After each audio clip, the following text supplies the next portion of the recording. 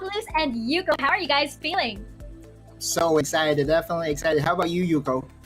Honestly, I'm not gonna lie, I'm very nervous, but at the same time, I'm really looking forward to what our teams have in store for us, as well as the community. That's right. Well, of course, we would like to use this opportunity to thank PPGL, the largest multi-game esports league in the country, for bringing the Icon series here in the Philippines. Of course, this event is organized by Mineski and Globe, and we would like to thank our sponsors, official mobile partner in Oppo Reno 5, official partner in Master, and the supporting sponsors in Globe Virtual Hangout and Coda Shop. Now, this Icon series is the gateway to become the next generation of champions. Now, the question is, who is going to reign supreme?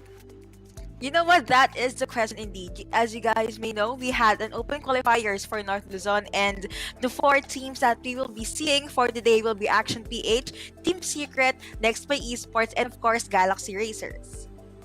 Now, we are going to see those 4 teams duke it out later today, but we do have something for the community as well. You guys might get a chance to win 1,650 wild cores. We're actually giving away both major and minor prizes. The minor prize will be 380 wild cores. It's really simple, but the two have different mechanics. So listen carefully, but we'll be sure to pin the mechanics in the comments section below so that you can check it out throughout the stream.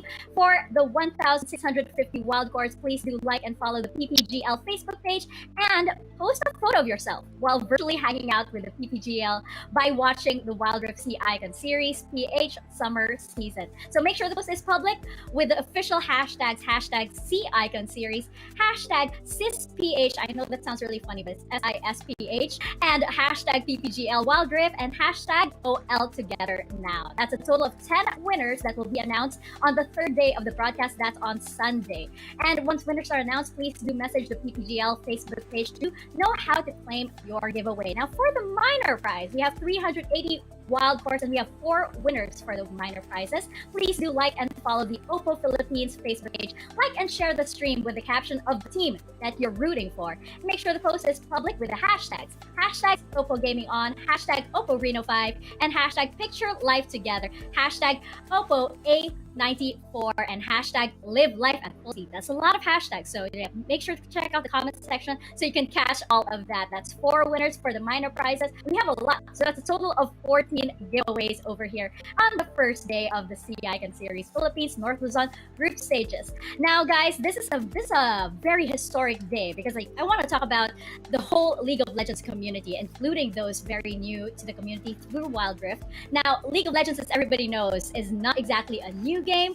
It is 12 years old now, and one of the first esports as well. We have Wild Rift, which is basically a condensed version of League, but for mobile. But the fundamentals are very much the same. Oculus, I know your background is primarily in the League PC version. Can you tell us about this transition to mobile? Wow, 12 years. I did not know that League of Legends PC has been that long, but imagine that I've been playing this game for 10 years out of those 12. So yeah, I can just say that this League of Legends Wild Rift, it's a quote-unquote new game with the old feels, right? And you will still have the same set of champions. Now I know that not all champions has been released yet, but it's really a very exciting time to be a fan of League of Legends, and it now has entered the mobile game where we know the Filipinos are really good at. I agree, and that makes this all the more exciting. You know, I feel like in the past months since its release, this old guard of League of Legends players have been relatively quiet the past few years are suddenly coming back into the professional scene. We have players from other titles as well coming back, so it feels like a reunion. It feels like a homecoming, and we saw a little bit of that in the preseason, which Yuko, you were very much a part of. Otlus, you were too. Yuko, can you tell us about the current environment and what to expect from the teams during the since you got a peek of that in the preseason? Of course. So going back to the preseason, one word I would use to describe that was hot. We got to see a lot of teams with different strategies. They knew how to duke it out against each other. We saw some expected picks, unorthodox picks, but at the same time, we can see that this is the level of the Wild Rift Philippines. This is how good our players are when it comes to playing this game. Of course, like Otolu said, most of our players from Wild Rift are from PC. So they have this knowledge and this background or foundation that they can use to share to their teammates. And we are seeing familiar names or familiar teams from the preseason here at the Summer Split. But I would also like to highlight that our underdogs, Action PH and Galaxy Racers, I was able to see how they were able to play the games, and they're really something, and they really deserve this spot. I would love to see how they would play this out. This is week 1, day 1, but I already know a lot will happen. I know, and as we were checking out the rosters of all of the teams so far, we were actually quite impressed that, these guys, they might be new names to the Wild Rift team as everybody is, but they have a lot of credentials behind them, which makes this so interesting. Currently, we do have Nexplay Esports on the top of the Philippine scene, but as we have Galaxy Racer coming in, we do have Action PH coming in, and we're seeing these superstar players coming in as well. Let's take a closer look at the teams that we have over here competing for our first day of the Wild Rift Sea Icon Series Philippines North Luzon group stages. We do have the South Luzon, Visayas, and Mindanao coming up as well. To start off, we have Nexplay Esports over here. And Yuko, I know you know this team very, very well. What is there to look forward to with this team, who are the current superstars of the Philippine scene?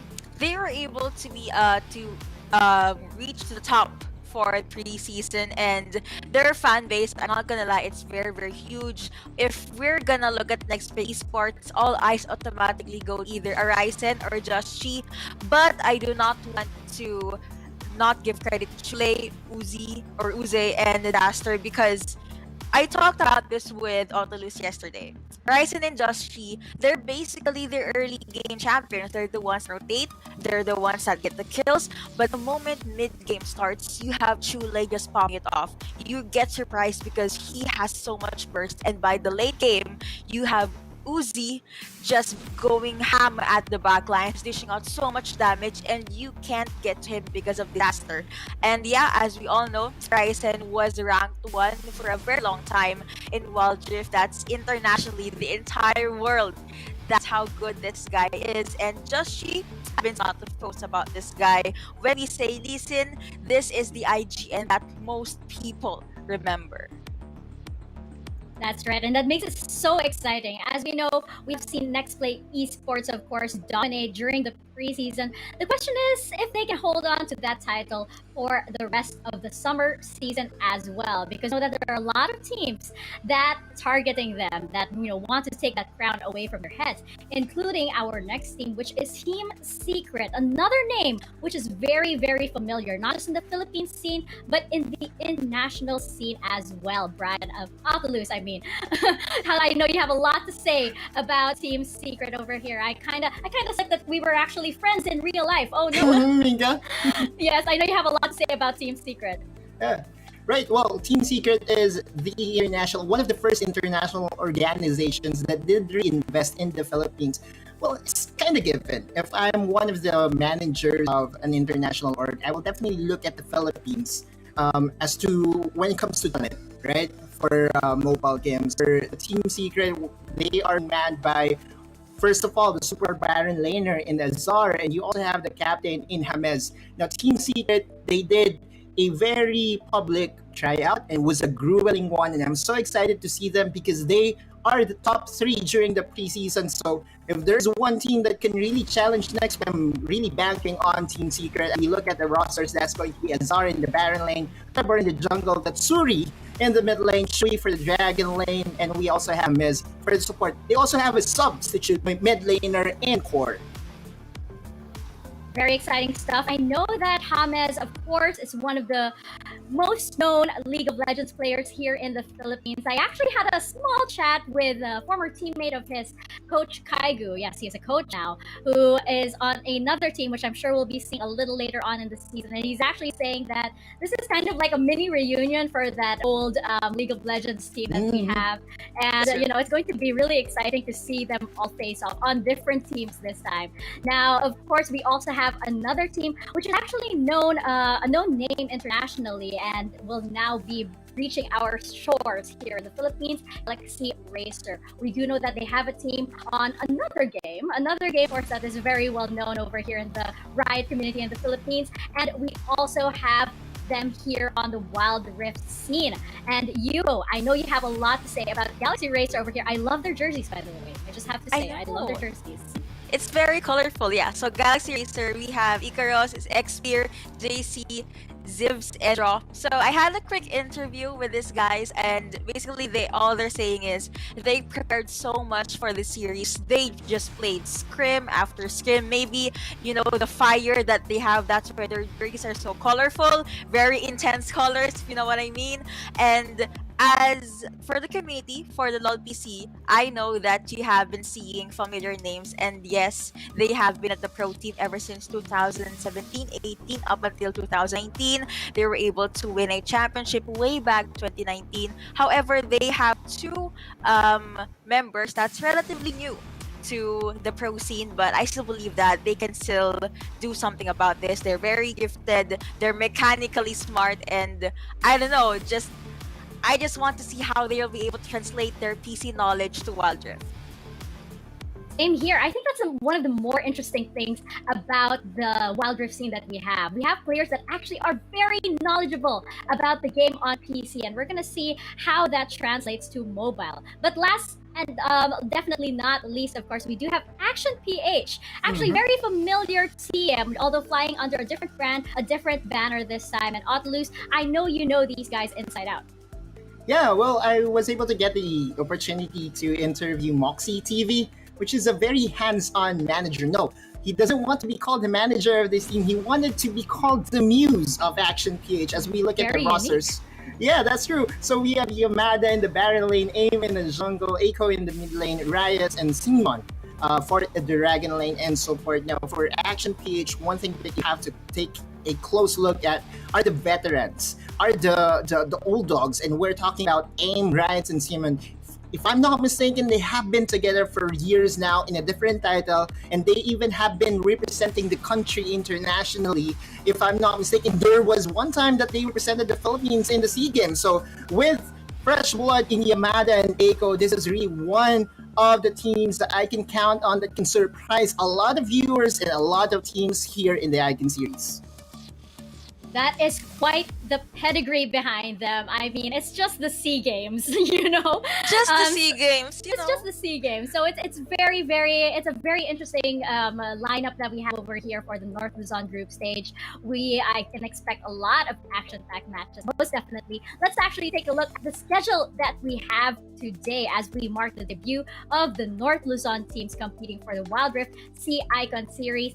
I believe that our first match will be Team Secret versus Action PH, or is it Galaxy Racer? I believe it's Galaxy it's Racer? going to be Galaxy Racer versus Team Secret for the first game, and then second game we have Action PH going against Nexplay Esports, and we have a battle of the Goliaths in Nexplay Esports and Team Secret again, Yuko and Mika.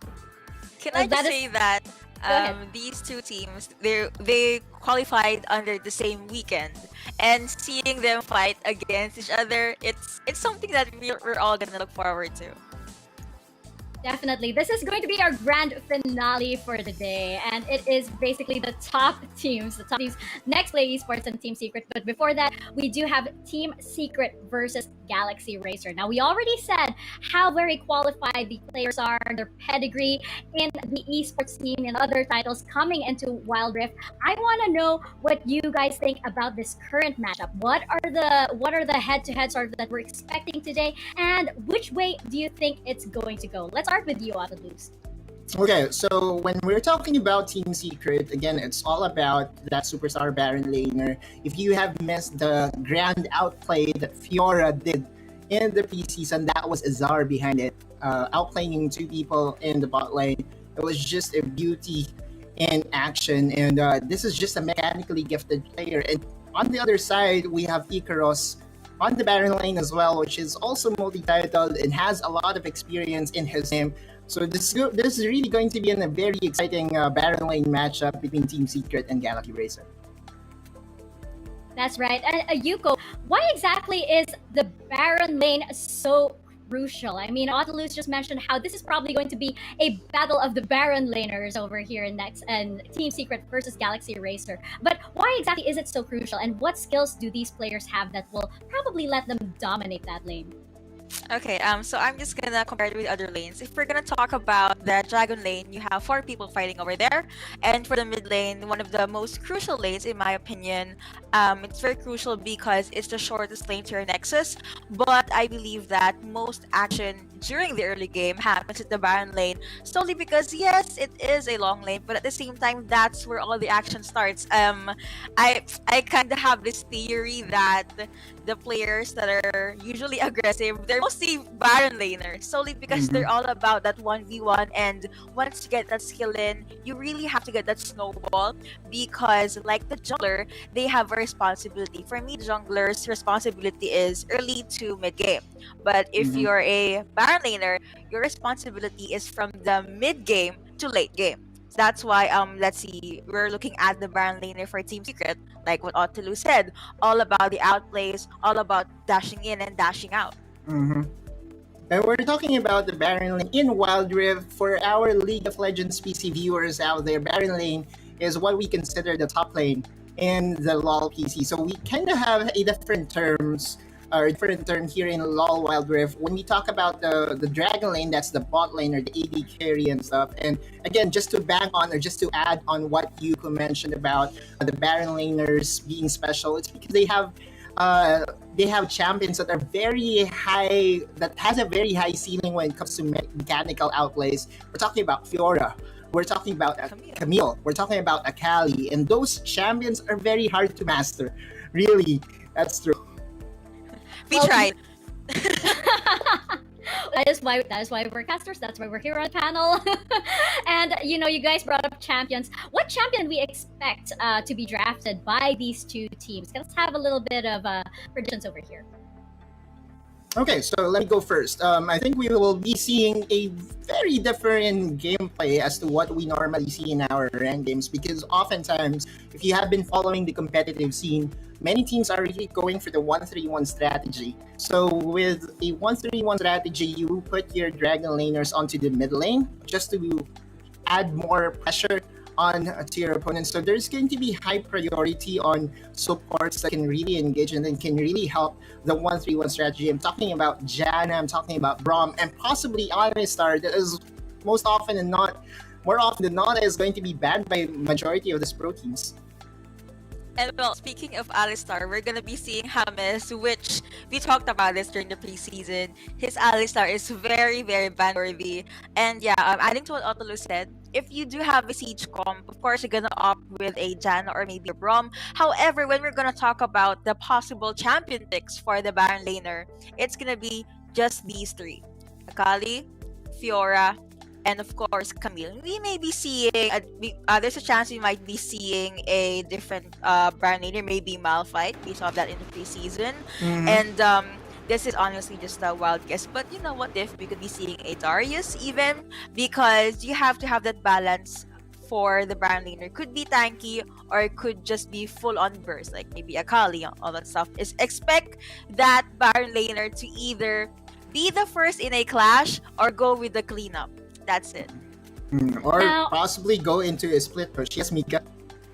I actually wanted to ask, since Yuko brought it up, if there are any sort of surprise champions that you think will come into the picture today, especially since our most recent addition to the Rift is actually available, Galio. Do you think we'll actually be seeing him today? Maybe not in the first series, maybe in the second, the third? What do you think?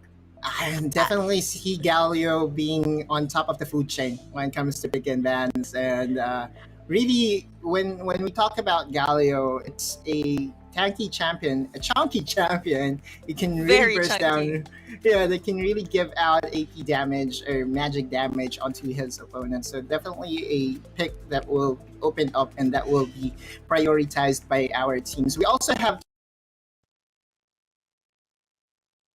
So this is going to be a very different Rift game, Yuko, compared to what we saw in the preseason. Yeah, and going back to what Miss Mika Fab said, as much as I would love to say yes, I want to see a Galio, he's gonna be banned. You know, we have this tier for champions, right? We have S plus, Galio is S plus plus plus. So that's just going straight to the bans. I mean, his map response is insane. The damage is obnoxious, and the fact that he can dish out so much damage at a reasonable range, yes, that's something that teams would want to take or get their hands on, but at the same time, they don't want to give it to their opponents. Mm-hmm. Very interesting. And you know what? I think we are just about ready to start our first series, the match that officially kicks off the Wild Rift Summer Icon Series Philippines North Luzon leg. Of course, as we mentioned earlier, we do have the South Luzon, Visayas, and Mindanao legs as well. And we do have 3 series today, but first up, it will be Team Secret versus Galaxy Racer. Now, before we throw over to our casters panel, I want to hear your predictions. Which way is this series going to go? Let's start with you, Atlus. Okay. All right. So this is going to be very interesting, but yeah, I will have to default back to what I believe in, where Team Secret can eventually top this group. Right. So if we're talking about Team Secret qualifying for the playoffs, they have to be part of the top 2. And one of the hurdles is going to be their opponent right now, which is Galaxy Racer. So I'm going to tip my hat to them and give them a 2-1 series win for the series. And what about you, Hugo? Okay.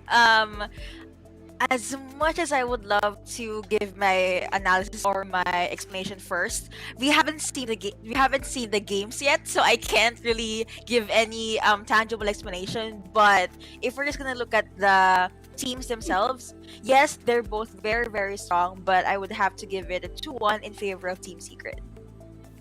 That is actually my prediction as well. I feel like Galaxy Racer is not going to make this easy for them, not at all.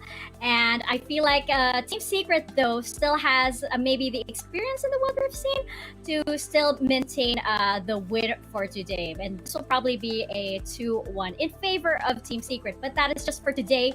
We still have the rest of the summer season to go. So I have a feeling Galaxy Racer is definitely a team to watch out for. Now, guys, I do have another question for you as well. Just before we step into the game itself, I want to know, which players do you think are going to stand out in this series? Autolus, let's start with you. Okay, so again, just as I highlighted earlier, I really want to see Icaros or Azar, either of them pop off. Okay, so if there was one outplay that I was really just thrown away from my seat, that was that outplay by Azar. So I'm really going to closely look at them. And for me, well, Otlo's talked about the Baron lane, and I want to shift away from that. I'm going to have to give it to the sports. So, James, Alistar, show us what you're made of. Mm-hmm. All right, we are ready. Casters, take us into the Rift. Thank you very much, panelists, for that amazing pre-show. But now it's the time that we've all been waiting for. Finally, we're here at the very first series of our very first game for the regular season of the summer. It's gonna be hot. Team Secret versus Galaxy Racer. Kaisaya, we were talking about these teams earlier on how both of these teams are sort of freshly made, although Team Secret is definitely one of the longer staying rosters as they've been assembled last February. But to put it in a little bit of perspective, preseason was Team Secret's first major tournament, and meanwhile Galaxy Racer, this is their first time on the huge stage. What are your thoughts about that? Well, definitely Team Secret living up to their team name, being secretive about their scrimmages, not really that much participating in community tournaments, but look at them. They actually managed to get some placement from the preseason of League of Legends Wild Rift Icon Series, and that's something to look out for because they even managed to get some games or points from Nexplay Esports, which is one of the top-notch teams from the Philippines. But again, Galaxy Racer, you mentioned it already. Pretty new, pretty fresh, and just like Team Secret, I'm pretty sure they will bring something very interesting onto the table as well. Not to mention, they actually also came from League of Legends PC and a very well experienced as well, having the pro competitive experience. Yeah, that's the thing. That's what I love about this matchup in particular. It's a mix of, veteran players from the LoL PC scene, but there are some from the mobile esports scene, or even first timers to the esports scene in general. So all of these things, I wonder how this is all gonna meld. Especially this is the first day of our Icon Series summer season, and it's a BO3 to boot. They don't have to be worried anymore about the previous qualifiers of it being a best of one. They have a little bit of room to breathe, but then again, you do want to get those 1 points ahead of each other. Yeah, definitely. A while ago, the panelists talked about putting up some predictions. How about you, Rika? I'm just curious. Do you have any predictions as to how might this turn out? You know what? I think I'm agree a little bit with Yuko on the part that it's kind of hard to say. Each of these teams have a little bit of their strengths here and there. But if I had to really say, probably Team Secret 2-1 as well. Team Secret 2-1. I don't know. You guys might hate me on this. The viewers might hate me on this, but I guess I'm gonna give a 2-0 in favor of Team Secret. I was able to take a look at the qualifiers brackets, and Team Secret was very fluid. They are very consistent, getting that 1-0 straightforward, as well as 2-0s in the semifinals round of the qualifier stage. Meanwhile, Galaxy Racer, had a hard time during the qualifiers day 1, and in day 2, it wasn't a smooth transition as well. But they are here. They are part of the top 4, coming from, of course, our very first qualifier stage, and they can just basically prove me wrong. Maybe. They could. I mean, this is it. This is the first series, their first series for Team Secret and Galaxy Racer. We're looking at the draft right now for game number 1. Right off the bat, we see a lot of heavy engaged champions getting banned out by Team Secret. Alistair, Lee Sin out. Fiora, we mentioned in the panel earlier, a lot of the Baron laners being taken out. And Galio, not surprised. Not really surprised about that. We were talking about, okay, this guy is available, so let's just take him out. Especially that Team Secret actually got the advantage of maybe securing that one out, even can go on to the mid as well as a support. And look at that Lee Sin ban as well. I'm pretty sure it is a respect ban against X-Spear. X-Spear in the community tournaments, we will be seeing him just trying to pull off this very aggressive Lee Sin plays, and that what a Lee Sin does. But for the meantime, a Camille priority for the side of Team Secret. Riku, what do you say about the priority on the Camille? Yeah, it's very interesting because there are a ton of open champions like the Braum, perhaps, that they could possibly secure on their side to either deny the 1-3-1s that we've been seeing in the past few tournaments, even in the preseason. So right now, Galaxy Racer is getting a lot out of this draft with getting this Kaisa pick and the Braum at the same time. Oh my goodness, can I just mention that Kaisa as well as Braum has been in, for the past 3 to 4 months, has been in the top picks, priority picks. And it's not just them being in the prio picks, but at the same time, they have high win rates. So this is something not to joke around and fool around. But then again, having it Akali as well as Ziggs, looks like Team Secret is a priority on going for some split push work, some pick-offs, and maybe some even priorities on the turret objectives. That's true. You mentioned a lot of the pick-offs here and there. They did lock in Akali here for Tetsuri. Maybe we'll have to see. Actually, Camille's already been picked up, so most likely that's going to be for Tetsuri. In the meantime, though, we've got a Darius being locked in as well as the monkey here. A lot of strong team fight power on the side of Galaxy Racer.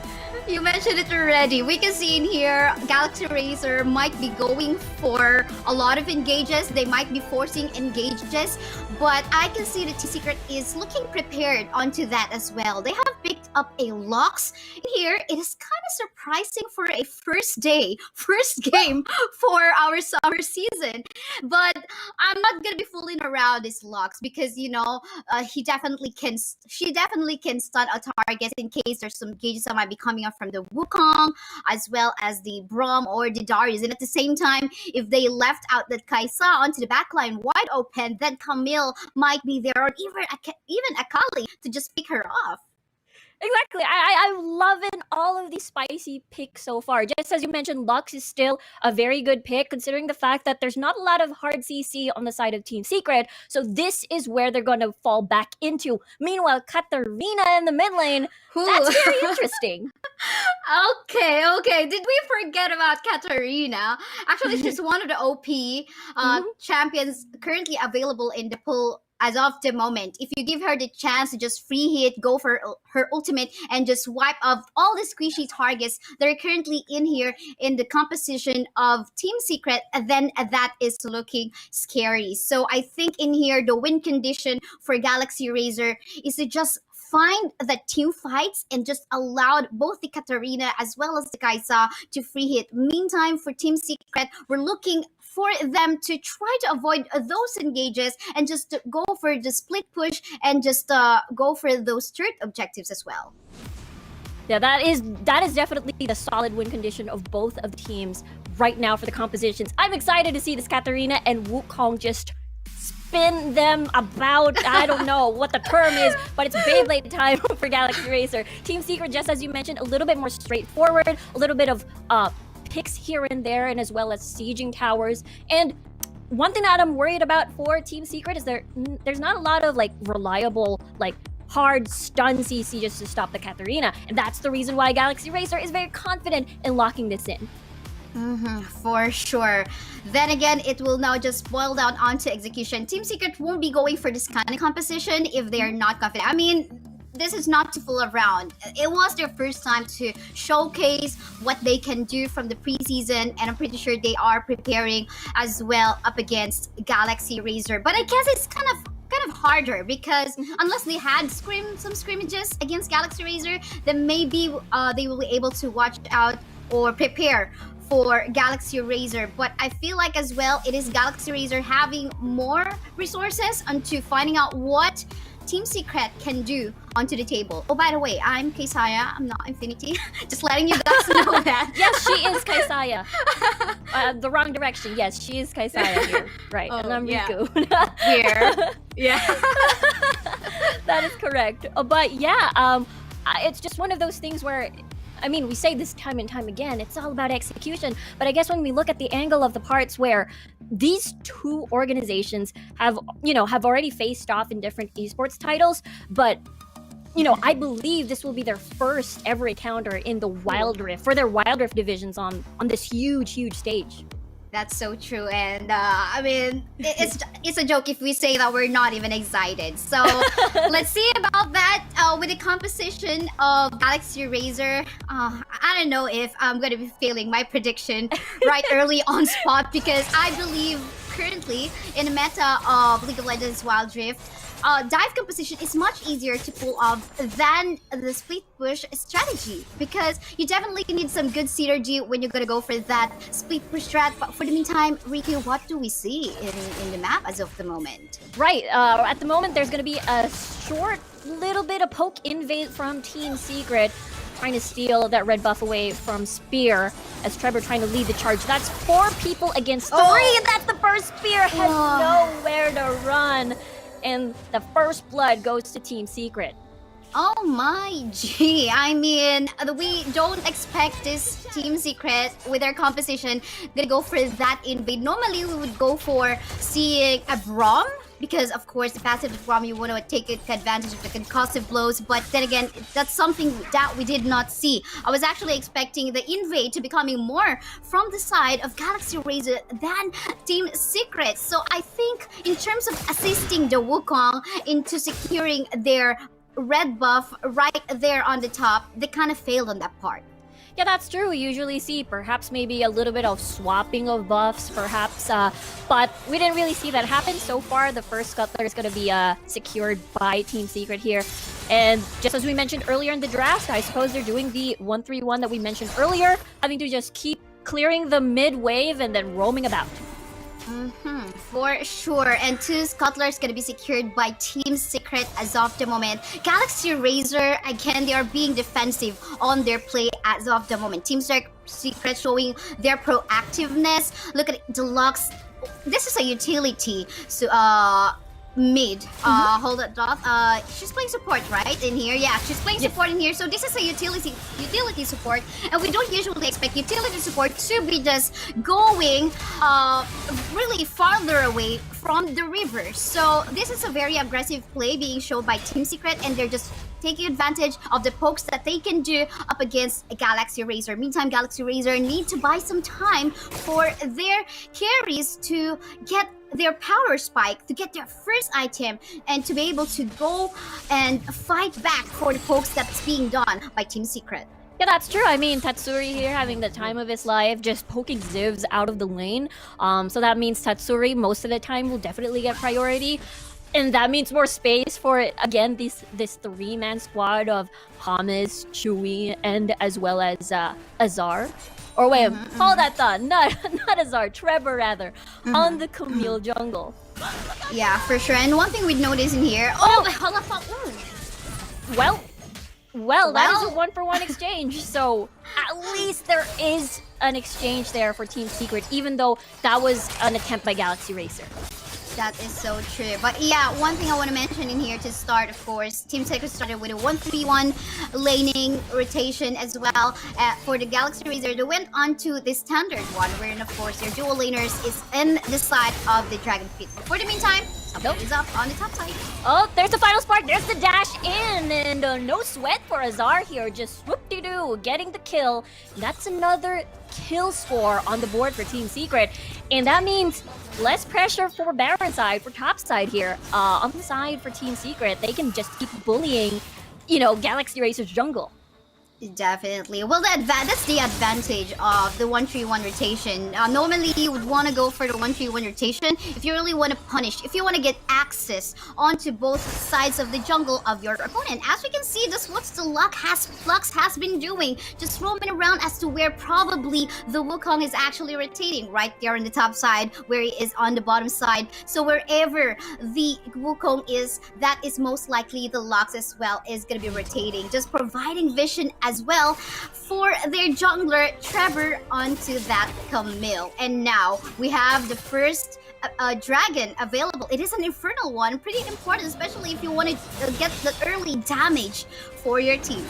Yeah, early damage, and that's why Trevor is starting the dragon already. But the fact that Galaxy Racer is a little bit far away at the bottom side of the map, I wonder if there's going to be a steal. Spear does have Smite online. He dashes in, but looks like there's not going to be a steal happening as the Braum very low. JC might be the next one to fall as well. A lot of the players from Team Secret very healthy as the dominoes keep falling for Galaxy Racer, and Zivs decides to just back away and respect the numbers advantage. Sadly enough, that Smite was quite early for Spear. I think there were some jitters that happened as he went for an early ultimate. No, that wasn't. There wasn't an ultimate, right? It was just an early Smite coming out from Spear. And yeah, luckily though, the rest of his teammates were ready to back up as well. The early position was actually in the middle lane. Chewy is a Kaisa. I mean, it's a Zaya. Kaisa is over there for Zivs. Chewy actually is pretty okay. Flash, barrier already consumed.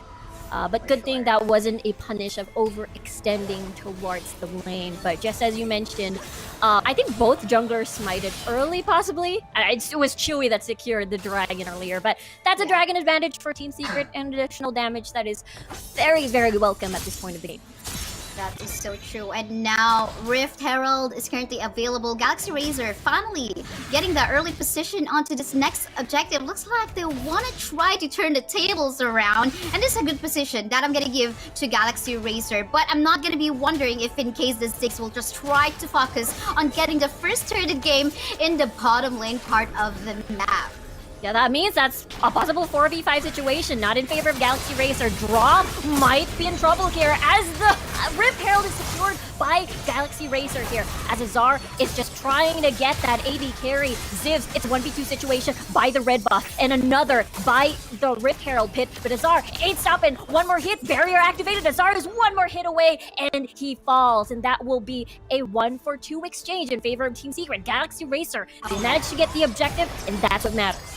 This is the snowball already for the side of Team Secret. Look at what they did. I mean, just like what we talked about during the drafting phase, there is a focus on the side of Team Secret and just going for turret pushes. And that's what they did in the bottom lane part of the map. They knew that Team Secret, that okay, if in case Galaxy Racer takes this Rift Herald, no worries, because we're gonna get the first turret anyway in the bottom lane part of the map, because no one was there to actually protect that objective. But instead, if in case we try to go for a steal, we will also manage to get some kills away from Galaxy Razor, and that was just happened. Yes, and not the Rift Herald still, but they managed to punish a lot of champions, a lot of players from the side of Galaxy Racer. So nice decision making from the side of Team Secret. Absolutely, Team Secret just trying to take advantage of, again, how Tatsuri will be all alone getting that first turret. And hopefully, what we see, Tatsuri was hoping rather to get the top portion side of things on the side of Galaxy Racer. But unfortunately, there were 3 people there just lying and waiting. But now the problem is for Galaxy Racer at the bottom side of the map, it's way open now. That is so true. And not just that, I believe that they're... Oh yes, they're gonna be getting that mid lane turret for the side of Galaxy Racer as well. But looks like there's another action that's happening in the bot side part of the map. We'll have to see, as I suppose the Hextech ultimatum has been activated here, as Azar just finding and hiding his way, and is able to sneakily get away as well as Trevor, one sliver away from dying. And we can see Chewy eliminating another one from Galaxy Razor. That's 3 people alive left, and Team Secret just walking all over this jungle. I don't know. What do I get if my prediction goes right? But yeah, Good job, guys. here we go. Oh, nice zone being provided by the members of Team Secret. Baron, or sorry, not Baron, but instead the Mountain Drake for the side of Team Secret. So again, the snowball is in here, and it is a massive one. Come on, this is 11k gold lead, and actually what I think in here, what is showing right now for the side of Galaxy Razor is that there is advantage in terms of the synergy. Currently, they are not that synergized or maybe comfortable with each other as of yet, because again, Ricky, you mentioned it's during the drafting phase. They're pretty new, they're pretty fresh, and there's still a lot of adjustments to make for this team. Yeah, absolutely. For Galaxy Racer, for sure. Just as we were talking about earlier, a freshly formed roster. Team Secret a little bit fresh as well, formed around February, but their synergy on their side looking really, really good. Now, trying to find something here at the jungle, but they're hiding in the bush with Azar. Azar will walk into a trap, and now it's a little bit of time before he has to revive and join the rest of the team. And that's still 20 seconds for Azar to come back, but it seems like, okay, we don't mind. We're not going to take Baron or anything like that. We're just going to siege this tower. That is so true. Try to focus on the turret. Oh dear. Oh yeah, Spear is in the middle of everything. Final Spark going to be activated there as we see Draw decided to call it a draw and just fall back. JC in the middle of it all. He's gonna bounce and pounce and try to get away. Trevor very low, just one dagger away, but the Zonians will buy some time. There's so many things going on as Trevor's still living along with Tatsuri. Chewy is able to eliminate as well as Azar, the members of Galaxy Racer, and that is gonna be an ace.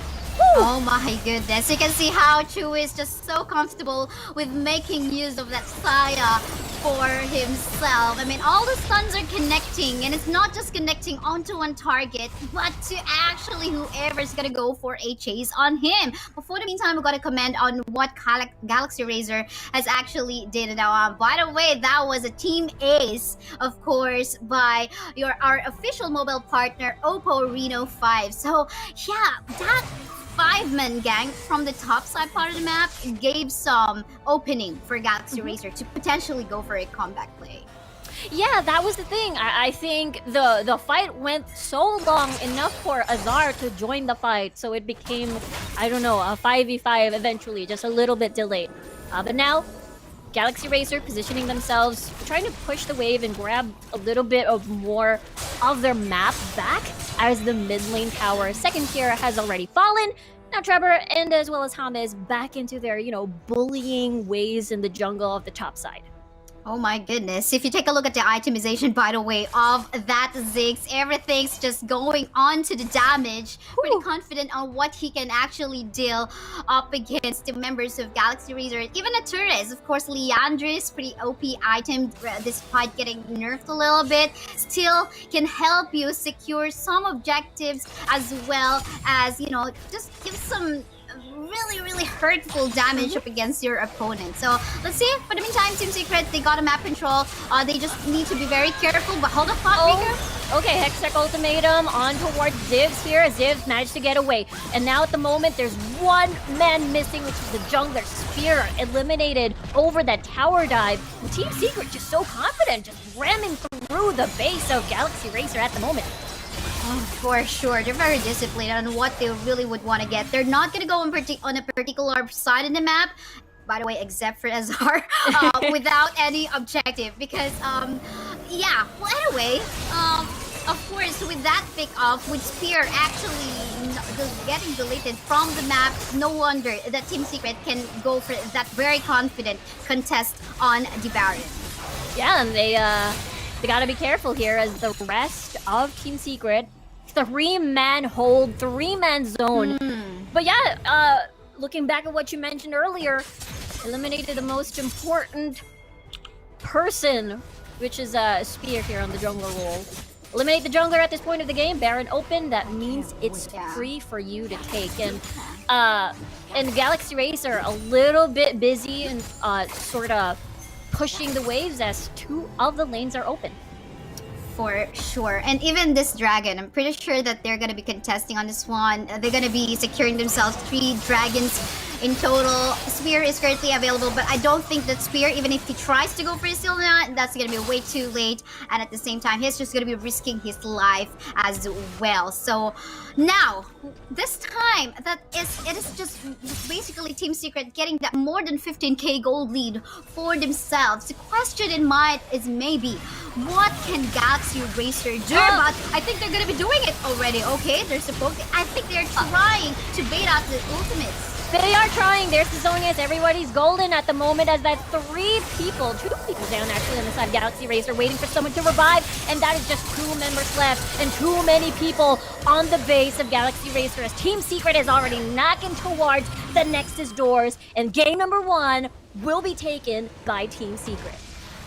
Cool. It was very fast, and I think it's more of Team Secret just being very disciplined, comfortable with each other, and confident with each other, and just pulling it off. The 1-3-1 rotation worked out so well for them, and it is also them just punishing the jungler on the side of Team Galaxy Razor. Meantime, Galaxy Razor, we saw that there was a lack of confidence from their side, and they did not manage to pull off the power of their composition.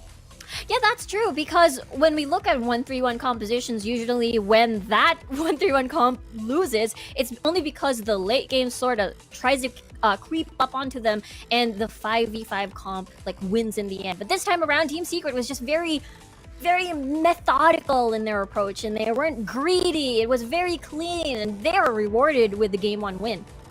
That is so true. Question in here, how do you actually punish a 1-3-1 rotation? That's something that Galaxy Racer didn't manage to do, because in a 1-3-1 kind of setup, you would want to go for an early invade, which of course Galaxy Racer also got already in the composition. Man, they got a Braum, and of course early damage from the from the Kaisa as well as from the Katarina might be more than enough as well to actually help that for that invade too. And maybe you can punish the side lanes because they're gonna be wide open, all alone in there too. So yeah, there was a lack of confidence from the side of Galaxy Racer in trying to capitalize on their win conditions.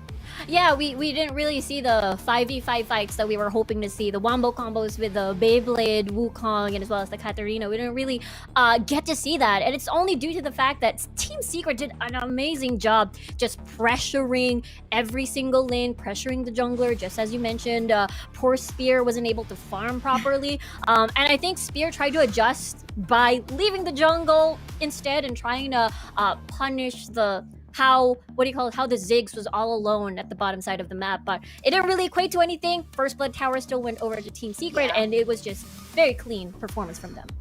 very clean, very disciplined, and that's what they get for being secretive about their strategies. I'm pretty sure both of the teams actually like scrimming up against teams outside of the Philippines. So I think here comes the strategies with regards to finding what works best. For themselves as well as up against their opponents. So here we go. We're going to be checking out the highlights in a few. Yeah, we're going to be checking out the highlights for game number 1. And just as we mentioned earlier, this attempt over the Dragon Pit was very well done because both junglers, actually Trevor smited early, I suppose, as Chewy was the one who landed that first shot. But just as you mentioned, Spear smited early as well. And in here, again, what worked really so well in here, I believe, from the side of Team Secret was them not being shy about poking the frontliners from the side of Team Galaxy Razor. And again, Galaxy Razor, maybe they can just try to catch up on what they can do in Game 2. I mean, in terms of drafting, they're pretty good about it as well. But at the same time, not going to be denying the fact that Team Secret is ready with regards to countering and answering back on the picks from the side of Team Galaxy Razor. Look at the confident play. It's just gonna go for, behind the turret and then just, hey, teammates, just go take down the turret and then just follow up with in terms of the damage. And looks like we've got the master of the match. It is Tatsuri on the Ziggs with a 70% kill participation and a lot of damage to deal. And Kaisai brought this up earlier and how he was just going full damage on his build. Yes, for sure. And talking about not just full damage, he's got the stasis as well. So just in case you would want to go for an attempt on this Ziggs of Tatsuri, then you're just gonna be wasting your skills because it's just gonna go for stasis and come back to try to hit you back. Look at the kill participation though. 70%, that is quite high. We usually would see him actually go for most turret pushes, but then again, if given the opportunity, he'll just come and go. Yeah, I think that says a lot. Even though he was on split push sieging duty, he still got a 70% kill participation. There was a 4v5 earlier at the Rift Herald pit. He wasn't there, but sometimes it's fine because he does have that ult to get that long range impact into the enemy squad. And that's annoying because it's AoE damage.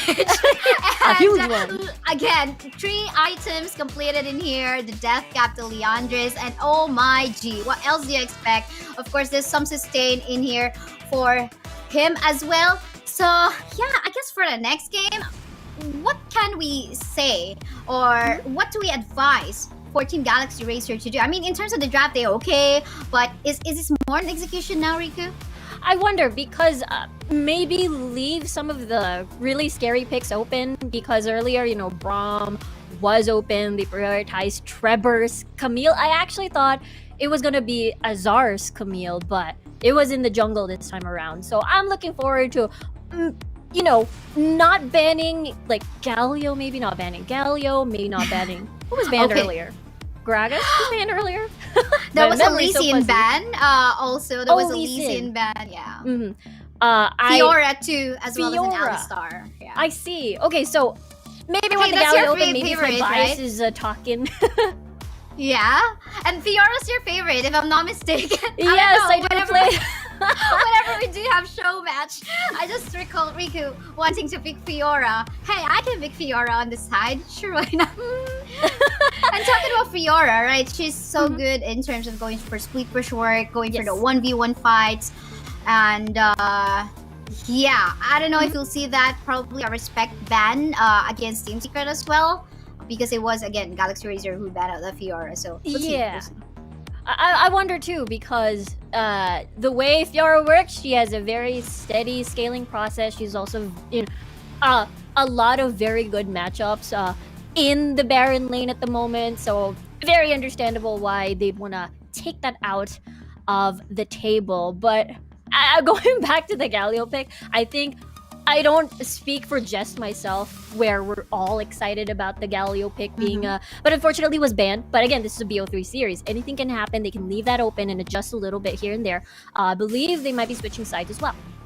Yeah, and if in case the Galio gets opened, he can go into the mid or maybe even onto the support side. But one thing I noticed with the Galio, regardless if you put him in the support role, the magic damage is still out there, and it's so annoying. Not only that, of course, the crowd control is so present, and it's actually one way to stop the Katarina too. So, just put on a lot of CC, just dash from onto as to where the Katarina's hopping in. So we'll see about that. Not to mention, of course, the ultimate as well. The presence just on point.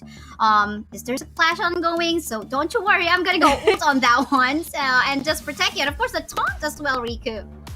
Yeah, the taunt, insanely strong, especially when you're up against a team who's relatively like short range to melee range champion. So it's just a very, very good all-around pick. The fact that you can flex it to mid and as well as support gives a lot of value, kind of similar to a Graga's pick or a Corki pick perhaps. So there are a lot of things that we still haven't seen yet. I mean, it is still just game number 1. Good thing it's a best of 3 because we're going to see a lot of things from this matchup in particular.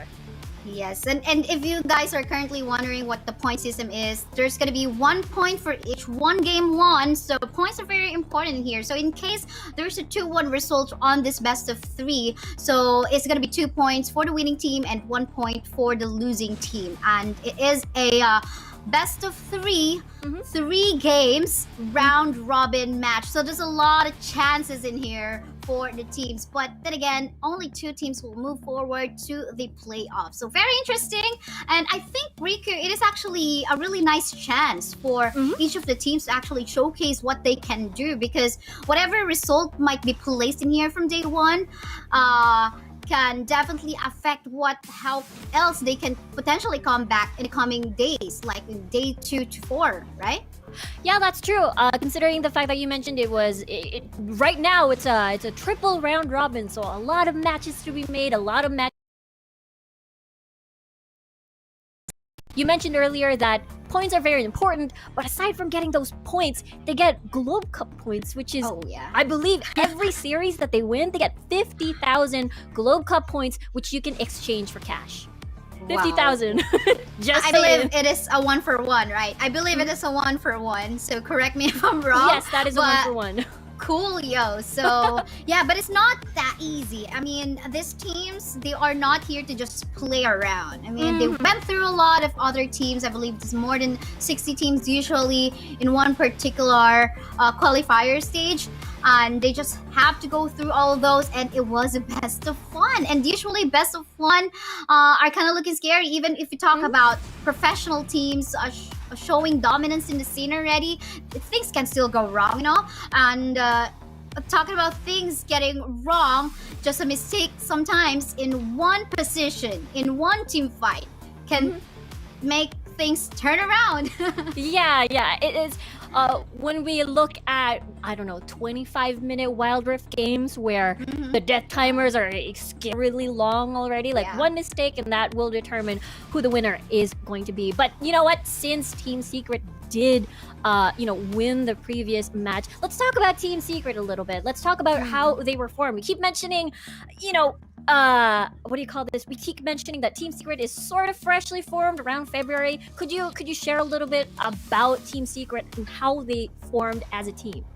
Yes, actually, first of all, it was James was actually waiting for his soulmates or for his teammates in Team Secret. Of course, Team Secret wasn't really joking about finding the best of the best currently available in the player pool of League of Legends Wild Rift, because they had to go through a team tryout, but of course everyone was actually observed as individuals. So sometimes things will go wrong or things will go their way, but with regards to finding the best out there, it wasn't an easy process for each of the current players that is currently in the roster of Team Secret, because after that team tryout, they had to go through another individual tryout, which was in the form of scrimmages. So it was a long process, but it's paying off. it's showing as of the moment. I mean, individually, we know that these players can pull off something really, really great onto the table, and they just had to go through the process of synergizing everything in such a way they're gonna get the chemistry that they very much need,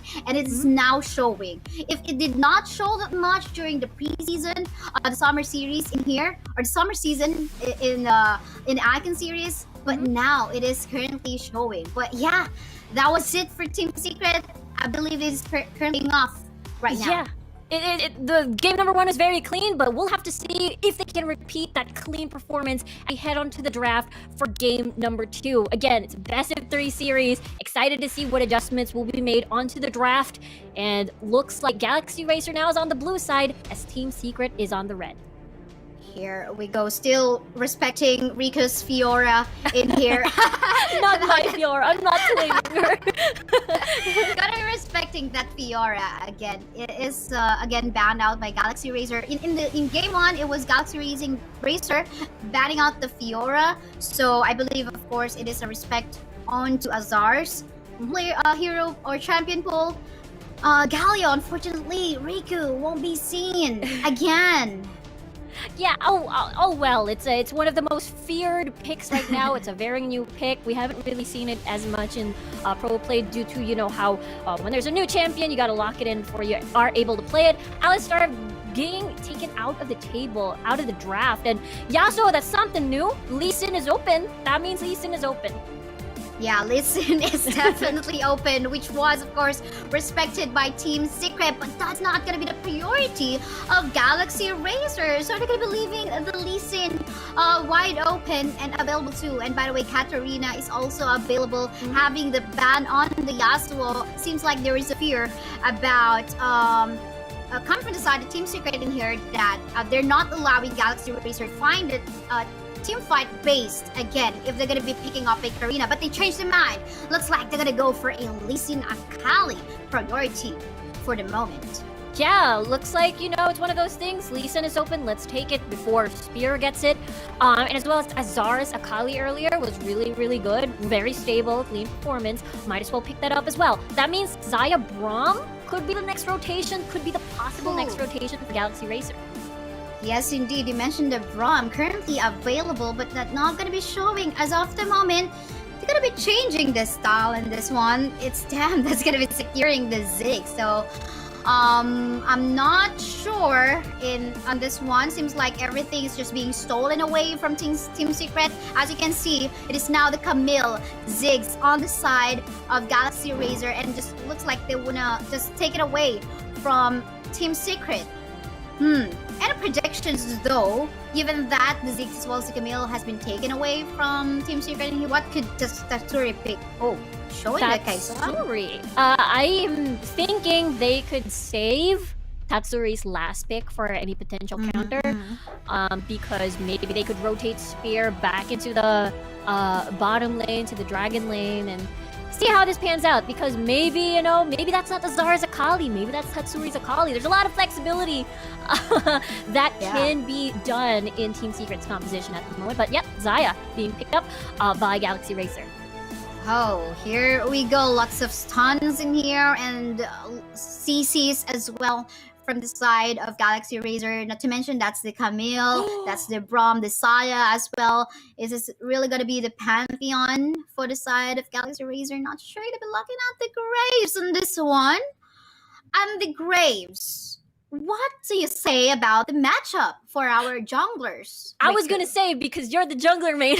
I was going to say, Kasaya, you're the jungler main. Well, as for me, I think in here. Okay, I'm going to be asking Kaisaya, what do you say about Kaisaya? Yes. Yeah. Okay, well, what do you think though? Because it's very interesting. Lee Sin left open. Galaxy Racer decided to do that. I'm gonna be frank about this one. I don't like the Graves speak on the side of Galaxy Racer. I'm not too sure what they're planning to do on this one. Maybe they just plan to kite out the members of Team Secret, but I'm not too sure how long that's gonna be last, because there's a lot of pressure that can be put by Team Secret in here. Again, that's Lee Sin, and normally if you got a Lee Sin as your jungler, you would want to go for a lot of pressure on your opponent's side. So we might be expecting that kind of play from the side of Team Secret. And not to mention, again, they also got some CC in here. So if you're going to be a Graves in the jungle, not to mention there's a reload time in here. So it's really going to be hard to pull off unless you really have perfected the timing as to when the reload is going to be coming from. But yeah, in terms of the composition, I guess I'm just going to go, even the junglers itself, only I think I'm going to go on the composition of Team Secret in here. Again, there's an early, they just need to pull off the early pressure. And I think if that worked out for the side of Team Secret, they can just continue what they have done from game one and just maybe win this game. But Galaxy Racer still not discounting again. They got a Braum, they got a Saya, and they can just go for split push work since they got a Ziggs as well in their comp. Yeah, that's true. I mean, rely on the Graves if there's not a lot of bully early game from the invade that Team Secret might potentially do again. They do have the Lux again. They do have the Kaisa. You could swap the Orianna down to the bottom side of the map. But you know what? Very excited to see the game here as we might see a different scenario as there's a little bit of swap. You know, Chule now is on the Ziggs, not on Chewy anymore, or rather not on Tatsuri anymore. So very curious to see how they execute these compositions. Yes, for sure. I'm thinking about if Team Secret is still gonna go for the 1-3-1 lineup, because in case Team wait, why did I see the names of Nexplay Esports on the side of Galaxy Racer? But yeah, just don't get confused. Just don't get confused. Just like how I got confused from that one. So it is Galaxy Racer on the blue side. So yeah, I forgot what I wanted to say. But it's okay. It's okay. We can do a reset because this is a reset. This is game number 2 for Galaxy Racer and Team Secret. Galaxy Racer hoping to get that 1-1 to take the series into a game 3. But now we see Trevor making his first move, invading the jungle of Galaxy Racer. It's just going to be a swap of buffs. Yes, I like what Galaxy Racer decided onto this one because they know for sure that there's going to be a red buff invade from the side of Team Secret, because again, that is something that is usually expected from a Lee Sin jungle. Now the question in here, it is a Lee Sin really farming the bottom jungle camp on the side of Team Galaxy Racer. Meantime, actually I thought there's going to be a punishment that will be done onto Xpear because we saw the Akali trying to go for a defensive stance on that one, trying to scare off the members of Galaxy Racer, but that did not happen. So I think this one, Galaxy Racer is doing okay at this early stage of the game. Yeah, they decided to do a little bit of swap.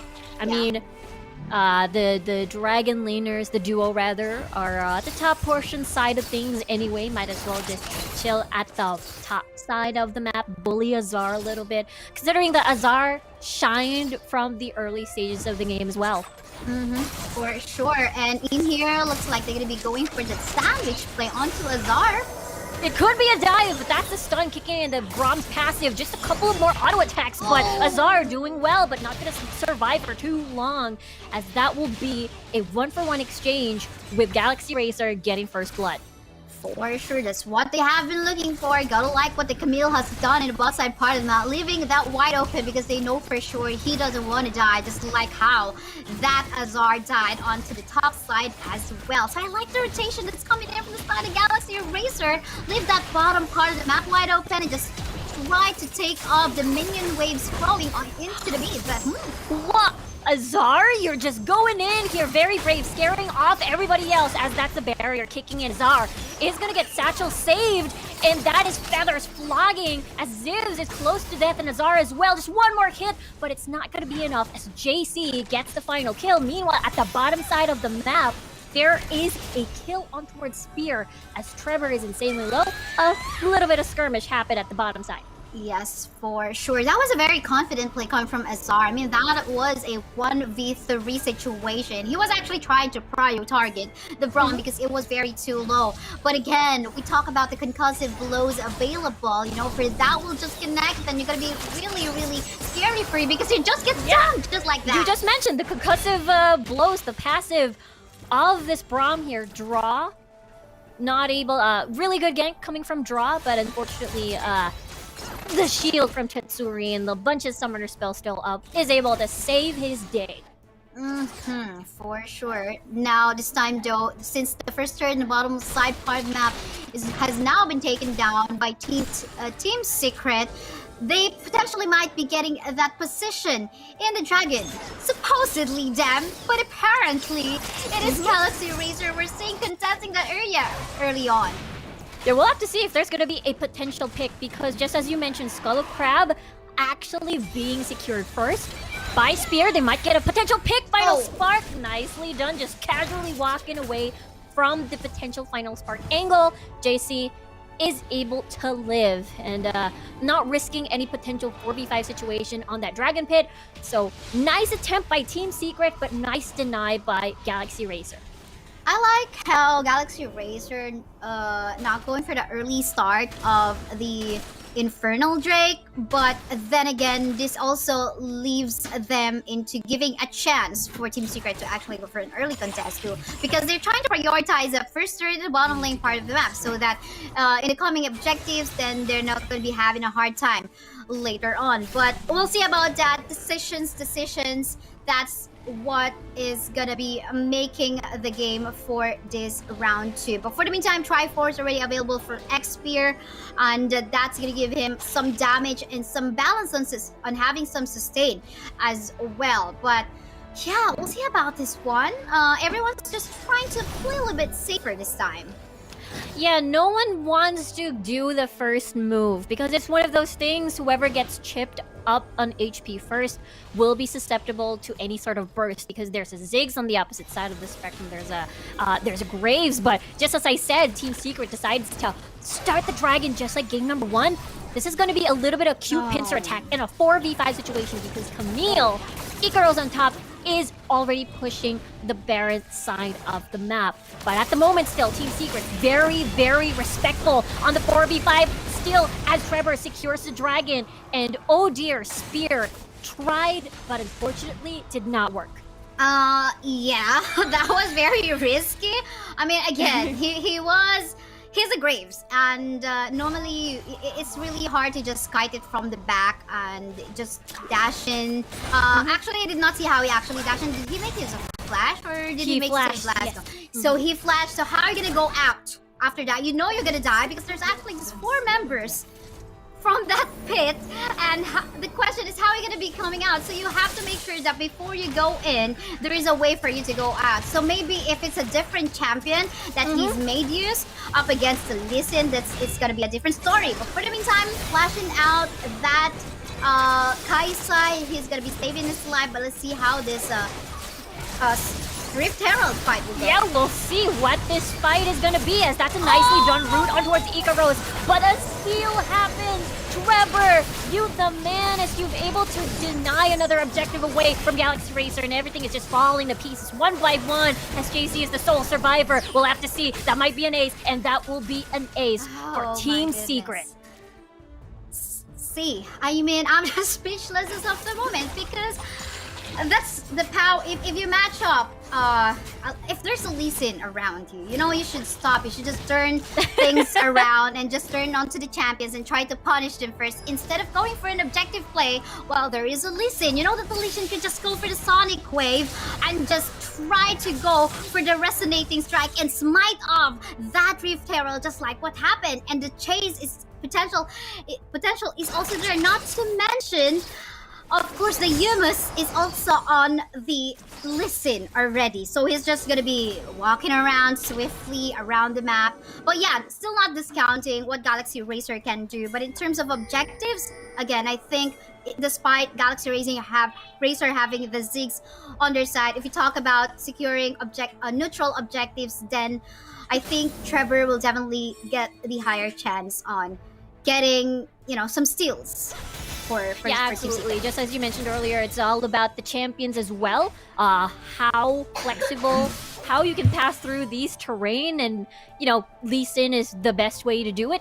Unfortunately, Graves has to use that flash to get in, but no way of going out. Trevor, very aggressive here on the blue buff. That's going to be a 1v2 situation as Ikaros will try to run away because the rest of the squad is at the bottom side of the map.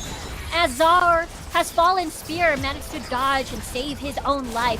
But the Rift Herald summoned at the top portion of the map. They will be trading lives. They will be trading objectives. Yeah, trading objectives, but they got a Rift Herald up available on the top side part of the map. Not gonna be utilizing that up until the inhibitor turret, since of course that's a good reaction coming from Galaxy Racer too. So I guess a 1-for-1 trade, maybe the Rift Herald could have been used in a better way, but they had no choice but to maybe just place it there. They're not gonna be utilizing that in any other parts of the game. But yeah, for the meantime, outer turret available for being taken down by the side of Galaxy Razor. Lots of damage coming in. It is very fast. Look at the shockwave. 3-man shockwave. Everyone is low. Spear, JC eliminated, almost eliminated rather. And now the chase is on the hunt. Azar with the side entrance on the side. Zivs eliminated. And Azar flashing in with the shurikens. Trying to eliminate another Hextech ultimatum. Will shut Azar down, but the job's done. Dragon is about to spawn in a few seconds, and that's a lot of death timers on the board for Galaxy Racer. Team Secret can just keep knocking on the base and get more objectives for themselves.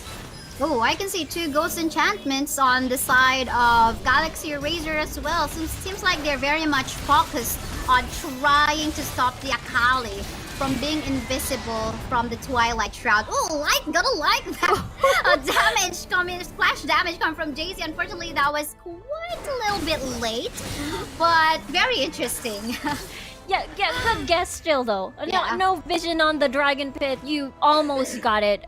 But GXR, Galaxy Racer, hoping to get a pick, hoping to see if they lurk a little bit more, a little bit longer, they might get a pick and then open the Baron.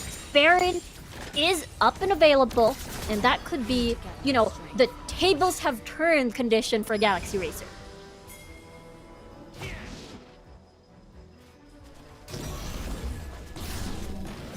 Available and just in here in the game, or everyone's alive basically. I don't think it is a good idea for Galaxy Racer to try to contest an objective. Again, especially if the Ziggs ultimate is not available as well. And yeah, if you're going up against a Lee Sin. We're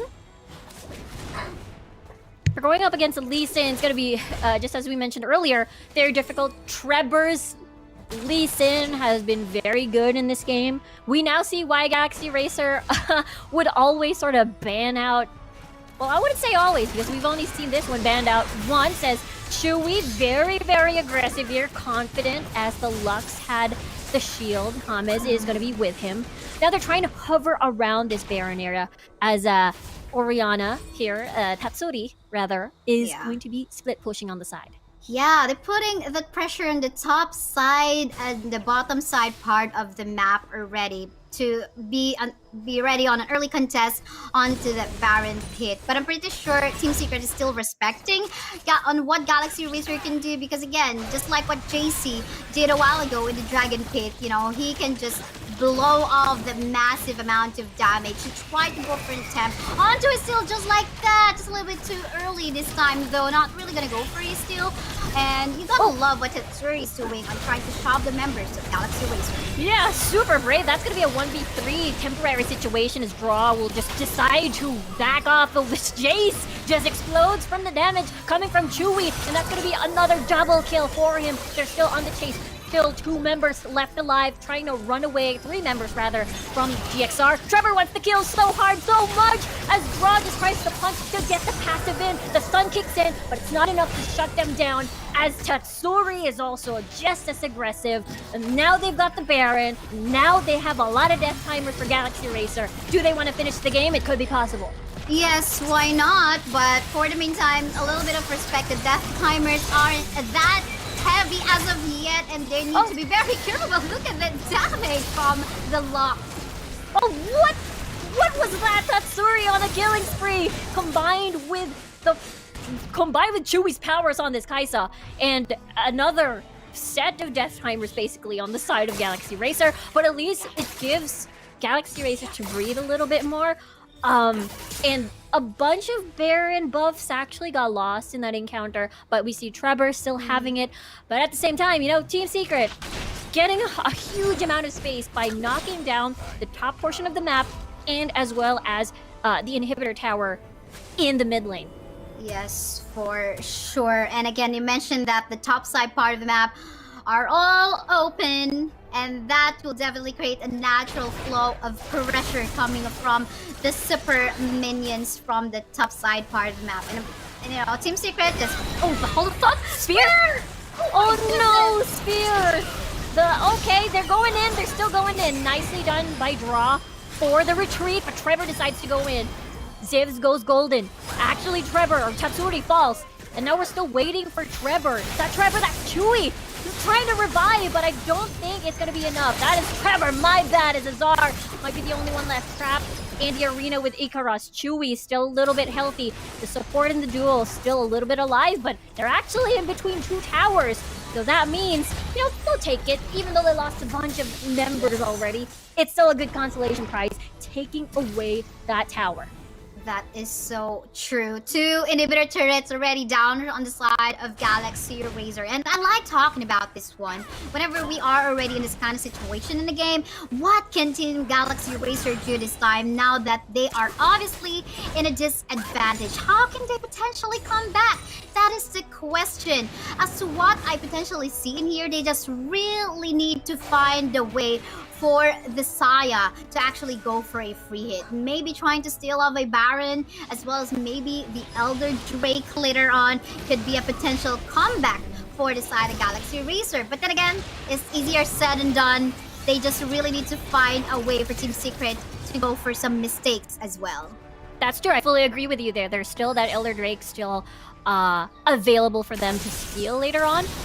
And there's also Ikaros just wanting to initiate a fight in the middle of everybody else, and he might get bursted down by the rest of Team Secret. That was a 1v5 situation. Unfortunately, the rest of the team weren't near enough to do a follow-up.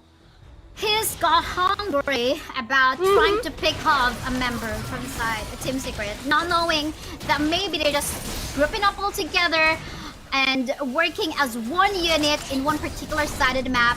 That's something that the Camille Ikaros did not expect. And now it is a free Baron for Team Secret, and I'm surely seeing this one that they could potentially go for an end if ever they pick up more targets and not getting punished from their execution. That's true. Ult is available for Tatsuri as well. We might see a triple shockwave once more. But as we can see, Team Secret just really wants to play this safe. They are aiming towards the bottom side push first and trying to clear any of the towers in the base of Galaxy Racer before anything else. Now, Ikaros revive. That's going to be a potential 5v5 the next fight we see. Oh, never mind. That's a good shockwave. JC Final Spark. Good combo. But that is golden. Doesn't matter though, as the rest of Team Secret tries to dive in. Ikaros very, very low. As we can see, Azar finding the right target, as a lot of the members from Galaxy Race are very, very low. They're like, never mind, let's just attack the Nexus because we can end this game. We got the Baron buff. We can keep diving in and out. And that'll be a 2-0 and a victory for Team Secret. And it is also a prediction win for myself. You said 2-0, right? You said 2-0. Yeah, I said 2-0. So congratulations to Team Secret for winning that game against Galaxy Racer. And I believe that this time what the mistake was on the side of Team Galaxy Racer was they were way too reactive on the drafting part alone. And at the same time, again, the matchup in the jungle, it was something that was very questionable. I mean, Graves matching up against Elysian in terms of objective kills definitely is something that is not really gonna work for their side. And maybe they're just gonna be putting a pressure onto JC, just try to go for a steal and whatnot. But yeah, it just didn't work out. But for the meantime, we gotta commend how Tatsuri as well as James are providing really good zone for Trevor into taking objectives. So all in all though, really interesting first best of 3 for our day 1. For sure, you're right. I think Tatsuri and as well as Trevor, well, I guess the rest of the squad, but Tatsuri in that game with a triple man shockwave being very aggressive as the Orianna, really, you know, could be the master of the match again, but we'll have to check that out later. As he's very flexible. He was the Ziggs earlier, was more on the sieging, and now he appeared as the Oriana, who's more on the side of a lot of team fights and a lot of playmaking potential. Yes, for sure. And now, of course, the question in here is how Galaxy Racer might try to go for a comeback play in the coming days they still have, of course, for this summer season for North Luzon. But I guess if I'm going to be personally, of course, suggesting something for them to work on as well, of course, they still need to find that synergy into the game. I mean, I think the confidence is still not in there or not yet that on point compared if we're just going to be comparing it against Team Secret. So I'm pretty sure it can still be improved. So we'll just see about that. Yeah, we'll just have to see. I mean, Galaxy Racer may be done for today, but the rest of the teams for today still has a couple of matches. So we're going to go through a short break before we proceed to the other series. So don't go away. We'll be right back.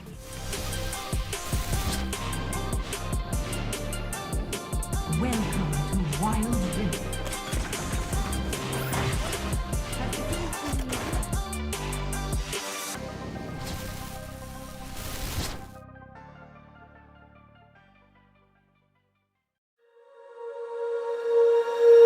When you feel it's hopeless, when you think that you lost, oh, I will take your hand and we'll rise up from the dust. Oh, here we go, go, go, let us heal and grow. You won't be alone, we're unstoppable. Don't be afraid to show what we're going for. This is what we know. Here we come back to life, we're still breathing. Standing up, everybody's gonna see it. Oh, all you need to know is that we're holding on. Even if we fall, we will rise up and we follow the path that we believe in. No, we're not gonna stop until we reach it. Oh, all you need to know is that we're holding on. We rise up from the dust and claim our throne.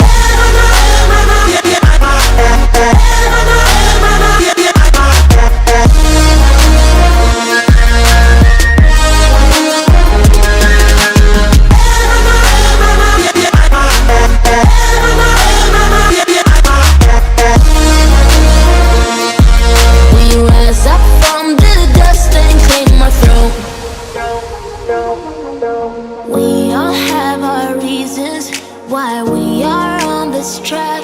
Oh, we all have our burdens, yeah, but we just keep on fighting and we never look back. Here we go, go, go, let us heal and grow. You won't be alone, we're unstoppable. Don't be afraid to show what we're going for. This is what we know.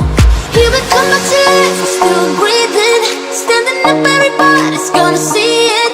Oh, all you need to know is that we're holding on. Even if we fall, we will rise up and we follow the path that we believe in. No, we're not gonna stop until we reach it. Oh, all you need to know is that we're holding on. We rise up from the dust and claim our throne.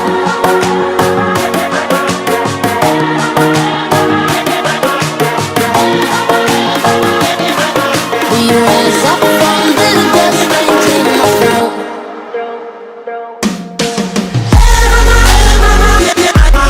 Yeah.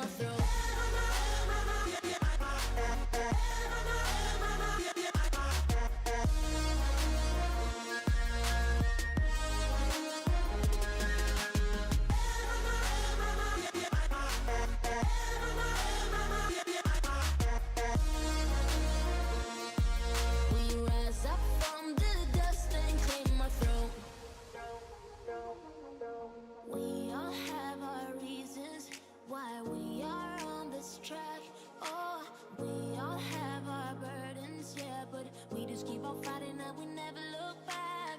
Here we go, go, go, let us heal and grow. You won't be alone, we're unstoppable. Don't be afraid to show what we're going for. This is what we know. Here we come, my tears, we're still breathing. Standing up, everybody's gonna see it. Oh, all you need to know is that we're holding on.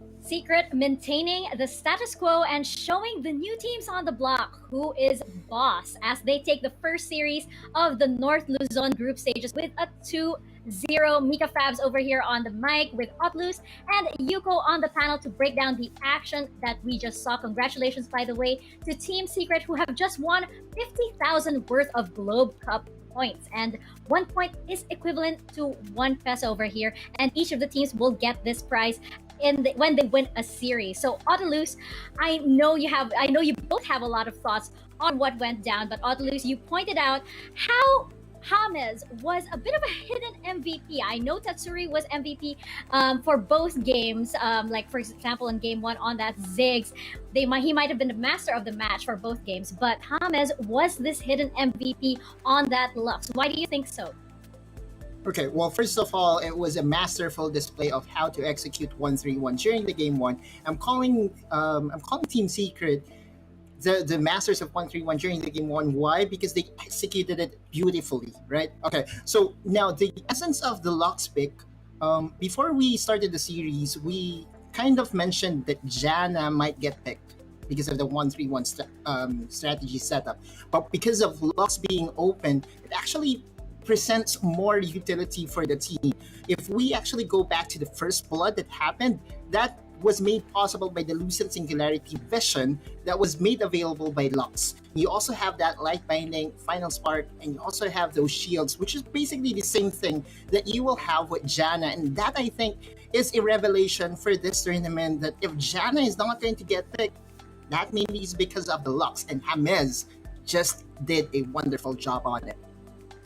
And Yugo, I know you agree with Otlus over here, and you made a great point a while ago about the teamwork between James's Lux and Trevor's Camille in game one. And we also saw Trevor do an amazing Lee Sin in game two, a really fearless Lee Sin who was just diving in and out of fights without a care. Yugo, share your thoughts with us.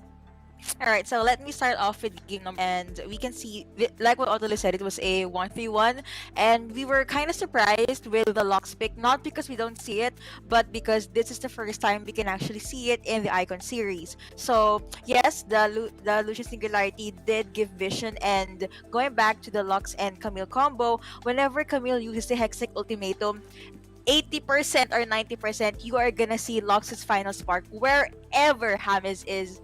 And of course, you're gonna jump into the series highlights in a bit, but going back 8 minutes in for game number one, Team Secret, they were dominating.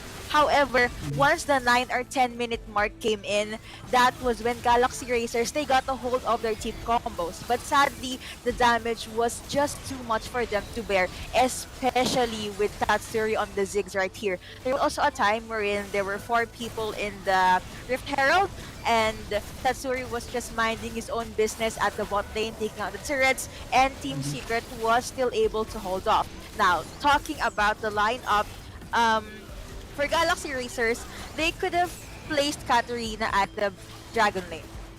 There's nothing wrong with picking Katarina. I love the fact that they saw one from Team Secret to actually lock down or stop Katarina from doing what she wants. But yeah, could have been better if they were at the Dragon lane. And looking on to game 2, 12 minutes in, James has a 100% kill participation. 100%, okay? And by the time game number 2 ended, they had 20 kills, which James had 18 assists. That is a lot. I highlighted James earlier on, and I did mention the Darius Baron lane as well. I'm glad that we were able to see Darius for series number 1, however, up against Nakali, which is all about the slide in, slide out, and she rather was just able to apply too much pressure for Darius. And for the Galaxy Racers, I love the adjustment that they did in game number 2. They were able to adjust very, very quickly. They went with 1-3-1, smart. They decided to go up against Team Secret head on, and the lineup that they have in the mid lane hurts a lot. I mean, you have a Graves, you have a Saya, you have a Brom as a frontliner. That's why they were able to push things in the mid lane. However, again, all about James, like the light binding and everything. Also the fact that Akali and Lee Sin, they were able to get their win conditions in. And speaking about that Akali, Azar over there on the Akali, Yugo, I know you also have thoughts on that performance as a Baron lane. We've highlighted Hamas a lot, but Azar was also just amazing on that Baron lane. And like as you mentioned, the shutdown of the Darius. Can you let us know more about how crucial Azar was to this win? Okay. So let me talk about game number two, wherein he had three champions literally just flying pressure on the Baron lane. Yes, he died twice, but he was able to give space to the bot lane, to which Team Secret they were able to get the first turret for that game. And the fact that you need to have three champions on your lane for you to die twice, that says a lot about the skills of this guy. In fact, during the first time they tried to dive under turret, Azar almost had one kill. Almost. Yeah. Just a masterful display of how to play Akali. And again, we have highlighted how mechanically gifted this player is in Azar, right? And when you have three people running towards you, that's what we call space created, or what we can call gravity. The gravity of this champion to free up the map for his, free up the rift for his teammates is just second to none. And that, I think, is the reason why we have highlighted Azar over and over again as one of the superstar Baron laners in the league right now. I'm so excited to see him moving forward here, Mika and Yuko, because man, Azar's display of mechanics is really on point. That's right. And you know what?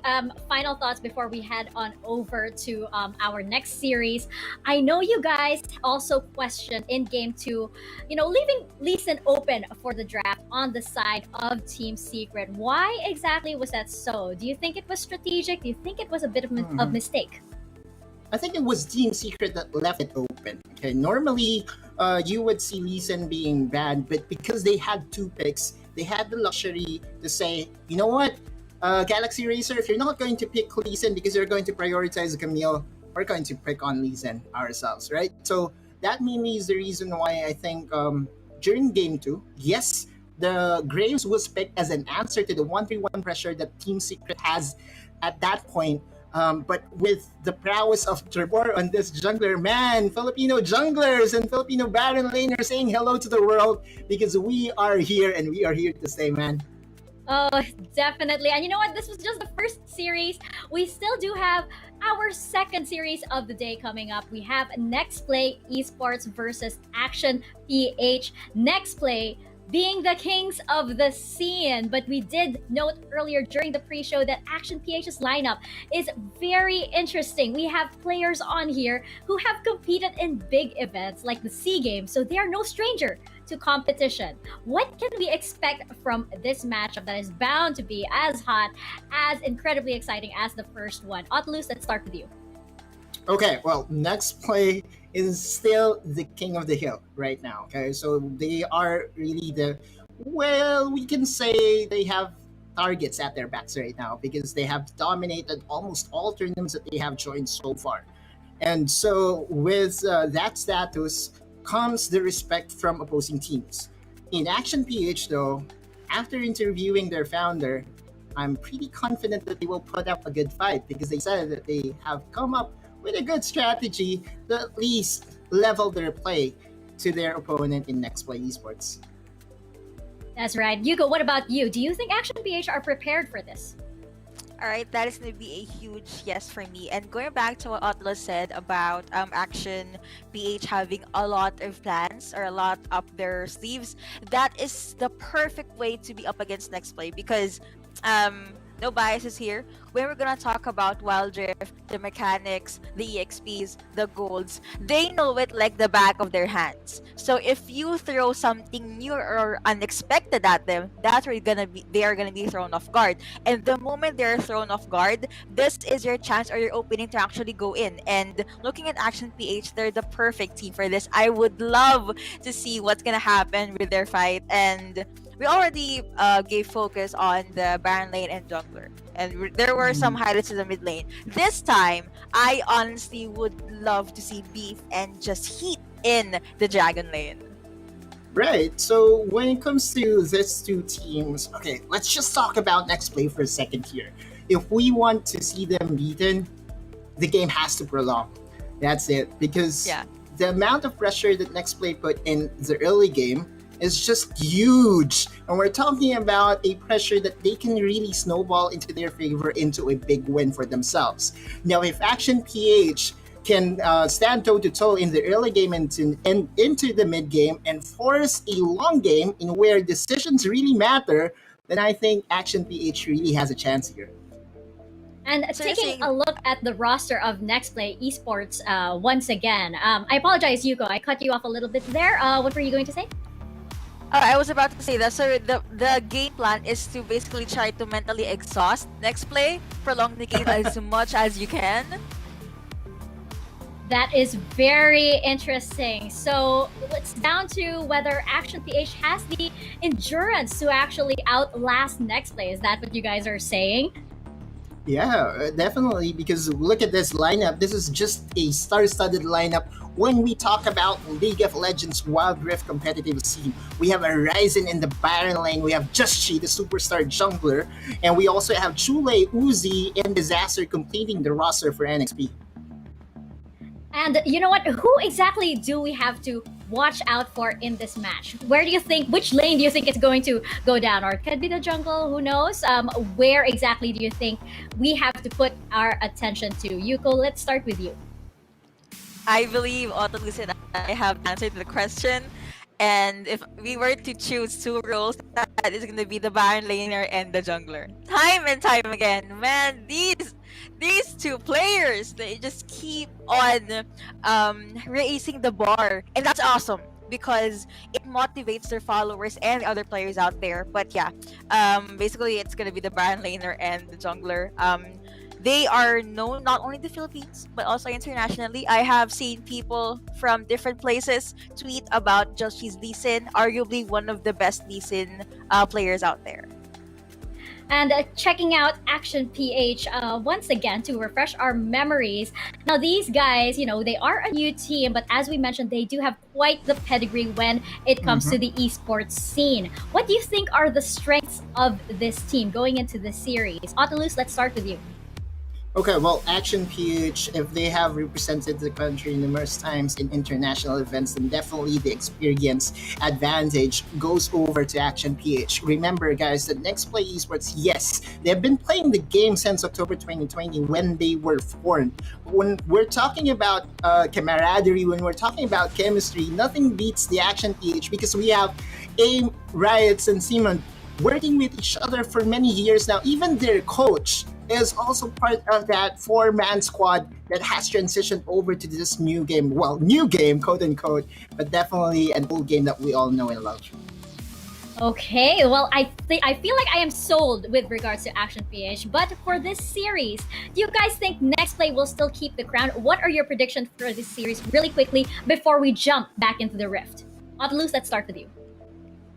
Okay, so earlier today we predicted a 2-1 in favor of Team Secret, and that didn't really happen because I had the last laugh and did predict it correctly with going with having a 2-0. Now with Action PH's words saying that they are very ready with NXP or against NXP, I really love to see that. When it comes to predictions though, I would have to tip my hat to the current Kings of the Hill, 2-0 for NXP. All right, so going over to me, I like what Otto said. We are looking forward to see what Action PH has in store for us. This team, these players, they have what it takes to surprise us, not just the caster and the panelists, but also the audience. So I would look forward to them making my proving me wrong in my prediction, which is 2-0 Nexplay. You know what? I will also have to favor Nexplay in this instance, but I am so happy to be proven wrong, most definitely, by Action PH. Ready and willing to be proven wrong. I think we all are at this point, and I think we are just about ready to step back into the Rift. Casters, let's get back into the game. Thank you so much to our dear panelists out there, Otolus, Yuko, as well as Mika. And in here, Yeah, in here, Infinity, they have mentioned what their predictions are. I'm so curious what you think about what might be in here for Action PH and Nexplay Esports. Yeah, absolutely. I've heard their predictions, and it's actually quite intense. It was a favorable position for Nexplay Esports. They are the kings of Wild Rift here in the Philippines at the moment, and it's really just a massive competition right now. So I'm really excited to see if Action PH will be able to actually bring down the kings of Wild Rift PH. So, what are your predictions in here? Is this gonna be a 2-0 as well for you in favor of Nexplay, or are you gonna be giving some points for Team Action PH this time? For my predictions on this series, I'm favoring towards Nexplay Esports in a 2-0 against Action PH. We'll see about that. As for me, though, I'm gonna go for a 2-0 score as well in favor of Nexplay Esports, but that's just for our day one. I do believe in the coming days, once Action PH gets their momentum on, going up against teams like Nexplay Esports as well as Team Secret, they might get the groove of getting some points, or maybe even winning a series up against this top-notch team. Because again, the experience is in their SEA Games representative from a different game. For two of the members from Action PH in here, in particular, that's AIM and Riots, and their coach as well, very well experienced. And at the same time, their newest member, Baron Laner, of course, is also someone who's very much experienced as well already in a competition in terms of competing in League of Legends Wild Rift. So definitely not discounting what Yamada can do in a Baron lane as well, but in terms of the differences in synergy, in chemistry, pretty sure that Nexplay Esports got the upper advantage in this one. But we'll see about that. Just like Mika, I'm ready to be proven wrong. I'm also ready, Kaisai. It's now down to the draft. It's all eyes on here because we now have an Akali ban for the side of Nexplay Esports against Action PH. They're now targeting the Baron laners. They're targeting the champion pool of Yamada in this series game number 1. But to follow up, we have a Akali ban for Action PH, a very strong flex champion. Could go into the mid lane, could go to the support, hell, it could go to the Baron lane as well. So very interesting first bans right now for Nexplay Esports and Action PH, as NXP is targeting the Baron laners in this match. So much respect onto what is in here for the champion pool of Yamada, but not to mention there's a Lee Sin ban that is also respected up against Joshi. So Joshi in here not gonna be making use of his Lee Sin as well, but again, respecting or banning or respecting the champions of your opponent is sometimes no longer something that is in quest, because Joshi has a huge hero pool or champion pool in his kit, so that's definitely not going to be a problem. But look at that. Seems like from the previous series, we're going to be seeing more locks as well as zigs for the side of Action PH this time. What do you say about this one? This is a very squishy first to prio for the side of Action PH Infinity. Yeah, it's actually quite squishy for the side of Action PH, but I think what I'm seeing right now, similar to the previous series, we have Lux and the Ziggs that could actually siege out enemy teams into the backside. So I'm expecting maybe Action PH for their next picks to actually pick out a huge tanking capability champion for their aggressive type of setups for their front line head attacks. But you know what? We have NXP actually picking up the Fiora, Camille, and the Ezreal on this one. They're going in more for the traditional type of setups, with Camille thinking to be the jungler for this one, Fiora to be the Baron laner, and Ezreal as the IDC. Cool. And Ezreal going for this debut so far for our day one, and I'm very interested in this one because of the adjustments, of course, on the Sapphire Crystal. We definitely can see Ezreal being in action again. And I'm pretty sure that if ever we come into a late game, it is something that Nexplay Esports can handle as well.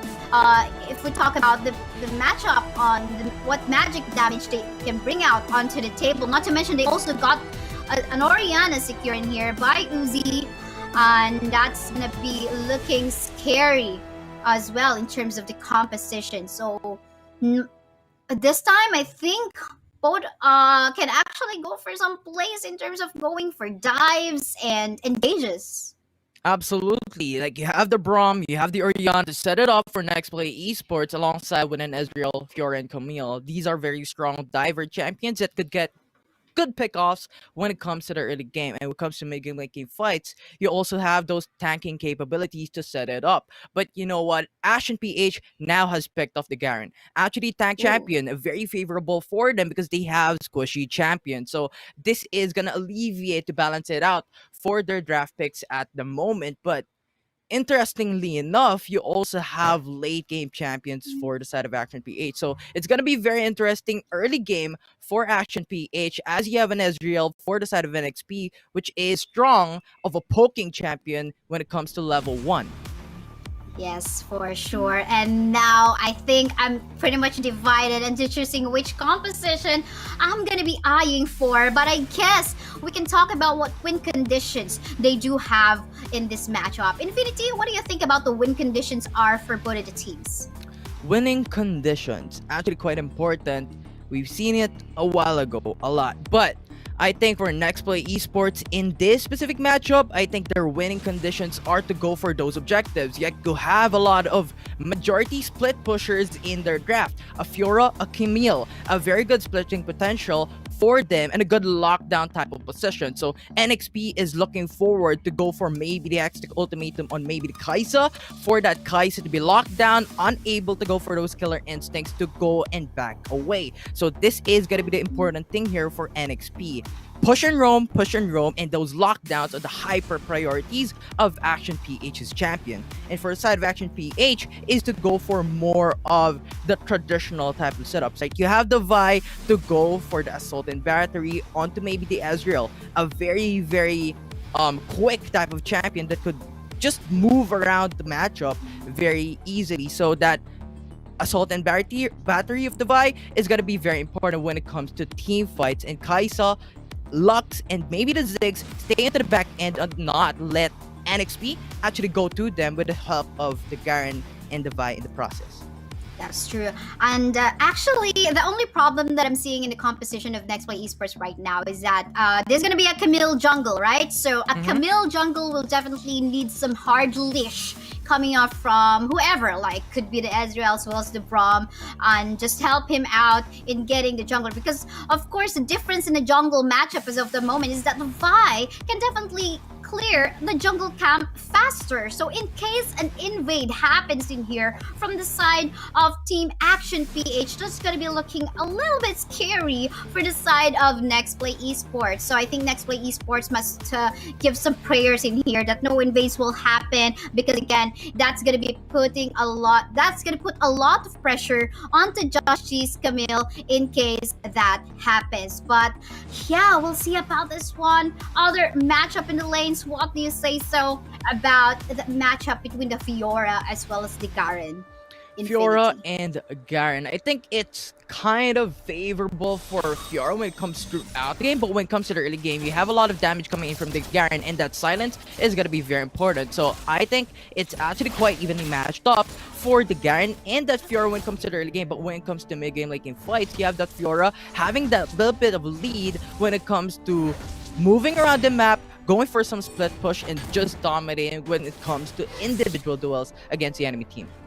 That's true. And in here, we did see that early hard leash coming from both the Ezreal and the Braum, helping out the Camille get the buffs early for himself. And that's definitely much needed because, again, Justice Camille is very, very hard, or it's lower compared to what Aim can do in the Vi. So yeah, in here though, in the middle lane, we can see some pokes happening up against the Orianna. So the matchup in here is a 1-3-1 in the side Action PH, and for Nexplay, looking like a standard so far. Absolutely. The 1-2-1 type of position for Action PH is actually quite favorable. You have the Kai'Sa and you have the Lux, but a fight here on top lane. Oh, yes, indeed. The first blood gonna go onto the side of Action PH. That was an early visit coming off from Aim, from the Vi, punishing punishing a Ryzen early on. But for the meantime, seems like something else is happening onto the top side again. We're not seeing that as of yet in the camera, but again, the Vi is gonna get punished for staying longer onto the side. Seems like the priority is on the top side part of the map, getting that scuttler early on. Absolutely. I like their active response here from Nexplay Esports. They see Ashen PH goes for a 1v1 setup with Kaiser Lux staying into the mid lane. Brom now went in for the early response, with Ezreal actually being left behind into the Dragon lane. Don't into the mid lane. We're gonna have another fight as Joshi took a little bit of damage. Yes, the Blight Binding will connect. Concussive blows trying to be put up onto the table. We'll see if that will happen. So more fights happening in here in the middle lane. Oh, a flash coming from Disaster. Not going to be sustaining the massive amount of AP damage coming from both the Lux and the Ziggs. Will this be another kill? Going into the side of Action PH. No, they have to back away a little bit. Just in here, we can see that Hextech ultimatum connecting onto some members. And of course in here as well, some damage coming in from more from the side of Nexplay Esports. But a trade so far will happen with the lead going onto the side of Action PH. Now, that was quite a massive amount of exchanges just within the 2-minute game time. Absolutely. Nexplay Esports, I think, overstayed in that fight. They were able to actually save already the Ezreal. They were already safe at that point. They were not actually in a bit of a danger because Action PH was also going back for a retreat. But Nexplay Esports, Joshi rather, went in for the Hextech ultimatum onto the Kai'Sa, thinking that maybe the ADC could be punished. And yes, it did, but it gave the return to Action PH, getting those 2 kills as well. So I think overall, with a 2-for-1, that was punishable by Action PH with a good response. One thing we'll notice in here is that Nexplay Esports is actually having a hard time dealing with the pokes coming in from the Lux, the Ziggs, as well as the Kai'Sa. And again, early game time, you are not able to usually build an early magic resist items for yourself, so you definitely have to be very careful in your laning phase, or else you're gonna get caught up by the light binding and just get punished, go low right before an objective happens. And talking about getting low, this is Disaster wanting to go back to the base, and the early position onto this dragon is obviously on the side of Action PH. Now, Nexplay Esports, knowing that the Dragon is now off 14-minute mark, they're now 4-minute mark rather. They're going back for a retreat and they're setting up for the Dragon's Pit. Fiora typically with the Garen actually still going in for that duels into the Baron lane. So now it's going to be a 4v4 into the Dragon's Pit, with now Action PH going for the reset actually quite a bit late. NXP has the lead and 2 dominating the Dragon's Pit. In here, they have not been seeing that aim as of the moment, trying to aim for that still. Will this happen though? And there we go, a secure side of Nexplay Esports. That ultimate coming from the Ezreal will just connect right on the spot. Concussive blow trying to be placed on the table, but to no afford need to back away because of the pokes that being pulled off by Action PH. But nice attempt by Action PH right over there. Aim was very patient. I think Nexplay Esports though missed that spot in the bush in terms of checking if ever it's just actually someone's in there waiting for the right time. For the meantime, more fights happening in here. Ooh, final spark will not connect, unfortunately. Chule will still be safe. Absolutely. And I think in the Dragon fight, I think it was like inches of smite there that could actually take that Dragon for the side of Action PH. But the casting time with the ultimate of Vi actually just led them to not having that enough time for the Ezreal to punish. But we have Camille going for pressure. More pressure coming in here. And the next objective, oh, look at that Fiora just deleting that Kai'Sa in the map. Not even gonna go for that ultimate, I believe. So just, gotta go for that critical strikes. And then again, looks like this is gonna be a potential turret take for the side of Nexplay Esports, giving them a position in opening that themselves, a position in that Rip Herald objective. So we'll see how this will go. Like, no more turret shield. We are past 3-minute mark into the game, so Nexplay Esports had a good time in getting that tower first blood into Baron lane, and they are now going in for the Rift Herald, having no information for the side of Action PH, no wards for them. They're able to take it freely with no contest from Action PH. Joshi already getting the Triforce for himself and definitely gonna give him some damage and of course a balance in terms of having some bits of sustain as well. No turrets has fallen down at the side of Nexplay Esports as of yet, but okay, I wanted to take a look at if someone actually has the Shadow Enchant for himself, but Fiora also gonna go for the first item, Triforce. So I see that's the reason why he was actually able to delete the Kaisa just with a matter of few seconds. Absolutely, that Shin passive is actually quite strong when it comes to the early game, and Fiora actually taking it as its first core item with the Trinity Fort, actually quite massive. But with that said and done, we're now having Nexplay Esports battling it out against Garen into the top lane. A bit of a trade there, just farming freely as Braum actually looks to be aggressive into the jungle of Action PH. Manamune already present as well onto this Ezreal. Definitely not going to be having a problem in terms of his mana, as well as some dealing massive amounts of damage in no time. But for the meantime, we have another fight ongoing onto the top side. It's a 1v1 situation between Yamada as well as a Ryzen. They're going to go for a chase, and here we go with the damage coming from Uzi. Going to get that Garen be taken down, and that's massive amount of damage, just massive amounts of objective, not to mention because seems like they're going to be putting the Rift Herald up top in an attempt to go for a turret take. And if you've noticed, Nexplay Esports actually utilized the Conqueror's rune throughout all of them except the Braum, and so that is actually quite scaling potential. But now into the mid lane, we're gonna have another fight.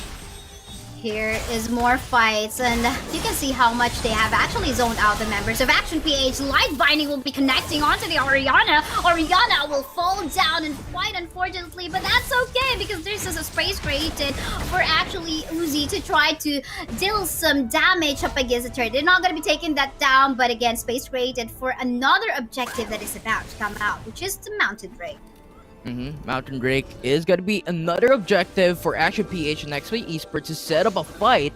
Actually quite worth taking that Action PH still has no permanent buffs for their side of the team, and having that extra sustainability in terms of their draft is actually quite important. They're lacking in terms of the defensive capability aspect of their drafting in their champion pool, as we have Action PH pressuring mid lane.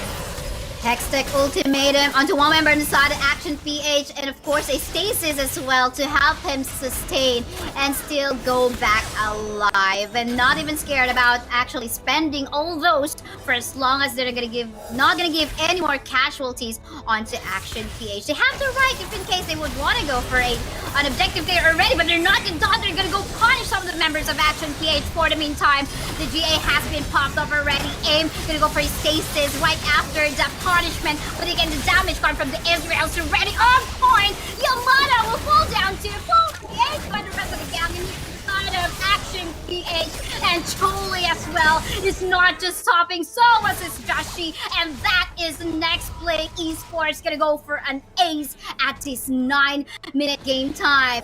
That was brought to you by Oppo Reno 5, and again a space created to actually take this Mountain Drake. And the reason for that one is Uzi in that matchup into the mid lane was able to free hit. No one was attacking him, and yes, he was very, very low, but he was just hovering around the side of the map, actually going in for some free hits, free kills, and free shots. And that is not something that you really want to do against a champion with hyper carry potential, with already a Trinity Force and a Marimune in his item kit. So that is actually very important to take note. Action PH needs to look out for that Ezreal and bring him down early into the matchup if they really want to win against NXP in terms of their damage output. For sure. For the meantime in here, we can see the massive amount of gold lead in favor of Nexplay. That is 13k a gold lead, and not to mention this is a well-fed Orianna, but hold the fuck, because some pokes happening in here again. Gonna go for the Hextech Ultimatum, trying to punish Aim, and the jungler on the side of Action PH getting deleted again. Look at the minion waves of Team Nexplay Esports. It's just well managed as of the moment, and they definitely have the right to even just go for an early contest on this Baron Retreat. Absolutely, there's no jungler for Action PH at this point in time, so NXP has all the reason to go for the Baron Nashor with no actually contest from Action PH. Yes, you have the Ziggs, but Mega Infernal Bomb can just do so much in terms of getting those steals. So NXP is gonna have that Baron buff in terms of this certain matchup, enables them to go for the pressure into the mid lane, into the Dragon lane, and into the Baron lane. They're not shy about spending their ultimates just to lock a target. In particular, trying to delete aim from the map. Again, Wild Drift, it is really more on who gets to punish the junglers first, will definitely get an upper advantage. Because again, the non-presence of your jungler will just, not allow you to get the position that you would want in the map. But hey, look at the damage as well coming from the Ezreal and the Orianna, just forcing the members of the Action PH team to just go back to the base, regenerate your HP while we take advantage of the Baron buff that we've got still in the game. And now NXP is just utilizing Baron buff very, very well, going in for some pressures in every single lanes. Action PH is now thinking, what are we gonna prioritize at this point in time? Each of our lane is gonna be pressured. Oh man, and look at that zone space. Everything is just so created for the damage dealers on the side of Nexplay Esports. Fiora, though, will suffer from that Garen onto the bottom lane part of the map, as he was actually in between the turrets as well as the Nexus. So here we go. Let's see what else will happen in here. It's just I think this is Nexplay Esports capitalizing the Baron buff just to take down all of the turrets and actually all of the members. This is another Team Ace.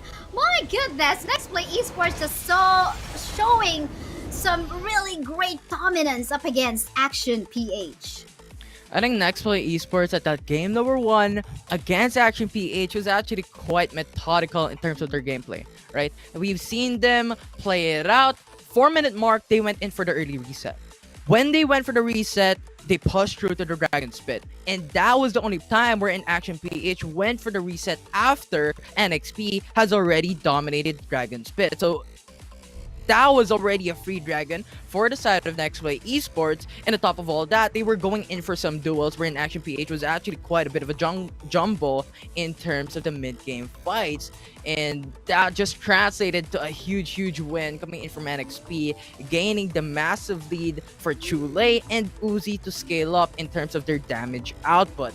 And to end it all, we have NXP going for the Exec ultimatum onto Vi, locking him down, getting that free kill, and the jungler out of the question for Action PH enabled NXP to then go for the Baron buff and finish the game off. I get the idea of Action PH in here in terms of what they actually would want to do. I mean, they got the fundamentals, and it was actually pretty solid about waiting patiently in the bushes, trying to go for a steal, going for this kind of composition to poke out the members of Nexplay Esports early on, and that did actually happen. We've seen many times that both Ezreal as well as Braum just going back to the base because of the pokes coming in from both the Lux as well as the Kaisa.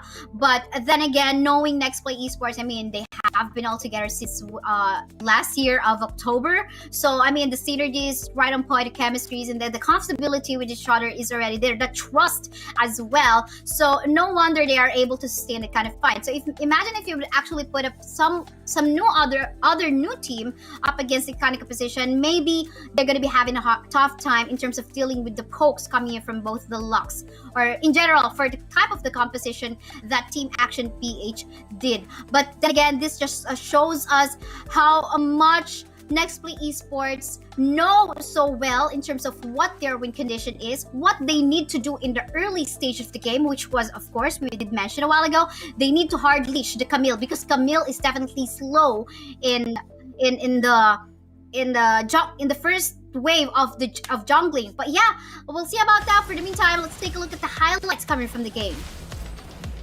Game number 1. Look at that. This is relatively the first fight of this matchup. Camille, this is the time wherein he went in for the Hextech ultimatum onto the Kaisa, thinking that they could get the ADC, and with the response of Action PH was not really able to. Ezreal at that point was actually pretty low, so they were not able to just sweep out the enemy team. That gained the lead for Action PH, but NXP get that win back for them, getting a lot of pickoffs into the mid-game fight. Garen was only the sole player into the Baron lane, got picked off by 3-man team for NXP, and successively actually getting those pickoffs. And this is the time we're in. I think everything changes. This is going to be the team A's we're in. Ezreal was just able to free hit into the backside alongside with Orianna just going for those damage outputs against Action PH. And that just gave them the item lead, killed off Devi, get the Baron buff, pressured in all lanes, and destroy the base. Yeah, to be fair, however, if ever there are some teams actually getting scared about Nexplay Esports, pretty sure they're not that perfect. We will mention that later on, but for the meantime, let's take a look at the master of the match, and that's going to be Chule. Aaron being on his Orianna, he did a lot of damage in the game. He actually got the most damage in the game, having a participation of 80%, KDA score of 8, GPM of 1.1k, and my goodness, this Chole just created a lot of space for their jungler, Just G, to actually get the objective. So, then again, this is well commendable play coming from Chule. So I did mention a while ago what the loopholes are about Nexplay Esports. Because maybe some of the teams are thinking, okay, they are way too perfect, they are way too strong right now. But we did see from that game that they are not the perfect. Because in the first, if you remember correctly, Affinity, in the first dragon of the game, there was a blind spot. They weren't able to check the bush nearby the dragon, and that left aim to be having the chance to actually steal the dragon. So again, these are some of the loopholes, and we still can say that maybe Nexplay isn't that perfect. There's still some plays that they could have missed, and it actually showed a while ago. And aim was actually very lucky to be actually there, not getting caught up in the bush. Absolutely. I think Vi actually targeted the jungler at that point after the smite was actually held up. So Ezreal just finished it up, just going in for some poking capabilities. And yeah, I do agree. There are some instances that Nexplay Esports was just going overboard, overextending, and similarly Action PH did the same thing in some aspects in their matchup for game number 1. But overall, they did a very, very great job in terms of their methodical type of play for the side of NXP in punishing Action PH against NXP when it comes to the early game.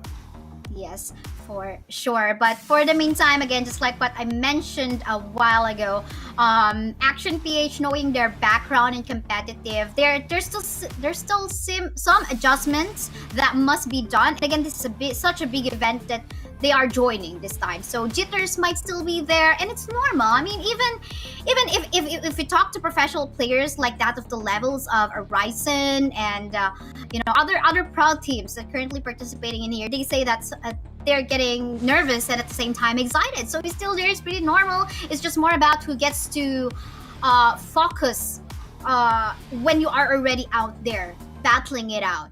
And it's also the confidence with your teammates as to how you trust them into pulling off the kind of play that you must do into the battlefield. But yeah, for the meantime in here, let's see how Action PH is going to go for a reset for Game 2. It is a best-of-3 series, round robin for our summer season North Luzon for the Icon series here in the Philippines.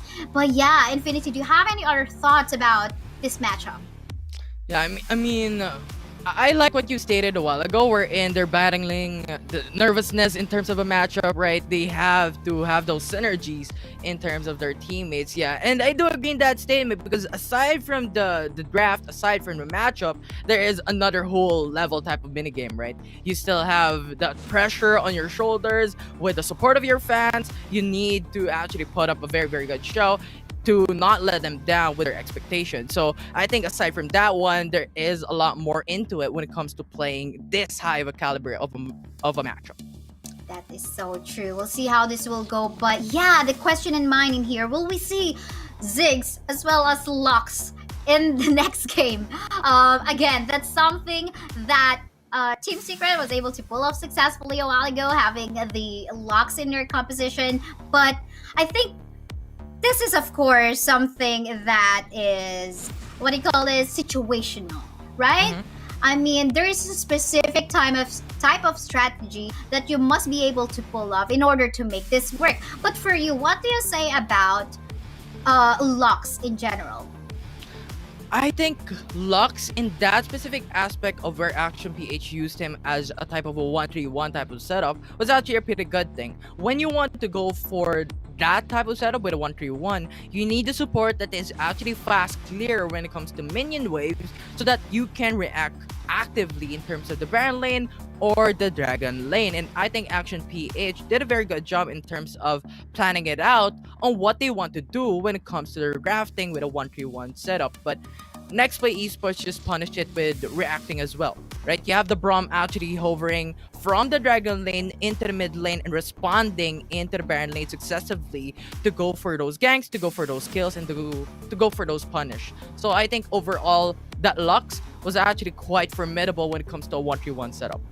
But you know what? In a previous game, if we're gonna go back to with that one again, I think what Action PH should have done, knowing that that was a Camille jungle on the side of Nexplay Esports, is to just basically punish that guy. Punish the Camille.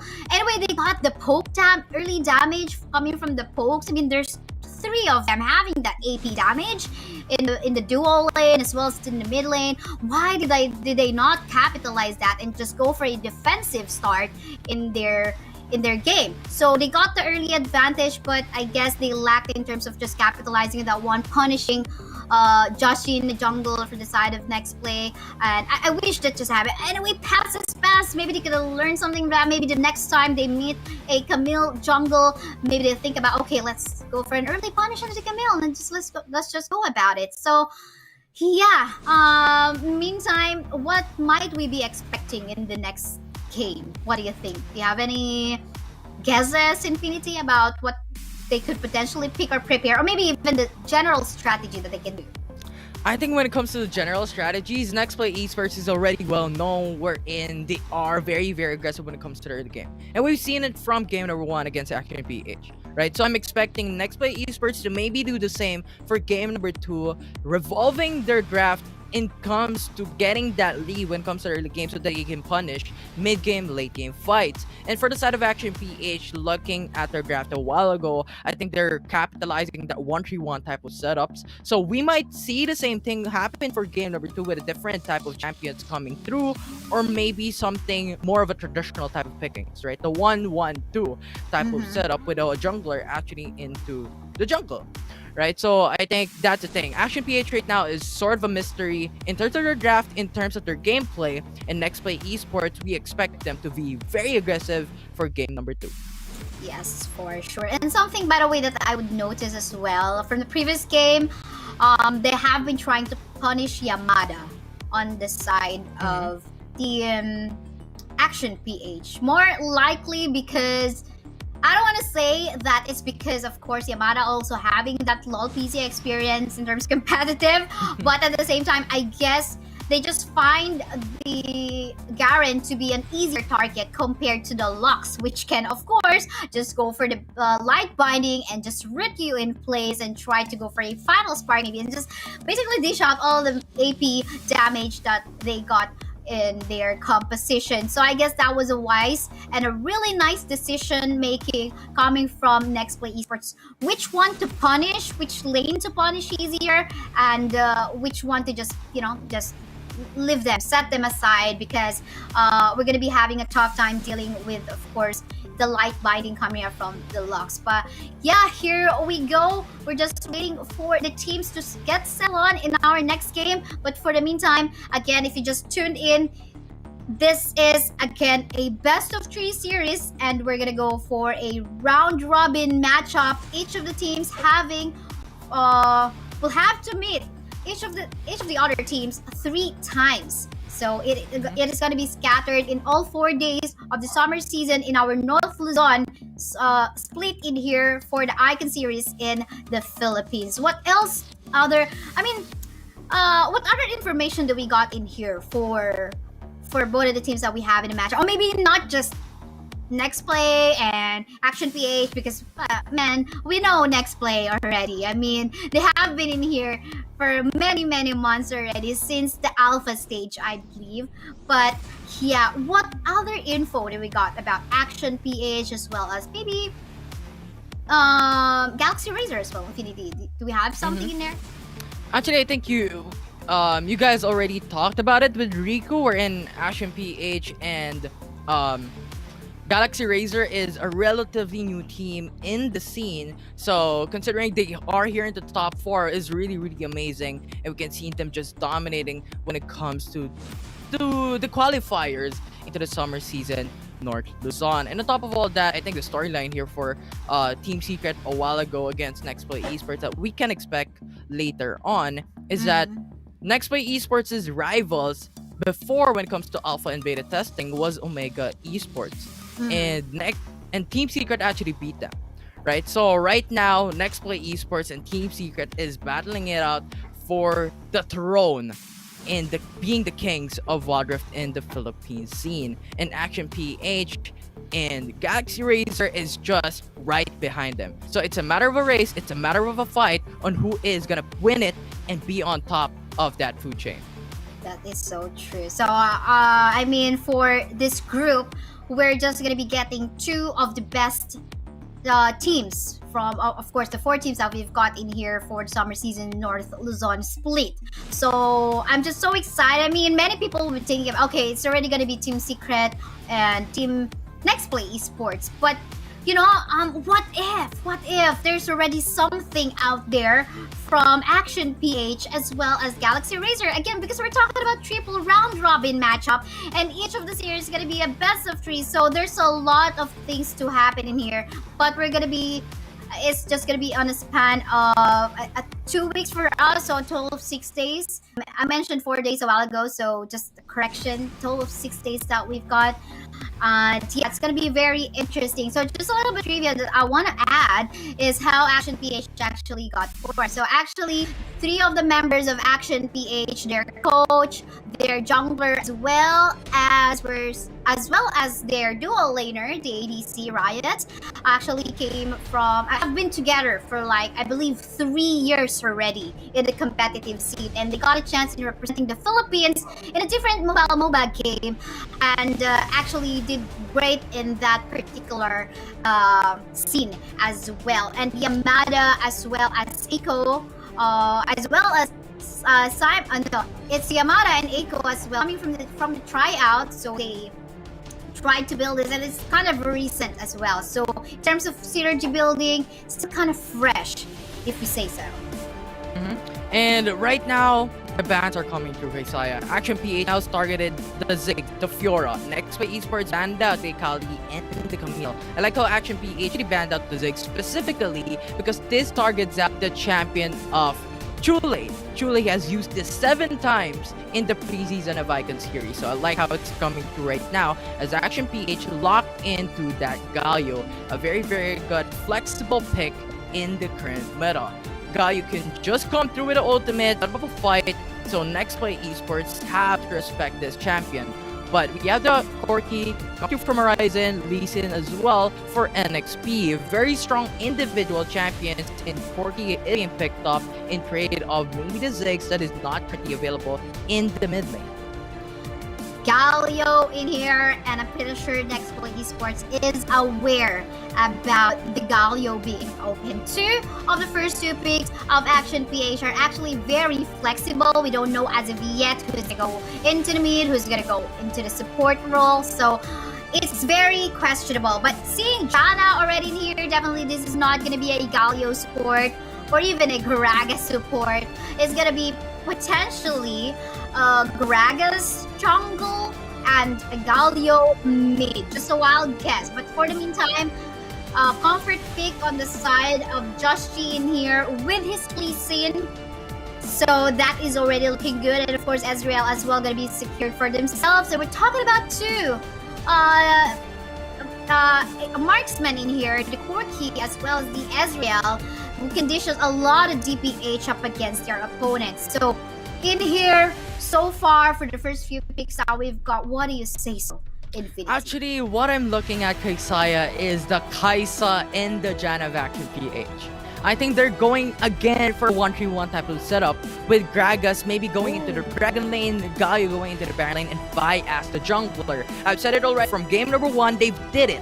in that matchup, and I see no reason why they can't do it once again in this match number 2. And of course, Nexplay Esports could react actively in that picks of action PH. Ezreal and Braum, very strong when it comes to the early game as well. So it's really an even matchup when it comes to the 1-3-1 type of setup if they are pushing through. But when they are going for more of the traditional type of settings, it's still going to be dead even for these two teams.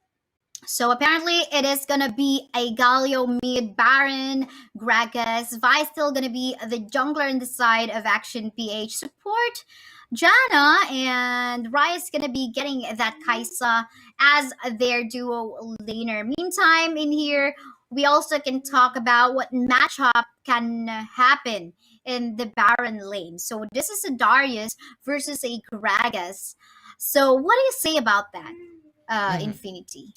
I think what the Gragas would be only doing into the Baron lane against Darius is just poking around with the barrels, right? With the skills to just poke it around, because Darius is actually very strong when it comes to melee types of setups, melee types of gameplays. So if Gragas actually just respects that distance, just goes for those barrels, just go for those pokes, I think this would be favorable rather for Action PH. But if Gragas actually goes ham, goes front lines against the enemy team, Darius would get the lead in that individual laning stage for Darius and Gragas. In the middle lane matchup, though, I think the Galio is going to be having a hard time against the Corki if that Corki is going to go into the mid instead of the Ezreal. So in terms of the matchup in the mid early stages of the game, I believe that the Corki got an upper advantage up against the Galio. Yeah, Galio is actually quite strong, but if Corki gets a lead when it comes to getting that Trinity Force level 5, those Gatling gun rather, and that missile barrage is gonna hurt a lot. But still, it's gonna be, I think they have some pros and cons for these two champions. Galio has the capabilities to go all in, go third skill, first skill, then second skill, it's gonna be over for the enemy team, right? So I think that's the key here. Ashen PH, Galio into the mid lane needs to have that opportunity to set it up against Corki, punish him early on so that Corki wouldn't really be able to spike up in terms of getting the Trinity Force in level 5 before the dragon actually comes up. So Action PH needs to be proactive when it comes to the early game. That's so true. We'll see about the matchup, but for the meantime, Infinity, if we're gonna be choosing the draft on who can potentially win this game, what do you which one are you gonna be choosing? And maybe you can talk about the win conditions of each. Alright, so let's actually talk about draft as Keisaya have asked. I think Action PH, when it comes to team fights, I think the initiator, the engager, is gonna be Vi or the Gragas on this one, because the Galio needs someone to go hardcore all in to set up a fight, and for NXP, they need maybe the Braum to go for the Glacial Fisher or Lee Sin to go for the kicks to set up a play. And here we go. We'll see if that will happen. Execution will say the name of the game. Again, this is game 2 of the matchup between Action PH versus Nexplay Esports, which already having that 1-point lead already in the game. But for the meantime, yeah, we're gonna be taking it steady, slow and steady in this 1-minute game time. Yeah, slow and steady indeed, because you have the Ezreal, you have the Kaisa, and they need items to actually scale out. Kaisa needs maybe the BF Sword to then go for maybe the BRK or Infinity Edge, and Ezreal for the side of NXP needs that Marimune actually gets that first item early on the matchup to scale out when it comes to damage, when it comes to poking out the enemy team. So absolutely, they're playing it very slowly. NXP maybe has a little bit of an advantage when it comes to the early matchup because they have the Braum with the concussive blow. So the passive that is actually quite important in the early game. That stunts is gonna be crucial. But NXP though is actually setting a play, going for an aggressive play into the blue. Yeah. And not only that, though, look at that. Like we mentioned a while ago, the Galio is going to be having a hard time up against the Corki in the middle lane because, yes, there is that ability coming from that Galio that can definitely poke out the... Oh, wait, did they just... Okay, never mind.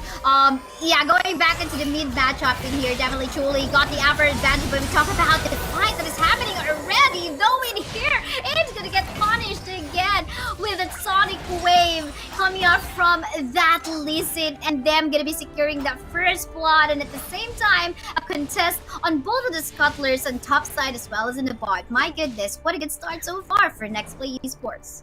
I like the gangs from these two teams, right? Vi was hovering into the bush, Gaio was waiting as well, and Vi initiated that fight with a taunt to successively punish Nexplay Esports, but NXP gained the advantage because they are up with one member in that engagement, so Action PH wasn't really able to look forward to it, wherein NXP actually responded very quickly in that matchup, so NXP gaining that first blood. Oh, they're not really giving a space for Aim to actually get the farm that he needs. And in here, Justy is just playing Listen onto the proper. Oh, look at the Dragon's Rage connecting onto Aiko. And Aiko not able to do anything. And at the same time, just leave Aim alone into the bush, dying onto the hands of the members of Nexplay Esports. And again, the waves in the middle lane. Galio's having a hard time going up against the Koki. I think Time and time again. Oh, yeah. Go ahead. Time and time again. I mean, NXP, with their champion pool, with a Corki, with a Lee Sin, with a Braum, they have a lot of escape routes. So this enables them to go maybe for an aggressive type of plays when it comes to the early game, right? And we've talked about how Braum and Lee Sin is actually strong as well when it comes to the early game. So this really is favorable rather for NXP in time for before the first objective actually comes up. So really good utilization of the power of the draft of NXP. That is so true. And knowing that the dragon is about to come up again this time within 17 seconds, we can surely tell that Nexplay Esports is well prepared to actually contest that area on, because they're already shoving the minion waves into the bottom lane part of the map, maybe even ready to go for a pick up onto trying to get one more target. And in here, they're trying to go for another steal of the buff. And yeah, though on the top side, we can see that Darius has already fallen down onto the hands of the members of Action PH. So 4-minute mark. It's not good with the Ocean Drake now alive in this matchup, but you know what? Resets are now coming through. I think that is going to be very important with a 4-minute mark available. NXP Corki is going to go back for that package. That package is going to be very important to actually go back away when it comes to a very dangerous position for Chule. So I like how Corki actually went back a bit, and no information for Action PH to gain the knowledge of where NXP might be as they go easily onto the Ocean Drake with no contest. Yes, for sure. And in here, you can see Action PH just trying to go for a counter play. Yes, maybe they will be able to get this turret, but ooh, just right on time. Though, look at the ultimate coming from the Ezreal as well. And a defensive play coming out from the rest of the members of Nexplay Esports. Gonna go for that missile barrage though, but in here, Josh is trying to go come in. Sonic Wave is going to be connecting onto the Gragas, but I don't think they're going to be trying to go for a soft play right over there. Instead, going to go for that minion waves first, and the bottom lane part of the map though will be pushed as well. Going back to the top fight, Jana will fall down onto the hands of that Corki, but then again, there will be some exchanges that will happen. Charlie in here will be able to save his life. Ooh, the flash came out, but the chase is still in here on point, as well as the Joshi back in. Oh, look at that! The Corki is not going to be saving his life, unfortunately, with a Galio trying to find the perfect spot. Absolutely. But I like how NXP, even though if Chule got killed in that fight, they were able to bait out the ultimate of Eiko. So I think that was at the very least, quite a trade-off for Action PH against NXP. But nevertheless, right now, it's going to be the Rift Herald available in the matchup. Another objective for these two teams, but I think Action PH needs this much more because the first objective was already favorable for NXP. For sure, though, Aim in here trying to contest Rift Scuttler.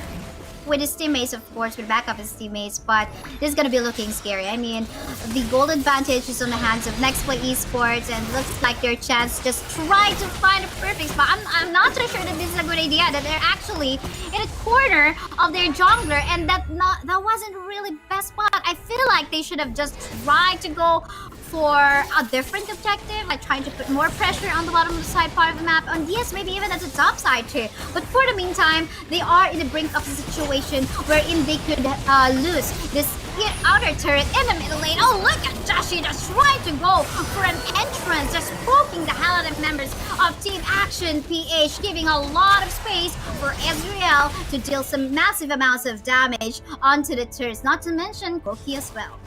Yeah, absolutely. Action PH was actually battling it out. A 3v5 type of situation against NXP. So it's actually quite hard, but they got the turret into the Baron lane. So at the very least, they got a 1-for-1 trade-off in favor of Action PH and Nexplay Esports. So smart move when it comes to getting those gold for their team. But still, NXP has the 4K gold lead in this matchup. And objectives are favorable for them. They got the mid lane turret, so this opens up the map. It's map control in their favor. At this point in the game, we could ask ourselves, how can Action PH potentially come back? Actually, the goal isn't that massive as of the moment. It is just 4K gold lead in favor of Nexplay Esports. So this tells us that definitely Action PH can still do something about it. The question in here, though, is actually, when is the best time for Janna to actually go and make use of his ultimate?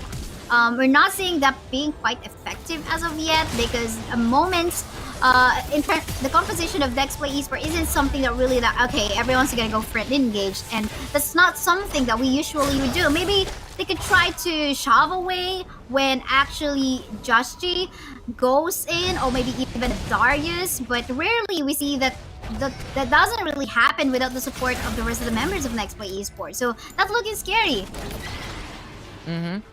Mountain Drake is now going to be available though, and NXP still has to go lead in this matchup. Although they need to respect how Vi is able to just dash into the Dragon's Pit and get that still up and running for their team. And yet also has that value to set up a play with its ultimate available. Oh, nice attempt though in trying to go for a steal. Unfortunately, that was quite early from the Dragons. But for the meantime, Joshi is actually trying to flag from this side in here. Simon's not very safe as of the moment. Really just gonna go die onto the end of the Ezreal. And here, more pokes coming from Joshi as well. Gonna go for the stasis to help his life in here onto the side. We can see the Ezreal's also flanking. But will he still survive in here? 4 members from the side of Action PH still all alive, just right on time. The Jace is still present for Joshi, however. So in terms of dealing more damage, they still can go for that confident play. We got the ultimate available. Gonna go for that true shot for Ronj. And it's gonna connect onto the Kaisa, putting some more members from the side of Action PH go down. Baron Nashor is going to be available. 3 seconds remaining. It's going to be 10 seconds for the death timers of Kaisa and that Gragas. And on top of all that, you also have no ults available for every single member of Action PH. So overall, this is not looking favorable for them as NXP looks to go for the Baron Nashor. Go for this redemption to get the vision in the map, but again, I don't think it's the best idea for AIM to try to go for a sacrifice. We did see the Winds of War connecting onto the Baron, but the damage is not enough. It was a lone Echo, it was a lone Galio, but hold up. Oh my goodness, Chile though will not survive that damage coming from the Gragas. Yeah, not gonna be surviving that one, but we still got a massive amount of buffs from the side of Nexplay Esports, capitalizing what they got from the Baron. Now Action PH needs to think how could they defend this matchup, because you have the Baron Nashor and Nexplay Esports is pressuring it in all lanes. You have the Darius into the Dragon lane, Ezra Braum into the mid lane, and you have Lee Sin pressuring into the Baron lane as well. So I think Action PH is answering with a split as well for their team, but Nexplay Esports is to get the tier 2 turn in the mid lane. I think this is the second time we did see a failed ultimate come from the Braum, but that's definitely okay. Usually they're making use of that to zone away the members of Action PH. Just stop. I mean, this is our game already. It's like that. That's what they're saying, and seems like knowing Nexplay Esports, they will just capitalize on the lead. Again, we ask ourselves, how can Action PH potentially come back in this game? I think there is still a chance if they get some pick-offs. They're looking for a mistake to happen for Nexplay Esports, right? It is something that could happen, and Action PH could utilize that mistake to gain that lead and punish Nexplay Esports. So I think that's gonna be the only thing that could bring them back. With a 10k goal deficit, it's not looking that good. So Wipeout, the next Baron Nashor are things that looks to be a thing or a source that could put them back into the game against NXP. Well, in here, we can see that the pressure is just basically on from the side of Nexplay Esports. I mean, Chole is just trying to throw up all of his missile barrage.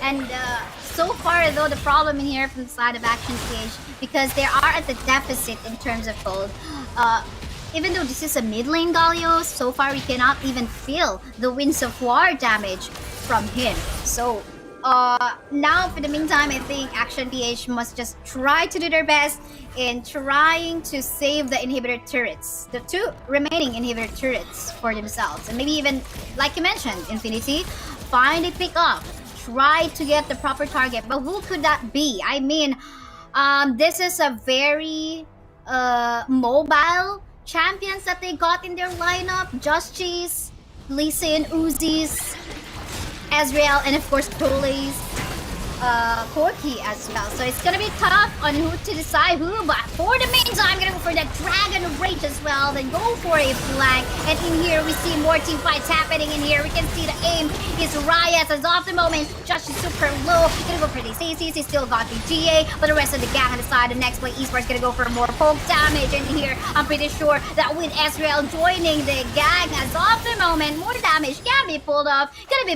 Gonna be dashing in there, but to no afford, and not gonna get more targets, but instead gonna get some placement onto maybe putting more pressure onto the top side and getting the position onto the next dragon available. Absolutely, but Nexplay Esports is actually getting ahead of the curve and getting the Cloud Break in their favor. I think this actually gives them enough mobility to go for the response. It's actually synonymous with their draft as well. Having that Ezreal and having the Lee Sin and even Corki in this draft, the Cloud Break is gonna exponentially grow the reactive play, the quick responses, and the type of play that they could do. But Ezreal is gonna be picked off with the Stasis Angela. And in here, though, Uzi gonna be in danger as of the moment. Gonna go down finally onto the hands of the Defy. More members from the side of Nexplay Esports actually getting deleted in the map. And again, do take note that there is an objective available anytime. Action PH can actually go for a start on this Baron Nashor. But do note as well that the mid lane as well as the bottom lane has given a lot of pressure from the side of Nexplay. I'm not too sure if there's gonna be an attempt for this Braum to actually go for a steal. I think this is gonna go to Action PH for sure. And yeah, this is something that we've talked about. Kaisaya, you've asked a while ago what is going to be the comeback potential of Action PH. We've said pick-offs, Baron Nashor is going to be the key for Action PH. And they've got these steps, they've got these objectives, and now the next step would be is to pressure in lanes. If they can do that, they could bring the game down once again into an even matchup against NXP, especially that mid lane. That mid lane looks scary. 3 turrets still going to be available for NXP. If they can punish that, bring it down to 1, that's going to put them in a favorable spot. Uh-oh, in here, a Ryzen. Okay, definitely a Ryzen's not a good target, so they're not going to be committing onto that, but instead they will have to manage the minion waves first. But in here, this is going to be crucial because the next dragon that we're going to be talking about is an Elder one. So, whoever gets deleted in the map first is going to be putting a pressure for his teammates. So you better be careful in here, whichever members of the teammates do not get picked off, because again, the next dragon is going to be crucial. That's going to give your teammates, of course, some bits of true damage as well. and gonna help you a lot in sustaining and dealing more damage in terms of team fights. But nice pressure on the top side as well. They're still just managing all those. So Action PH still has Baron Nashor actually pressuring into the mid lane. I like how Ezreal actually went in for True Shock Barrage. And here we go. You can see Disaster super low, flanking on the side, gonna go for that Sonic Wave. It connected them to someone, but definitely you don't want to go in and just, give yourself to Action PH. So again, that was some Baron Nashor buff from the side of Action PH. Still present though, but so far they weren't able to push or get a turret out of that Baron. So quite a bit of a waste, but not really. Sorry. But instead, at least they did not give it to Nexplay Esports. So there's still some breather for Action PH to actually get this game onto their side. I think Action PH still has it because their draft is actually hovering in the back late game fight. Right, you have the Gragas, you have the Vi, you have the Galio. If Galio just puts up a very, very good ultimate against NXP, that's gonna jumble up the draft of Nexplay Esports. The Braum, the Darius, the Ezreal. The Ezreal more specifically wouldn't be able to just dash away when it comes to the knock-up of that Galio. So I think that's gonna be very crucial for Action PH. One very good ultimate is potentially gonna change the curve of the game in favor of Action PH if it could happen. Yes, and now in here we can see a Ryzen trying to put a lot of pressure onto the top side, as of course they will try to force one member of Action PH to also be separate away from the rest of the gang of Action PH. But the vision in here is quite nice for Nexplay Esports as well. You can see how deep their wards in here are behind the walls of the next Elder Infernal Drake. I'm talking about the Elder Drake again. This is Infernal, so whoever guesses, not just true damage we're talking about, but an additional damage as well. Absolutely. Infernal Drake is a very good scaling type of buff for your team, and considering we're late in this game with the 18-minute mark, actually quite crucial for these two teams. And Action PH requires to get this for Kaisa, for the Vi, for the Galio to actually increase their potential in terms of damage output. But NXP actually looking for another objective, getting the Baron Nashor. Action PH hovered in too much into the Elder Dragon, so NXP thought, you know what, let's go for another thing. Well, Action PH is waiting for us to initiate. Oh, look at that. The question in here, I don't think that Lizzie is gonna join the team fight that has been happening in there. But we can see some teleports happening onto the base right now of Action PH. Some of the members of Nexplay Esports still all back alive. We want to see the base! We want to see what's happening in the base! Should have given a highlight onto Joshi, but then again, in a minute map, it already says so. Nexplay Esports gonna get the win on a 2-0 score. What a game. Number 2 that just happened, Kaisaya. It was actually intense. It was actually quite close. It was not something that we are saying, you know what, it's a landslide. It's a one-sided game. But Action PH really did a very interesting type of setup to punish Nexplay Esports in the mid-game late game fight, wherein they got 3 kills. They were able to secure the Baron Nashor in hopes to get those turrets, to get the gold back in their favor. But NXP did a good job protecting the mid lane. They went all in, 3-man to defend that turret, and Action PH wasn't really able to go for the push. And I think Action PH did some mistakes wherein the ultimates were baited. Nexplay Esports were able to capitalize on that, but in the same manner, NXP did the same thing in the latter part of the show. So a lot has happened in this matchup, Kaisaya. Yeah, for sure. In here though, we can see how AIM is trying also to save every moment in the game and just be a hero as well. But this is actually one thing I've learned as a jungler main as well, which I'm also still learning, is that as a jungler, you cannot save everyone. So if you have to just let it go and just give a part of an objective to your opponent, just because of course a zone or a space wasn't created for you, just let it be. So many times we've seen aim in both of game 1 and 2 is that he'll try to go for a steal regardless if he is actually with or without his teammates, and with that he's getting punished. We see the massive amounts of death as well in his KDA, and that's not really looking good as a jungler too. So, and at the same time, I think what must be worked on as well for Action PH is of course the protection that might be coming from the support, in order to create a space for aim. But then again, in terms of skills individually, I believe they are also just capable. It's just that they just need to synergize themselves even further to work as a team. And as a team, we call this a one unit as a whole in such a way it is just, you know, well molded together. But yeah, there's more time. I mean, anyway, it's just first day, so a lot of things can still work on. But again, Nexplay Esports won the game, but it doesn't tell us that they are that perfect. So many players, many teams maybe are just kind of scared about Nexplay Esports because they have been dominating the scene. But then again, some, you know, mistakes still happens, right? We did see it a while ago. But yeah, for the meantime, Affinity, we're going to be showing you the highlights from that game.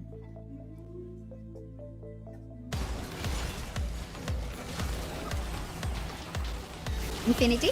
The first dragon, I think NXP gained a lot in that fight. They were able to take down the enemy team, but look at the responsive play of AIM and the Gaio. Eiko went in for the ultimate, punish Chule in that matchup. So it was a support for a Corki, for a mid laner. A smart move by APH at that point.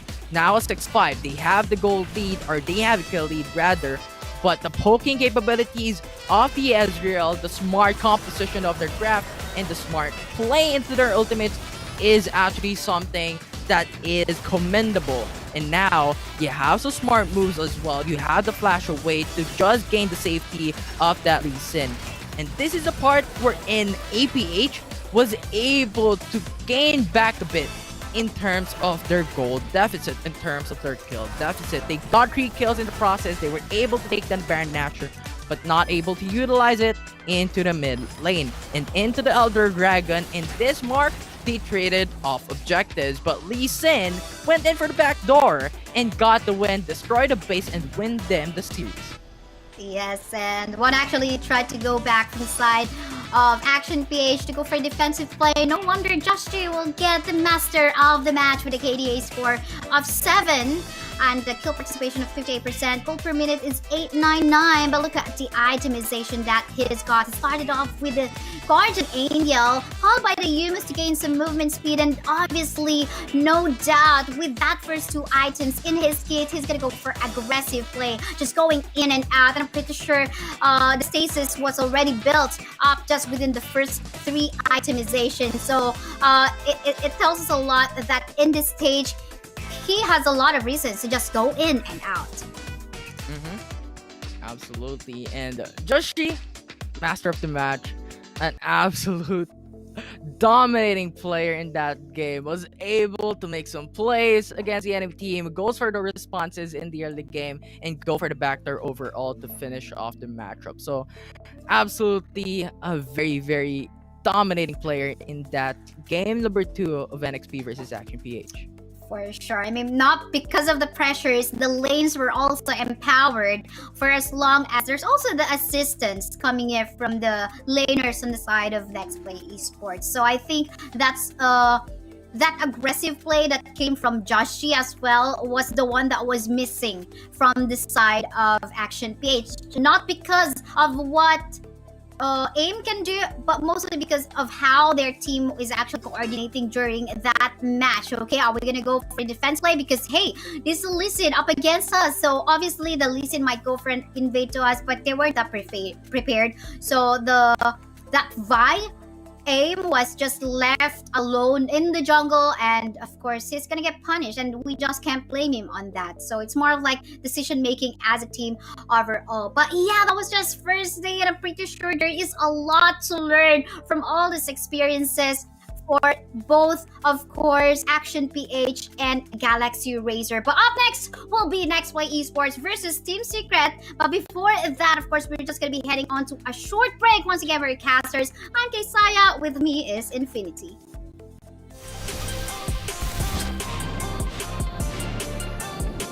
Welcome to Wild Rift.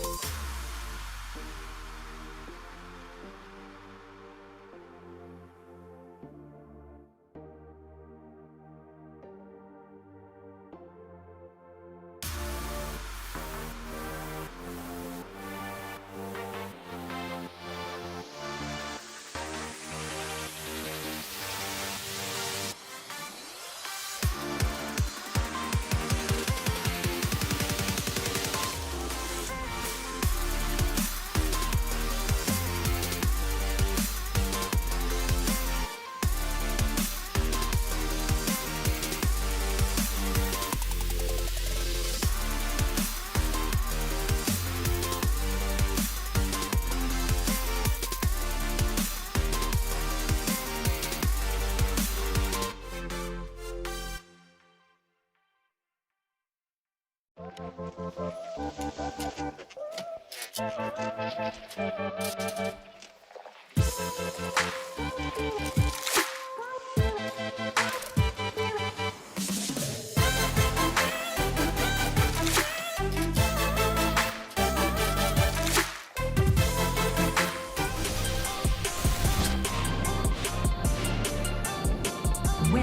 to Wild Rift.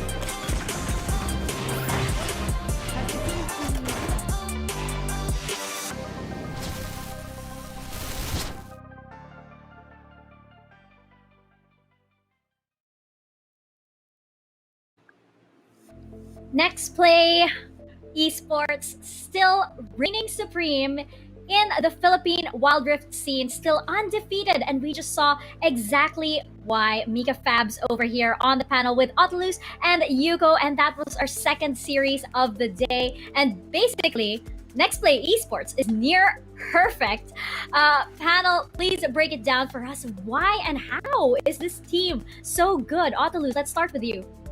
I think it all boils down to micro decisions, individual outplays coming from each individual or each player from Nexplay Esports is just absurd. When we talk about just Shi, you have to ban a lot of champions off this guy because he can make it happen using the Camille and using the Lee Sin, and with Disaster just being the primary support of his engages, it just makes the map open for NXP and allow their carries to just steamroll the game. And Yuko, I know you have a lot to say about this as well, especially coming in from the preseason too, with how Nexplay has just been so dominant. What are your thoughts? Right, so I have a handful of notes here, but let me start off really quick, very chill. It all started with how flawless Nexplay Esports' rotation was. Otilus and, well, as well as you, Miss Mika, we have been talking about it off cam. Like, how do they know when to go to this lane? How can they actually get these kills or these neutral jungle creeps at the perfect time? It boils down to, like what I said before we started the series, they really know Wild Rift like the back of their hands. And I honestly was surprised, or I was at awe during game number 1. I had a few time noted here. 6 minutes 30 seconds, just she already had Triforce. 9 minutes 20 seconds, that was when Ez's Mystic Shot can take out 2 or 3 life bars from his opponents. How? Why? Of course, he farms. And at 12 minutes, Ez's True Shot Barrage can just demolish 3 to 4 people. So they are able to give space to their ADC, ADR, while still dominating their lane. I mean, again, I'm talking about game number 1 here. And even though Joshi did not have Lee Sin, he was still very effective. And there was this one play from Action PH. I think that was Garen. Yes, that was Garen. Yeah, Yamada. Yamada. He was able to go up against Arisen and he flashed out at the perfect time. But it just so happened that once his face entered the bush, there were 2 or 3 champions from Nexplay right there, ready to take him out. So the communication from Nexplay is really off the roof as well. And they will force your summoner spells to be burned. And whenever they know that your summoner spells were burned, talking about flashes, talking about barrier, expect NXP to take full advantage of that, right? When talking about game number 1, yes, First Blood was given onto the side of Action PH, but the flash was burned by Vi or by Aim, and NXP knows what to do next. They will contest the Scuttle Crab, and they know that that person does not have flash. That was a return kill. And if you actually shut down a jungler of your opponent, freeing up the map for just She, good things are bound to happen. And speaking of Just She, we were watching together virtually, by the way, safely socially distanced. I was trying to keep count of the many times that we kept shouting Just She's name, and I couldn't. What were some of the amazing plays of Just She? Yuko, let's start with you. Okay, when you said we tried to count how many times we shouted Just She's name, I realized we shout that name a lot during game number 2, and that is because his skills almost always connect. 85%, 90%. If I'm feeling confident, 95%. And just really shows how much he knows this champion. I mean, I know casters say this time and time again. Joshi equals Lee Sin. You ban Lee Sin when you're up against Joshi. That's basically the narrative of Nexplay. But it was different. Rather, Joshi's Lee Sin in game 2 was different compared to the usual Lee Sin plays I've seen, solely because he does not stand alone. He always has 2 or 3 champions with him. He does not solo kill. And the moment I saw him alone in the mid lane and his team was going towards the dragon pit, I'm like, yeah, he's gonna go with the split push. And during that time, Nextplay had the luxury to keep 5 champions of Action PH at bay. They made sure that they were distracted. And yes, if I'm not mistaken, that was Gragas. He went back to base. But even then, it was a tad bit too late. Just she already placed a significant amount of damage onto their Nexus. Yeah, just she was a key as to how to shut down Galio. We have highlighted Galio over and over again. And finally, we have seen him opened and selected here in our Wild Rift Summer Icon series. And how can you set up with your Galio if the initiation was done by Lee Sin, kicking champions after champions? Your orientation has already been destroyed by that point. And I think she just played immaculate in that Lee Sin. Immaculate is definitely the word. And Otulus and I talked about Hero's entrance from Galio.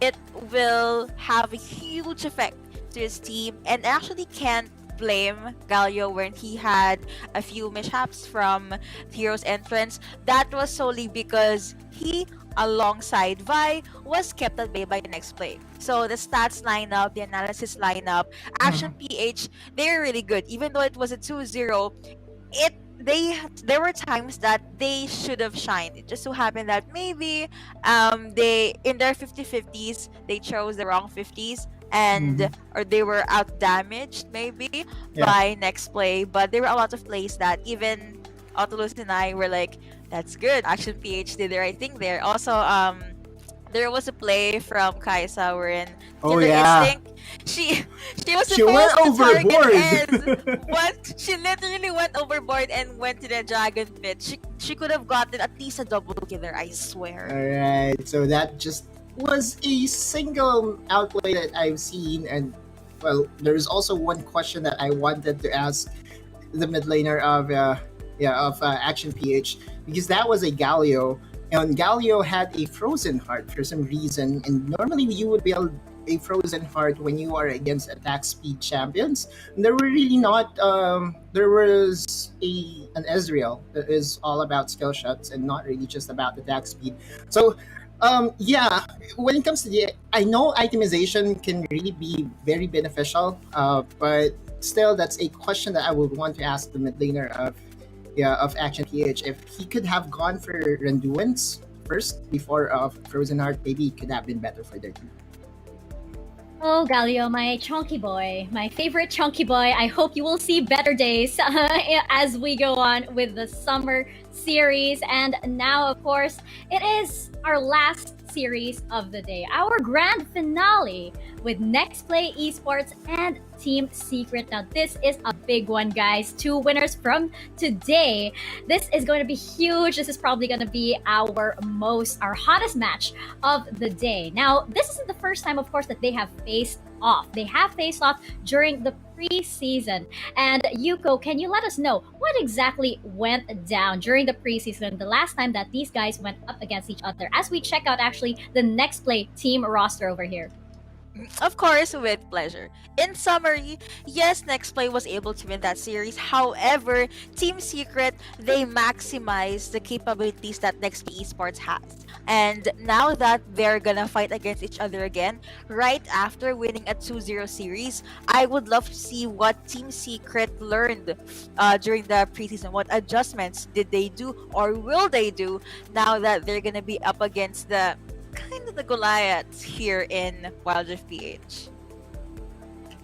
That is correct. And you know what? Just a refresher on the Nextplay roster that we have before Otulus shares his thoughts on what exactly went down for the preseason.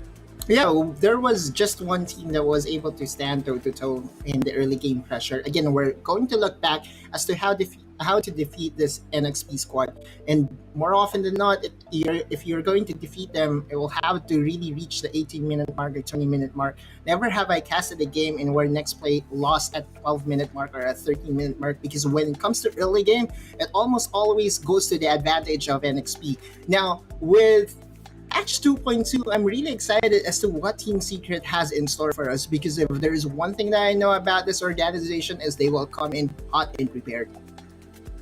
That is very interesting. Do you guys actually think that Team Secret might have picked up a few things since their last match? What do you think is different this time around? Autolus, let's start with you this time. Yeah, definitely. There will be a lot of changes. And again, earlier today, we have seen the effectiveness of Lux on James. James, during the preseason, he has shown flashes on engaged champions like Alistar, like Braum. And today, we have seen his Lux play. And if there was one team that can really know how to counter a Lux pick, it was Nexplay, and it was shown during our second series. So right now, the question is if they're going to stick with the Lux pick, and if NXP gets to counter it again. Right, and for me, yes, I'm sure they picked up a lot of things. However, I believe we'll be seeing the Alistar from James if it doesn't get banned. But there's also I also have this hypothesis. Whenever Lux will be able to, let's say, get Braum using her first skill, Braum's shield can only fully stop the damage from the first skill that's gonna go through, right? So second onwards, it's basically gonna hurt him. That is something that Team Secret can utilize if they want to make sure that no one is gonna cast a glacial fissure, or maybe put or cause ruckus all over the map, or I don't know, cause disaster, wink wink, all over the map. Who knows? Who knows? And as we check out the Nexplay roster, just a little bit of a refresher, as if the previous series wasn't a refresher enough. We do have Arise and Justy, Chule, Uzi, and Disaster, of course, on Nexplay Esports. Now, Autolus, I remember you saying something earlier about what Action PH could have possibly done against Nexplay Esports, which was to prolong the game. Now, we actually saw that Nexplay was too dominant to do that. But do you think that Team Secret could actually maybe be successful in doing so? Yeah, because more on, if we look back at the second series between the Nexplay versus Action PH, I think more of the wins did come from the mechanical outplays. Did come from the micro level of adjustments or micro level of advancements by NXP. It wasn't really on the macro level. And if there is a team that can stand toe to toe when it comes to the mechanical prowess by this team, it's really going to be Team Secret. So I'm definitely hyped, definitely excited as to how these two Goliaths will match up. Let's actually take a closer look at Team Secret's roster. Of course, our first winner from the first series of the day against Galaxy Racer. We have Azar, Trevor, Tatsuri, Chewy, and James. And Yuko, I will be looking out for that Alistar of James. I do hope it doesn't get banned, just because I know seeing him on that Alistar is such a treat indeed.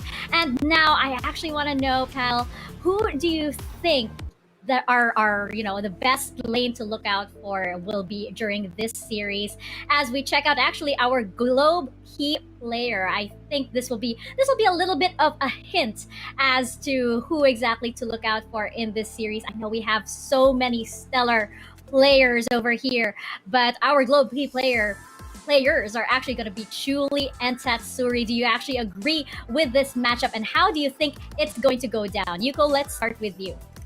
It's a huge yes for me, solely because if you look back at the series Team Secret had, Tatsuri was MVP twice. This is just me starting very, very chilled. And Chule was the MVP for game number 1, because just she was the MVP for game number 2.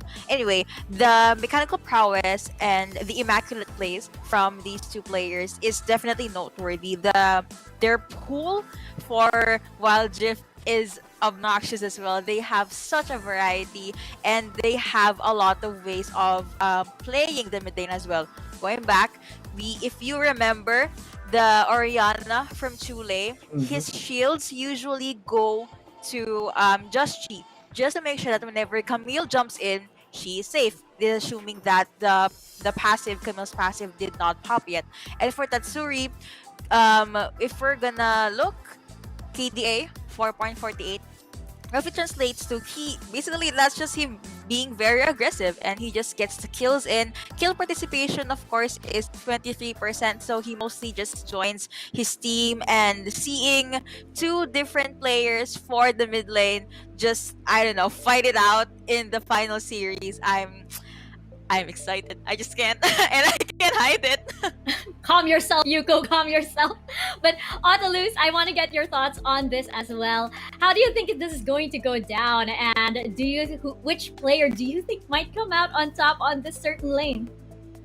Okay, so if we're talking about Tatsuri and Chule, they both are mechanical gods in the mid lane, but more often than not, they are being put in the side lane. So they are actually put on a champion that can deal long range damage. So if we're talking about champions, we have to go for the priority number one, and that is Ziggs. So Ziggs on Chuli is very deadly.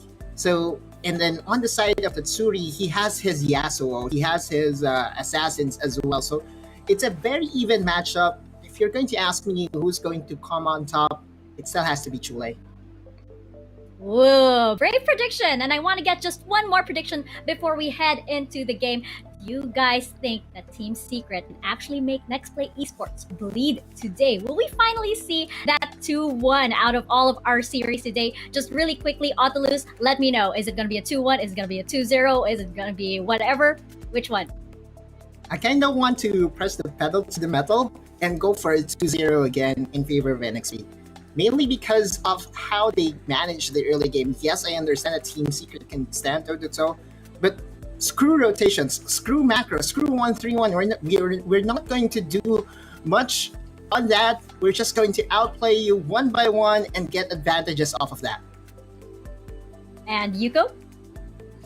Okay, so as you can see, I did the 2-1 earlier, and I got sad when Otolus said 2-0. Like, come on! I kind of want to see a game 3, guys. I know that's not a good thing for the casters, but come on! I mean, it's Nexplay, it's Team Secret, two very strong teams with two very different play styles. But my prediction would be, I kind of want to go for Team Secret just because, you know? But, you know, let's just... What do I know? Yuko getting a little spicy over there. But you know what? I am actually going to copy Kaisaya because she has a 100% prediction rate. So she seems to be always right. She predicted a 2-1. I'm going to go with that too. Thank you so much, Kaisaya. I believe we are ready to step back into the Rift. Casters, over to you guys. And thank you so much, panelist Des, for that wonderful analysis. Rigu, they stated 2 Goliaths. These teams are gonna go toe to toe, and I think they stated it all, and they stated it perfectly for this series. Riku, I want to hear your thoughts. What you think is gonna happen for this third series for today? Yeah, I think when we listened to the panel earlier, I love the diverse answers we got. Some went 2-0. Yuko wanted to go for Team Secret. But when we look at history, which is not too far back, Nexplay back in the preseason was mentioned earlier in the panel, was able to 3-1 Team Secret in that semifinals match. So curious to see, because it's not a 3-0. That means there's hope. That means there's this, chink in the armor. At least there's a little bit of weakness. There's that rock to hit Goliath in the head, but then you mentioned it's 2 Goliaths this time around. So I don't know, maybe Team Secret can replicate what they did last time at preseason, which was, in that one game, Team Secret was able to push through by punishing Nexplay's, extra aggression, extra rotation. So we'll have to see if we're going to see that again in this series.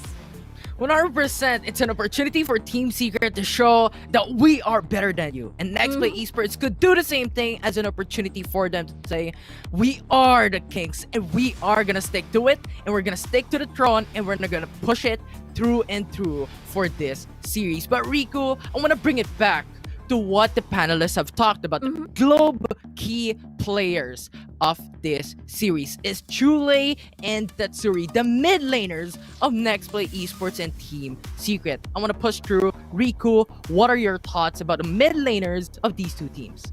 Yeah, we looked at the stats and we were watching the numbers just slowly transition in, and hey, these are very similar numbers. Although, in the damage department, just a slight maybe 1.30 lead on the side of Chule. But nonetheless, it all came down to what the picks were. Both of these mid laners played Orianna at some point. Both of these mid laners sort of diverse into the Ziggs, fall back into the Ziggs rather. So I'm curious to see what they decide to pick up later on. Maybe we'll see Team Secret again fall back into the 1-3-1 we saw earlier into the series, earlier into the day. And what type of adjustment will Nexplay do? Because Team Secret sort of walked through that series 2-0'd. And similar to Nexplay as well, definitely boosted their morale for the day. And that's why this third match is definitely one of the spiciest for tonight. Yeah, and they keep the ball rolling with a 2-0 sweep for 2 consecutive series. And we're gonna see if this third series is gonna be the same thing to happen. Is it gonna be a 2-0? Is it gonna be a 2-1? It's gonna be the question of today. But I do agree. The Ziggs, the Orianna, the Corki were the champions that were picked up by these two teams. And history speaks for itself. Preseason Icon Series, they done the same thing. And actually, very interestingly enough, Ziggs is one of the key champions of Chule in the preseason, picked up 7 times in that series. And similarly, Team Secret, Tatsuri picked up that Yasuo or Yana in that Corki in their champion pool. So it's gonna be very interesting. They have a versatile champion pool. They have a lot of strong champions to pick up for this series. The question is, do they have a trump card against any of these two teams to play against? A surprising factor, to say the least. But Riku, you know what? For that second series, we saw Nexplay Esports showed a very dominating gameplay. For game number 2 specifically, we saw Just Chi battling it out and won them the fight against Action PH. So I want to tackle the junglers of NXP and Team Secret. Just Chi and Trevor. What are your thoughts? I love how you brought that up, because Justy and Trevor definitely such another spicy 1v1 in the jungle as well. Is able to help dictate the pace of the game from start to early. And we saw Trevor really shined on the Lee Sin, and I'm pretty sure Lee Sin could be a potential contested pick because these two do use a lot of Lee Sin in their games. And definitely helps a lot when securing the objectives, just as we mentioned with Kaisaya, how strong it could invade so easily and traverse terrain. Now, looking at Nexplay's overall play style, we did ask whether or not if Team Secret is able to replicate what they did earlier in the preseason, where they're able to punish aggressive plays from Nexplay. Meanwhile, Nexplay, their biggest strength, I think one of the biggest rocks that Team Secret is that they have to break is how much team fighting power Nexplay is. When they enter the 5v5s, it's just they always come up on top. They're really I think it was Autolus that mentioned how their micro decisions work and how stellar they are in the 5v5s. Absolutely. And speaking of micros, right? The stasis enchants were coming through in a split second this session. When they were 1 HP, Lee Sin came through in the second series against Action P. It just flashes out in a blink of a second. So I think I want to see the same thing happen against Team Secret for this third series. And I do agree with your statement. I like how you stated about the aggressive type of play of Nexplay Esports. This is synonymous to their team. In the early game, they punish through and through with some aggressive plays. And the key champions for the jungle of Nexplay Esports is going to be Lee Sin. And I think Autolus, Yuko, and Mika has actually talked about it a while ago, wherein these champions overall, and even Hammond's All-Star, are going to be key champions to come to the series. So something to be expected, and now it's all eyes to the draft, because it will come down to this on who will reign supreme when it comes to execution. Yeah, game number 1, very, very important for both of these teams. And looks like a Nakali right off the bat, off the draft at the moment, as Lee Sin getting hovered. No surprises there. So if they do remove it, what are your choices? You got possibly maybe the Camille again for Trevor, maybe even the Vi that we saw earlier. But looks like it's gonna be a Galio. Not gonna be seeing the Galio again. Absolutely. I like how Nexplay Esports is punishing Azar already in their first ban to follow it up with a Wukong with Trevor. And we've talked about it a while ago, Rico, how these junglers and these mid laners are actually one of the key players for these two teams. And Wukong was one of the top choices of Trevor in the preseason. So now that out of the way, there is only such junglers remaining in the pool, a Lee Sin, a Jarvan 4 rather, to pick up.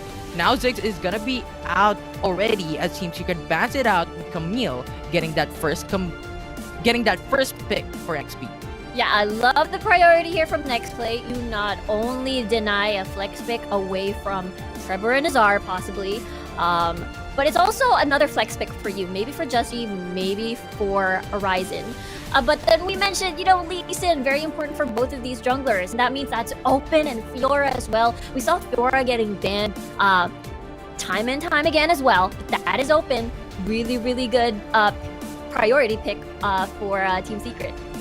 Yeah, Fiora is just a strong champion when it comes to the 4-1 setup and split pushing overall. When it comes to dueling, Fiora is gonna be one of the top champions to be there. So I think Fiora right now is gonna be something that is very dominant for the side of Team Secret, with at least to follow through. But NXP though is gonna pick up the Orianna and the Lux. Considering these are two AP champions, we might see the 4th and 5th to be an AD champion. Yeah, the star champions getting picked up. Trevor and Luzon. Now we're going to be seeing Chole here on the Orianna. Lux has been, I don't know, maybe 100% picked so far today, which is absolutely crazy. It has been working so far for Team Secret, for Nexplay as well in their own series. But now Braum has been sort of bumped below the priority list, not necessarily a second rotation pick anymore. But looks like Chewy will be back on the Kaisa. An absolutely dominating champion. Kais could just go for the killer instinct and just play out a defensive or aggressive type of play rather for Team Secret. So Lux, Ezreal, and it like how you've talked about it a while ago, wherein Lux is one of the top champions right now in the Icon series. It was picked up by Secret 2 times in a row, and it was picked up by the enemy of NXP. So in the same manner, it's going to be picked up by NXP in this specific game. And let's see how it's going to turn out, because we have Dr. Mundo, an untraditional, unconventional pick. We've talked about trump card. This might be it. Yeah, this could be potentially the trump card we are looking for. Now that confirms as well. Maybe not yet confirmed. Maybe a Camille jungle, maybe a Dr. Mundo jungle. We'll have to see. Both still work on both positions. But that's a Hover and Seraphine, but that's a lock into Seraphine. That is our first time seeing Seraphine on James so far in the Icon series. That could be a mid lane Seraphine. They need that additional wave clear just in case things get a little bit too sticky, considering that Nexplay has so much poke and so much clear. Yeah, absolutely. I think these are the surprises of NXP and Team Secret, right? I think we've tackled it slightly when it comes to the pre-draft type of discussion we're in. We really need something new. We really need something that would really confuse the enemy team on what they should do. And I think this would be it. Seraphine, for the side of Team Secret, confuses out Nexplay Esports, and similarly, Dr. Mundo would do the same thing. Yeah, I am actually very excited to see how this goes, because, okay, Horizon can be left alone. He's a Mundo, a ton of sustain, but you have a Camille jungle, which I think has never been played at Baron lane so far today. It's always been in the jungle role so far.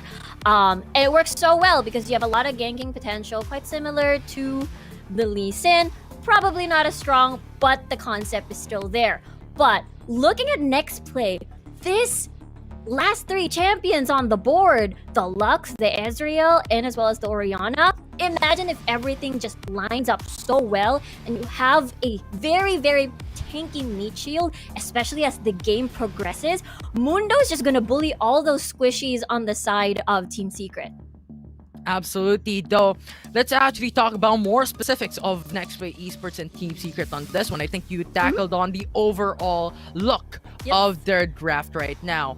So Team Secret, considering that you have the Lux, you have the Camille, you have the Dr. Mundo for the side of NXP, I'm thinking they should maybe go for an Grievous Wounds type of items, right? You have the Executioner's Calling, you have the Morello, and you have the Bramble Vest. Some things that we could see for the item builds of Team Secret. And for the side of Nexplay Esports, or Team Secret rather as well, I think they could build up some magic resistance, because I think Ezreal is sort of a hybrid type of champion, right? He deals off some magic damage, he deals up some AD damage, so it really depends on what it's gonna turn out for NXP.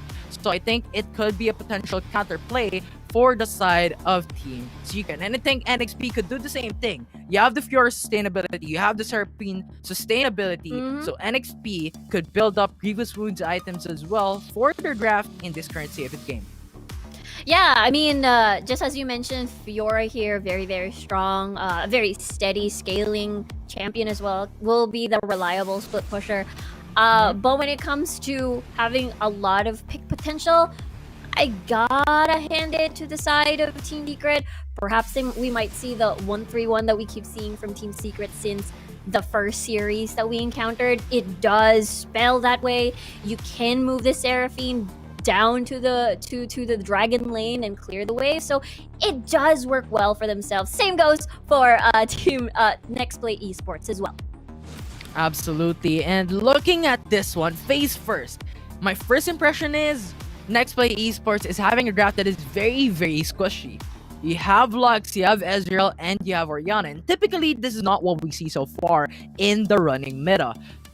Attack support is typically what happens, and Enchanter supports are something that we really don't see that often. So this might be a meta-changing champion. This might be something that may be different that we see in the professional scene of Wild Rift. You're right. I mean, we're looking at double utility at the moment. Seraphine and Braum, and on the other side of the spectrum, it's an Orianna and a Lux. So this could be something refreshing to watch for both of these teams. Especially we're looking at, again, just as the panel mentioned, two Goliaths. And we might see how the stones are gonna turn out into the heads of the Goliaths in this game. It's Nexplay Esports versus Team Secret for game number 1 with a 1v1 type of setup for TS in this first matchup. It seems definitely the case, as we can see Nexplay assisting themselves on the red buff, while Trevor will do it a little bit solo. So just as you mentioned, it's a little bit standard laning, the 1-1-2 so far. So nothing too fishy, nothing too risky. Yeah, I think Team Secret just went in initially for the 1v1, maybe to go reactively if something occurs into the mid lane, to then go for the 1-1-2. So I think you're right. It's going to be a traditional type of setup for these two teams right now as we look at into the Dragon Lane. Individual Dragon Laners, Ezreal versus Kai'Sa. Rico, what are your thoughts? But for me, I think Chewy and as well as Hummus will have a little bit of a hard time, especially if the shield is off cooldown. Spams from Uzi and Disaster is just gonna keep flailing in, and there's not a lot of sustain to work with. You're not with either a Soraka, you're not with a Nami, maybe even as well as a Janna that's able to time the shields for you. But we'll have to see. Depends, as again, this is a very oppressive lane, but so far Uzi's the one getting oppressed. Absolutely, but we have Team Secret Trevor going in a 1v1 against Joshi in this one, with the Ryzen going in for the setup, but Flash actually burned out for these two champions. But overall, Nexplay Esports is potentially going in for the Rift Cutter, with Trevor going in for the Smite, so Team Secret has the information in the top side of the map. Yeah, that is actually a flash that Trevor will definitely need, and we said oppressive. Oh, Hammond though is gonna go for that aggressive type of play. Uzi and Disaster very low in that fight, but Kai'Sa actually was low at that point as well, so forced to go for that honey fruit as we have an active play right now as Joshi and Chule went into the bottom side of the map. That is a huge Dragon Lane win in favor of Nexplay, considering that Chewy doesn't have any summoner spells anymore, no defensive summoner spells. Trevor, your jungler, doesn't have flash, a very, very useful tool to do an insect kick on this Lee Sin, and now Nexplay even steals the blue buff? Ooh. actually interesting. I think Nexplay Esports was not really able to go for the steal at that point. Dr. Mundo was not able to get a blue buff, so at this point, we're actually behind Team Secret in terms of gold. Dr. Mundo was going in for some roams, was not able to capitalize on it, so right now, Team Secret has 800 gold lead. And now, with that gold lead, still pretty chill, Just Chi. So brave. I mean, he's a Mundo. He can soak a lot of damage on the board. But that's not a switch. That's Just Chi possibly going back to his own lane. Absolutely. It's going to be the recall now being set up for Dr. Mundo. It's going to be the 3-minute mark. 3-minute 20 seconds to be specifically. And that is 40 seconds remaining for the next objective to come up. Something that would be very important for these two teams to look on who's going to get that first advantage in this matchup. So I think Azar and Horizon is still going to be sticking out into the Baron lane while the rest of the team is looking to go for the Dragon.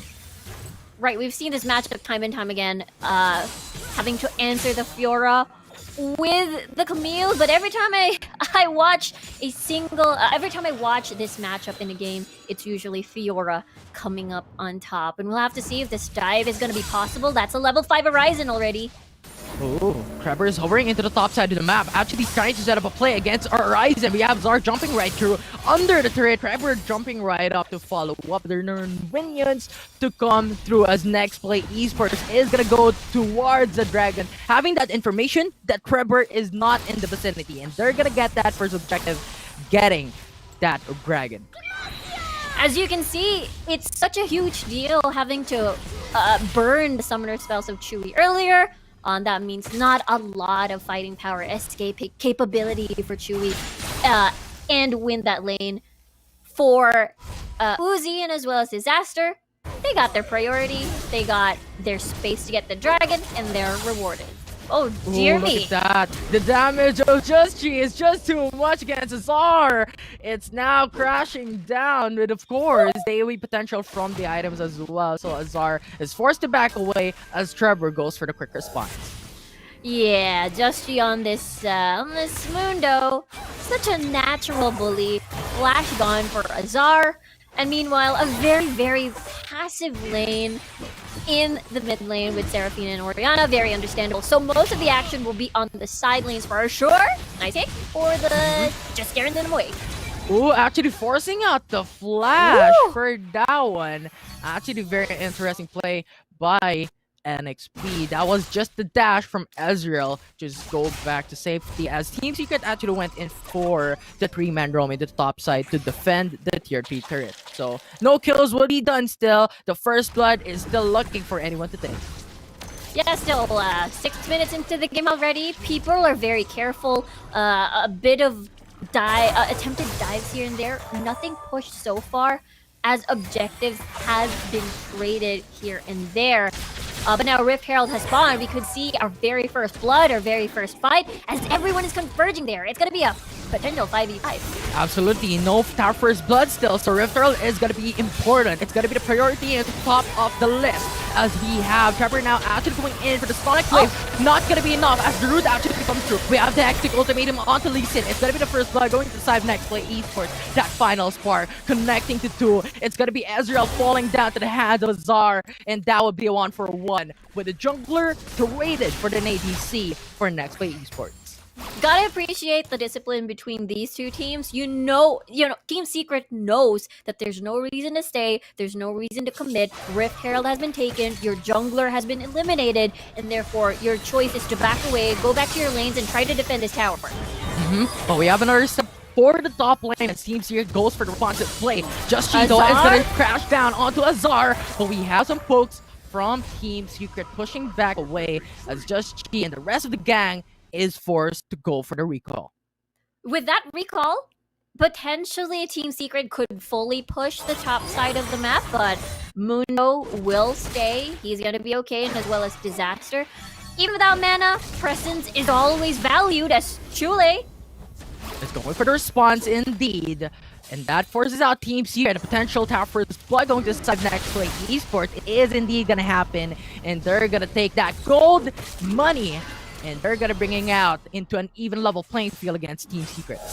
That's right, Team Secret earlier had a bit of a gold lead, but now because towers are slowly dwindling down top side, is there a fight? Maybe in the mid lane? Ooh, that Suri is actually quite aggressive on this. Seraphine having that Roa, actually a very powerful item. But into the top lane, we have the Fiora actually bringing down the Lux, jumping onto the turret and getting that kill in the process. But we have Chole actually going in for the reactive play into the top side of the map. Seraphine actually use up the ult against Chule, and Chule has an RD to live with the shield, but Uzi is there to defend as Tatsu goes for the poke and kills off Oriana. Just she is gonna go for the response though. That massive AoE damage. Tatsuri is gonna be melted down. Ezreal is gonna secure the kill. The TPs are now coming through as Azar has no more kill and champion to take down. And that is a 1-for-1. That was wild. It all started because Azar was able to do a tower dive, and here comes the Nexplay Esports collapse. But just in time, Dragon is up. They're lacking one more member for Team Secret, but because Secret is already... They have first dibs on this river area, I think Tatsuri is able to join in. Maybe no, he's too far. Absolutely, though they're now crashing into the Mountain Dragon. Lee Sin is going for the kick. Mountain Dragon is going to be secured by Team Secret, though. Camille with a Hextech ultimatum, considering getting that ADC in the process. Azar is going to be picked off by B1 as Fiora falls down. It's the 2-kill for NXP into Rage for Mountain Dragon for Team Secret. Yeah, oh dear, that's a 2 for a Dragoness exchange, and now Rift Herald is knocking on Team Secret's doors. There's not a lot of people to help and try to clear that up, as 4 members are already by that second-tier tower. Oh, it's got a bit of root. Connecting to Ham is actually going for the defense with Tatsuri into the Dragon lane. But NXT was thinking, you know what? We've gotten those kills, we've gotten the turret. Let's go back for now, buy some items, utilize gold that we received in those engagements, and try and get a lead against Team Secret. That's correct. Having to build up more of that advantage over Team Secret, considering that they've already knocked down those first-tier towers on towards the side lanes. Mid lane is the only one left. Baron has already spawned, which is going to be something huge for both of these teams to take. And so far, it's equally even. That is a little bit redundant, but I think it fits the description perfectly. Absolutely, and I like how the items are building up right now. If you see Riku, Team Secret is really respecting the Dr. Mundo at this point. They built up 2 champions with 2 Grievous Wounds items. That is going to be the Seraphine with the Morello, and that is Kaisa with the Executioner's Calling. So overall, the respect is there, but we have another fight in the mid lane. The Glacial Fisher is now going to connect. It's 2-man knockoff. Kaisa going in for Killer Instinct, trying to get a kill against Disaster, but Mundo is going to get the kill against Kaisa in that fight. The Hextech Ultimatum connecting to Trevor, but the kick is there, and that cancels out the Hextech Ultimatum, and Team Secret falls behind, but Trevor's has another day to live and goes for the reset. Oh, but looks like there's another dive? Okay, no dive. Okay, so yes, reset is gonna happen. Nexplay will be happy about that. They've managed to eliminate 2 more people again. I think the most difficult thing about Team Secret's composition against Nexplay is that they don't really have backline access. Even if they do, like Chewy in the form of this Kaisa, you're just gonna feed yourself to the wolves, which is the 3 heavy burst focused champions, which is the Locke, which is, you know, the Ezreal, and as well as the Oriana. It's very, very difficult to try and penetrate towards that backline, and I think that is the reason they're struggling so hard whenever it's a 5v5 situation. And that's the reason why Nexplay can just keep rinse and repeating this front-to-back approach with their fights. 100%. If Kaisa goes to that alliance with a Killer Instinct, you have a lot of fast CD CCs. That's a word. That's a word. You have a lot of fast cooldown control abilities. You have the Lux with the root.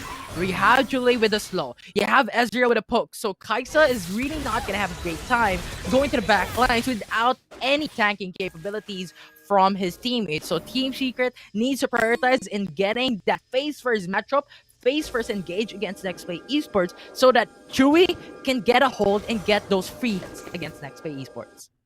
Exactly, and I think it will definitely help. Maybe Hamas needs some help. Maybe not. He's fine. He's Braum. But yeah, I think it has something to do with possibly Azar and what Trevor could do. Maybe do a very clever and sneaky flank, get that kick on towards maybe Uzi. Uzi is a little bit slippery. He is an Ezreal, and I don't think there's a lot of value eliminating Disaster either because he's a support.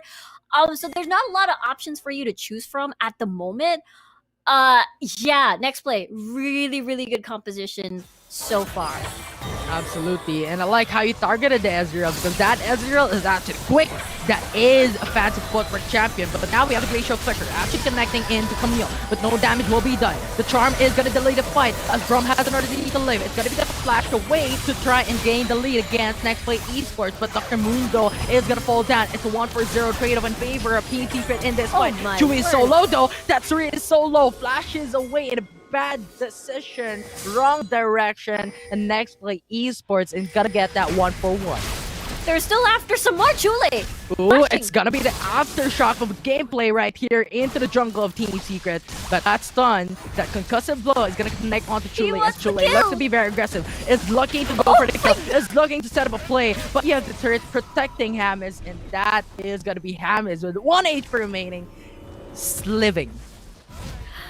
That was a little risky for Chule. I could feel how much he wanted that kill. It was the Braum, super low, but the rest of Team Secret are already respawning. So it was a good call to not overdo it. Good dancing and fancy shoes from Hamis, though, able to dodge that kill. But now, Dragon is up online. This is third Dragon of the game. We'll see who will get it. And absolutely, we gotta be the question as V-Sin is gonna get that Ocean Break in their favor.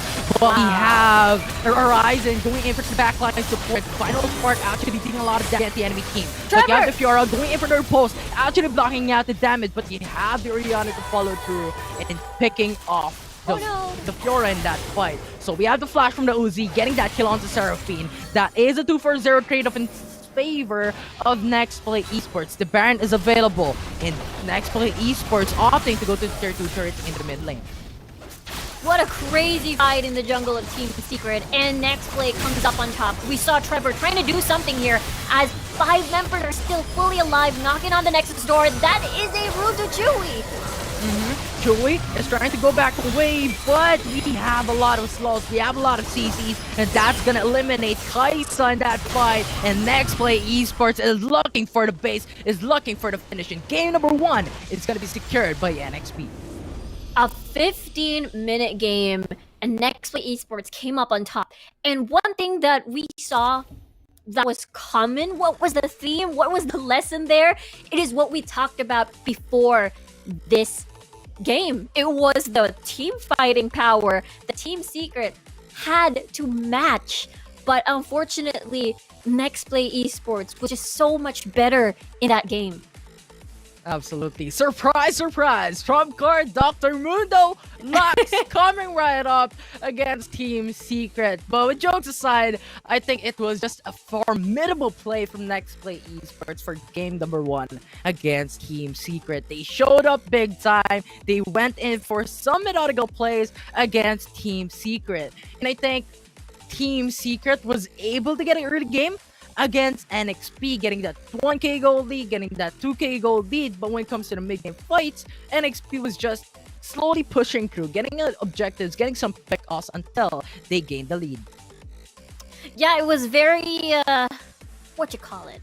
I wouldn't say calculated, but it was very textbook style for, it's a very Nexplay game, I suppose. I just want to point out that Uzi played out of his mind. I think he started shining in the second series against Action PH, but now Uzi, again, MVP of the game. 615, almost untouchable, and I'm pretty sure Team Secret really had a hard time catching it. Yeah, and when you have Uzi with an Ezreal, you should not let him go for those free hits. You should not let him go for those free pokes. And I think that is what happened.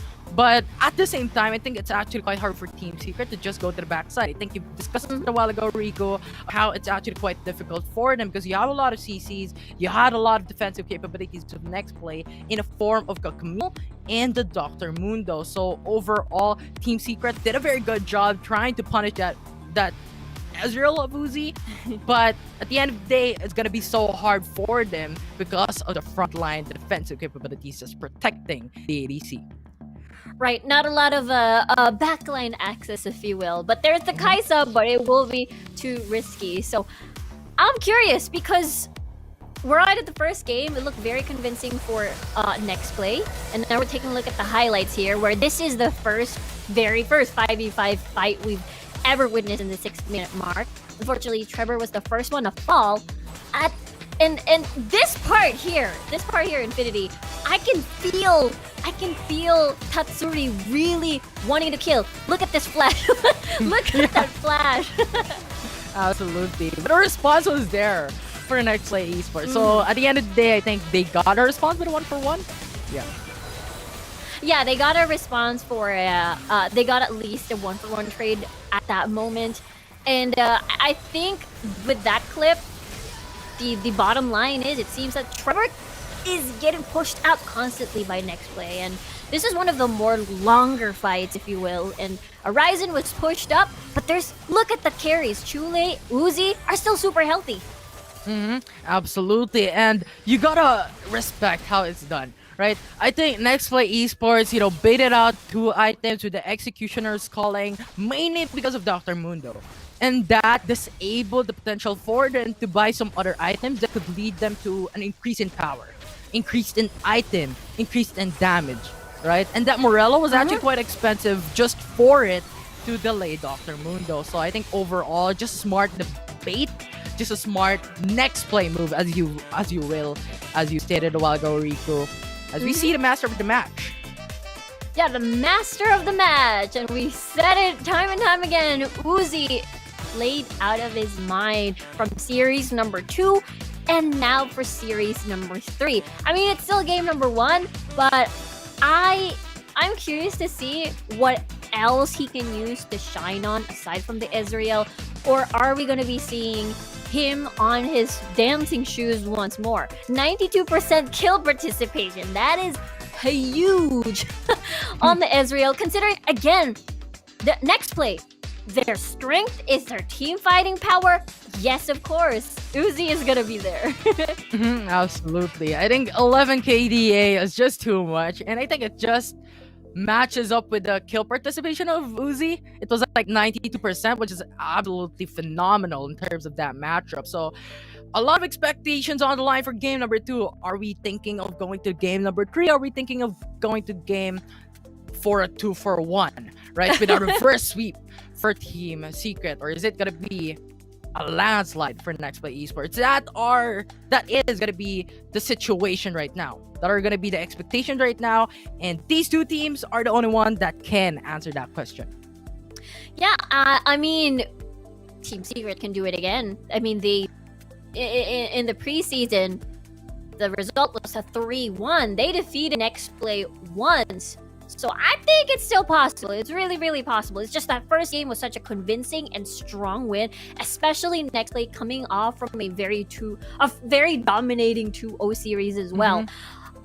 I guess it will definitely depend on the composition, whether or not Team Secret has the power to punish, because when it came to the composition of Team Secret earlier, there's not a lot of reliable routes. CC, Seraphine has, of course, maybe the 3rd skill, but at the same time, really, really difficult. Have to put yourself at risk. Not as long ranged as a Lux would do.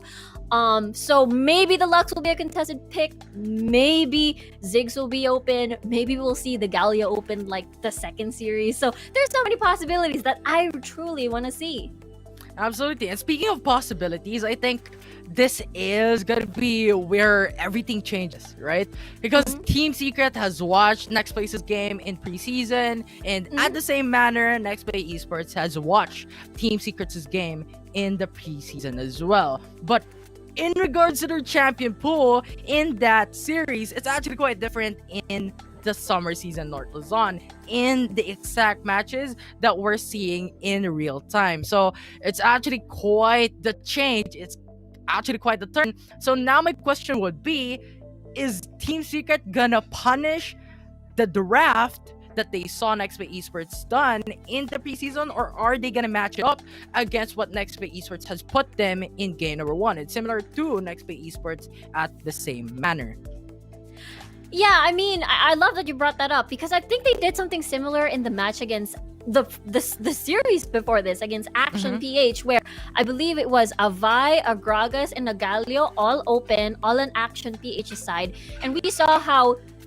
I mean, Nexplay again was very dominating in game number 2, but we see a little bit of light for Action PH, and of course, it contributed as well from how easy it is to lock someone down. You just CC stun lock everyone. You got the body slam, you've got the assault and battery, you've got the Galio taunt. So I think it's wishful thinking that all of these will be open and all of these Team Secret will get.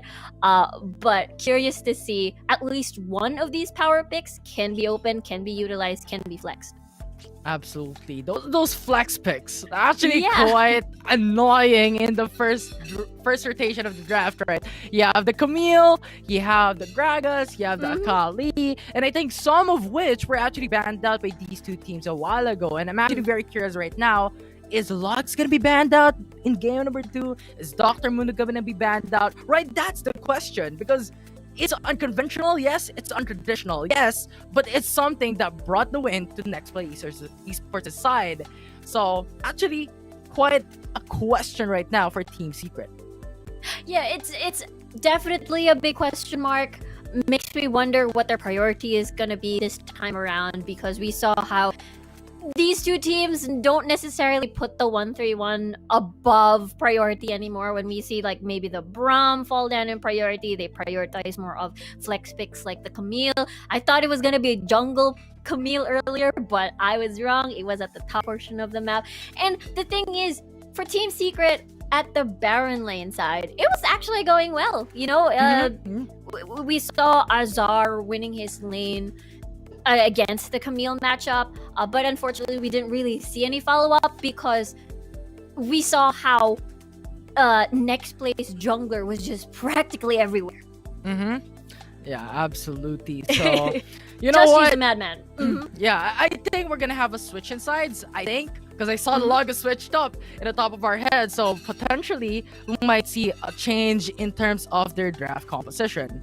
Right? I think the blue side, the red side are what is gonna state if we're gonna be reactive or if we're gonna be dominant when it comes to our champion pick. So a lot of expectations right now is Team Secret gonna do the same thing of Nexplay Esports' side, picking up the Lux. If they do, that's gonna be like 90% pick rate in the first day of the summer season North Luzon alone in this series. So what an exciting matchup, what an exciting day, Riku. I know, it's again, this is the spiciest match we had today. It's a little bit of a throwback. Well, not too far of a throwback from the preseason. And, you know, Nexplay has been put at the highest of high in the region, considering that Nexplay, again, they formed last year, so they've been together as a roster for quite some time.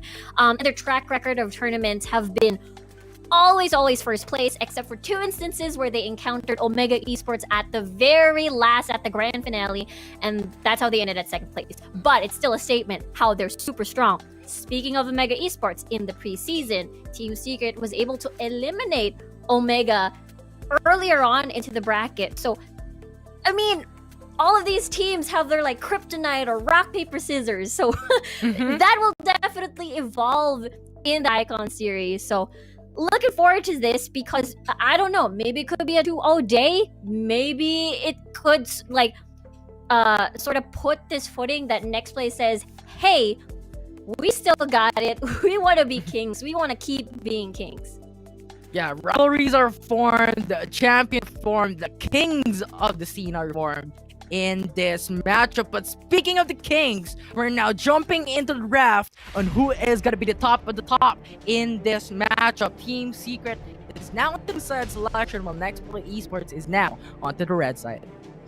Not going to be surprised, but taking a look at the ban so far, Ziggs, possibly an Akali, nothing too funny there. Very standard, targeted to Azar, and just removing Ziggs in general off of the table. And all of these mid lane picks, I'm gonna a lot focused, and now wonder what they're gonna be picking. Will we see Tatsuri on the Yasuo this time? Will we see Chule on the Corgi? That's still open too. Actually, you know what? Two mid laners are now out. Team Secret banned out the Ziggs. Team Galio. Secret banned out the Oriana to then go for the Galio. So the only position right now for Nexplay Esports is to counteract this champion. The Corki is up. For the mid lane, the Gragas is also up. Any of these champions can come through for the side of NXP, and they've done it before, and I see no reason why it can't happen again. But Fiora is going to be locked in for the first pick of NXP. That's true, securing their Baron laner for Horizon here. As, yeah, just as you mentioned, Galio could still be flexed elsewhere, but we kept mentioning if they pick the Lux again, then today it's a 90% pick rate, and that is insane. Back to Disaster. Now, Braum could be open. They could pick up the Braum still in their second rotation pick, as it is open for them. Extra safety. I wonder what AD carry they're going to be picking up, as Ashe is something. Xayah, Kaisa is open for them to get. And I think Xayah could be the safest option for AD carry and a lot of damage. Yeah, I think the Kaisa would be more viable for the side of Team Secret because you have the Galio already. So they're thinking of maybe let's go for more of the diving type of setup, wherein we have Galio to set up initially for a play and Kaisa to go for the killer instinct into back lines to gain access. That is something that was the weakness of Team Secret a while ago, and they're punishing with it with a Galio and a Kaisa. But NXP is answering with a Corki as potentially their mid laner or their ADC. That's true. I mean, don't fix what's not broken. Uzi can fall back into the Ezreal once more. He shined so much in the second series, shined a bit more in our first game of our third series. And now, we're right. We're still lacking what Trevor is going to be using. Nexplay did ban Wukong in the first game. But look at that. Vi, we mentioned how Uzi was just so hard to catch, so hard to lock down. Now, they've got a Vi. Absolutely. It's a good champion to counteract Ezreal. If you have Vi, Assault and Battery immediate to Ezreal, that's gonna lock him down. And that is disabling the potential free hits to come through. But Rico, we have a Gragas coming through from Team Secret. It's so funny because we literally just mentioned, it's impossible for Galio, Vi, and Gragas to appear again all in the same team. But it's possible. Here we are again. It's literally almost the same composition as Action PH in game number 2 when they went up against Nexplay. And the Mundo appears once more. And the jungle as well. I like this. This is very action-packed. I am looking forward to the 5v5s and the skirmishes here. I am like, ooh. Once again, it becomes repetitive. But Yeah. you've stated it already, Rico. Don't fix what's not broken. And Dr. Mundo and Lux in that game number 1 wasn't broken at all. So they've picked it up again as Nexplay Esports is looking at the same matter of aggressiveness for game number 2. Yeah, a lot of aggressiveness. I mean, Team Secret earlier wanted to be a little bit more safe on their picks. They wanted to have a little bit of more ganking power, perhaps. But we didn't really see that happen because Nexplay were always together as 5s the next time they met, and they shut down Trevor so early on. This time around, no Lee Sin for both of these junglers, not for just Jay, not for Trevor. On the Vi this time around, and not a lot of peel if you ask me on the side of Nexplay with all of these champions all up in your face on Team Secret side, except for Lux, which is your only choice, I suppose, on the peel department. But the big question is that enough? Because for me, I don't think so. Absolutely. I mean, I think maybe the Lux would go more on the supporting side, wherein you have the Echo, you also have the Ardent. We've seen it from Action PH, so I think Nexplay would do the same thing unless they go for a glass kind of type of build, right? They go all in terms of damage. Lux is gonna build that Luden's Echo, Leandris, whatever damage may be, it could come through. So Nexplay Esports is still gonna be questioned right now. Still gonna be a mystery on what type of build may come up for the side of NXP. But Riku, Team Secret, Galio, I think it's gonna be the second time that we've seen it in this matchup. What do you think about this? It's gonna be yes or no for you? Of course, yes, 1,000% yes. Galio is ridiculously strong. How the damage that he brings to the table as a tank is so unfair. So there's a big reason why he's banned most of the time. I think aside from him being finally open to, pro play, but all of that, his skit works well in, getting that numbers advantage. He has a ton of damage, by the way, I just said, and as well as a lot of CC you provide for the team. And this is actually, I wouldn't say overkill, but every single one from Team Secret has a lot of either AoE CC or single target CC to provide. So it's really, really good if they manage to, pile the CCs over and over to secure these, mobile champions on the side of Nexplay, because you've got the Corki who has a Valkyrie, you've got the Arcane Shift from the Ezreal, and of course the Fiora with a riposte to cancel any sort of CC coming her way. Mundo, he's just gonna walk away. He's just gonna walk him by. So excited to see how the teams are gonna execute this, because for me, very excited to see how explosive Team Secret's comp is gonna be. Absolutely. And I like how you talked about the CC, the crowd control of Team Secret. And I want to tackle onto that one because you have a lot of hard engages for Team Secret, right? In the form of Galio, in the form of Vi, and in the form of Braum being used by Hamiz. But at the same manner, you also have a hard disengage for the side of Team Secret in the form of Gragas rather, with the explosive cast. So it's a lot to take in, but I like how it's looking right now for the side of Team Secret. You have a lot of hard engage, you have a hard disengage. Yeah, it's a very balanced, again, overall very strong composition. Meanwhile, for Team Secret, I wonder what their mode of engage is going to be, because they only have the package from Corki, which is kind of unreliable because it's not available all the time, and there's a time limit for it. You're forced and pressured to use it, and Team Secret can just sort of back away from it, wait a little bit more, lock with the root. But anything else, there's not a lot of options for NXP for hard engage. Yeah, they tackled in to their kryptonite for game number 1. They tackled in to their lack of hard engage and their backline access. And now they have all of the backline access that they can get in their draft for game number 2. So I like how it's looking right now for Team Secret. But the same way in Nexplay Esports, I like how it's looking as well, because you have something that dominated for game number 1 and shook the whole meta of Wild Rift. So right now, let's talk about individual matches. Galio versus Corki. What do you think?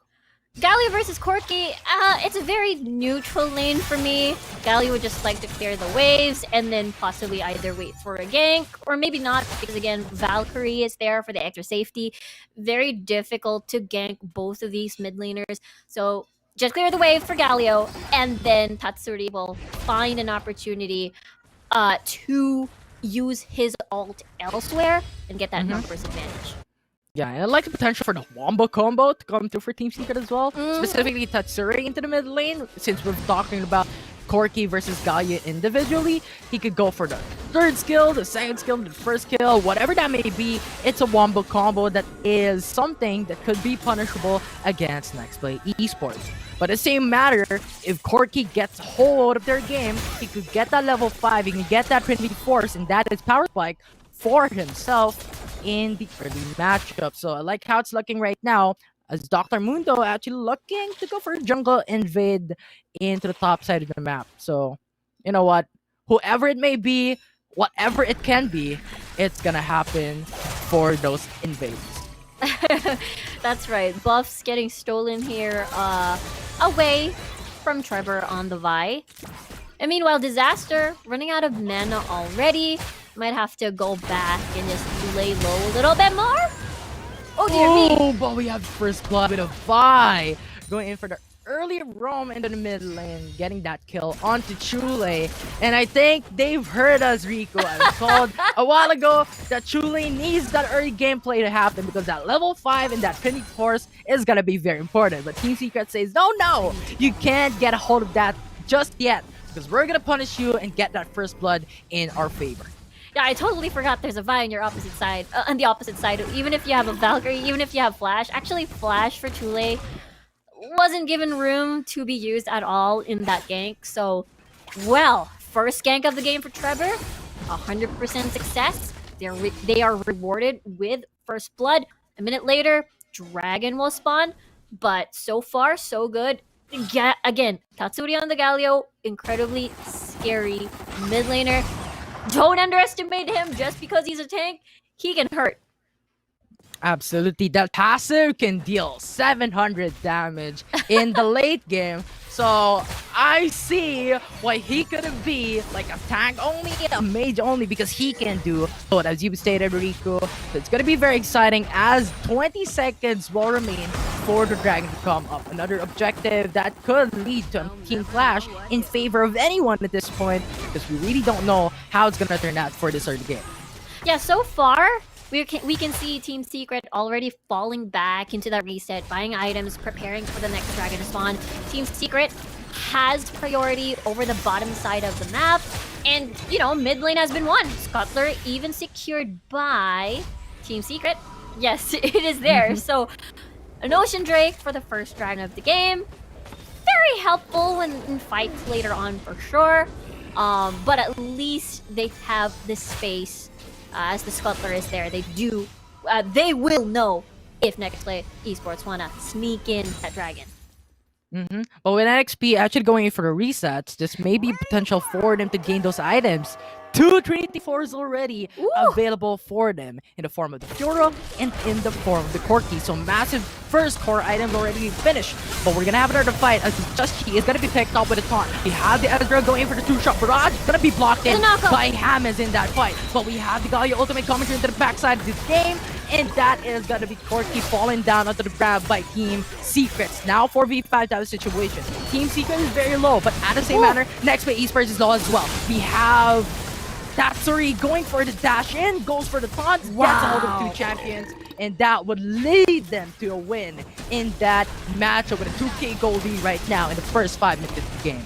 That's what we're looking for. That's what we were waiting for. The 5v5s, all the CCs in the world, try to pile them up over NXP. That is still a magnificent fight for NXP because they didn't get to lose a lot. When it came to their numbers, they decided to just back away and respect the power of Team Secret here. They decided to just, oh dear. Ooh, Trevor. 2-shot barrage. Perfect timing. Gonna get a hold of back by. Tatsuri is gonna be slain in the process. There is no jungler for the side of Team Secret, but Rift Herald is gonna spawn out at the same time. But that timer is gonna go cool down for the side of Team Secret. So overall, Team Secret did not lose a lot in terms of that matchup. As Nexplay Esports is still gonna have a matchup against Trevor in the Rift Herald. You gotta love Nexplay's decision making here. Decided to, okay, well, let's reset early. We gave up the dragon. We lost the dragon. It's fine. Might as well just push the mid. But Team Secret decided to just try to defend mid lane, but lost 2 people. Good thing at this point of the game, death timers are insanely short. Look at Just G. He's just walking in.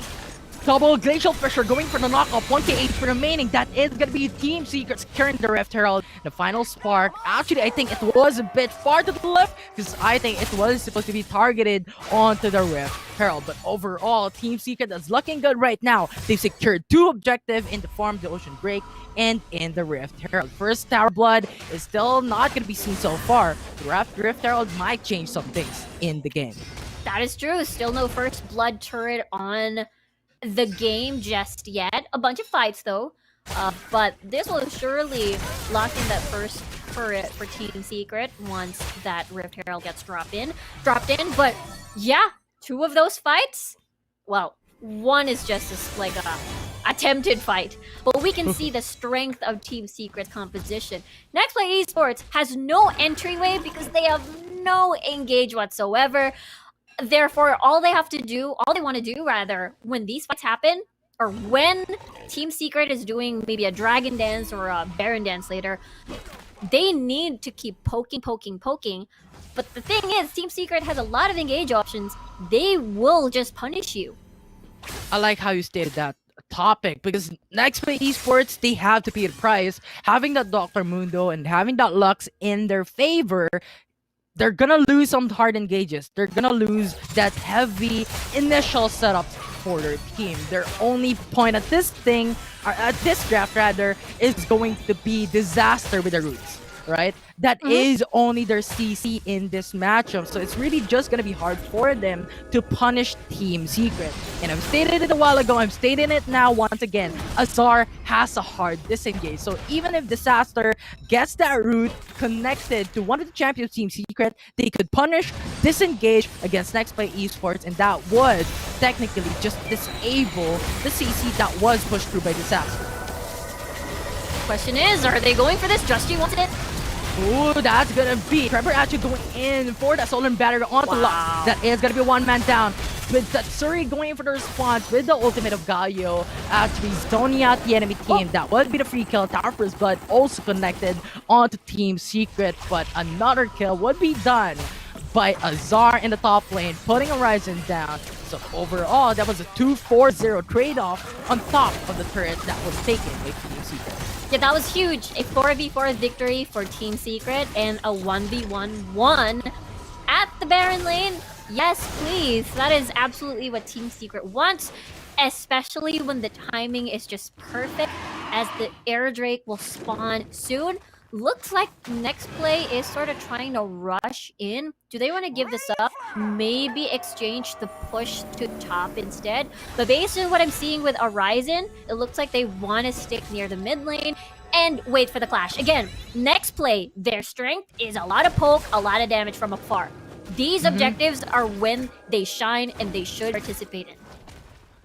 But Gragas is not going to be available though, so Nexplay Esports still has the spacing to actually punish the team. But you know what? Quick responses. They've heard me. Team Secret Gragas is now coming right through. Azar is now following up. They're going into the bush. But now we're having a potential fight here for Nexplay Esports. But they're respecting each other for now. So they're backing off a bit to then later go for the contest against Cloud Dragon. Very scary for both of these teams. All of them, you know, Justy's gonna throw briefcases, Uzi and Disaster gonna throw some light, but here comes the fight. Oh, it's Assault Battery actually connecting onto Ezra. Ezra is gonna fall down. It's Gali going into zone at the enemy. Final part not connecting to anyone. It's gonna be a stun onto Fiora, and that might be it. That is gonna be the triple kill for Team Secret as they are fully occupied with their team. No kills will be done by Nexplay Esports as Team Secret is looking to go for the Baron Nashor.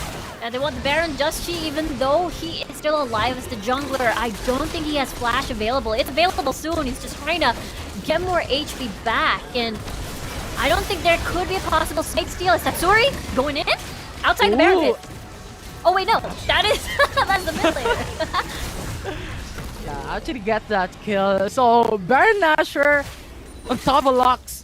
I'll take that anytime. Team Secret is gonna take that anytime as well. With a 6k gold lead in their pocket, they have the Baron Nashor, so they could fully push against Nexplay Esports. Pressure in top, mid, and bottom lane. And with that said, Nexplay Esports is gonna be forced to just jumble out.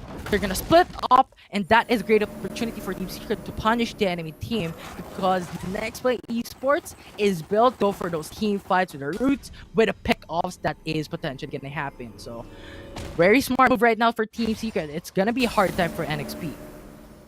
Yeah, you mentioned earlier in the draft, they have a lot of dive potential too. If you're Scramble, that means they're going to be outnumbered when Team Secret dives to focus on one lane to push.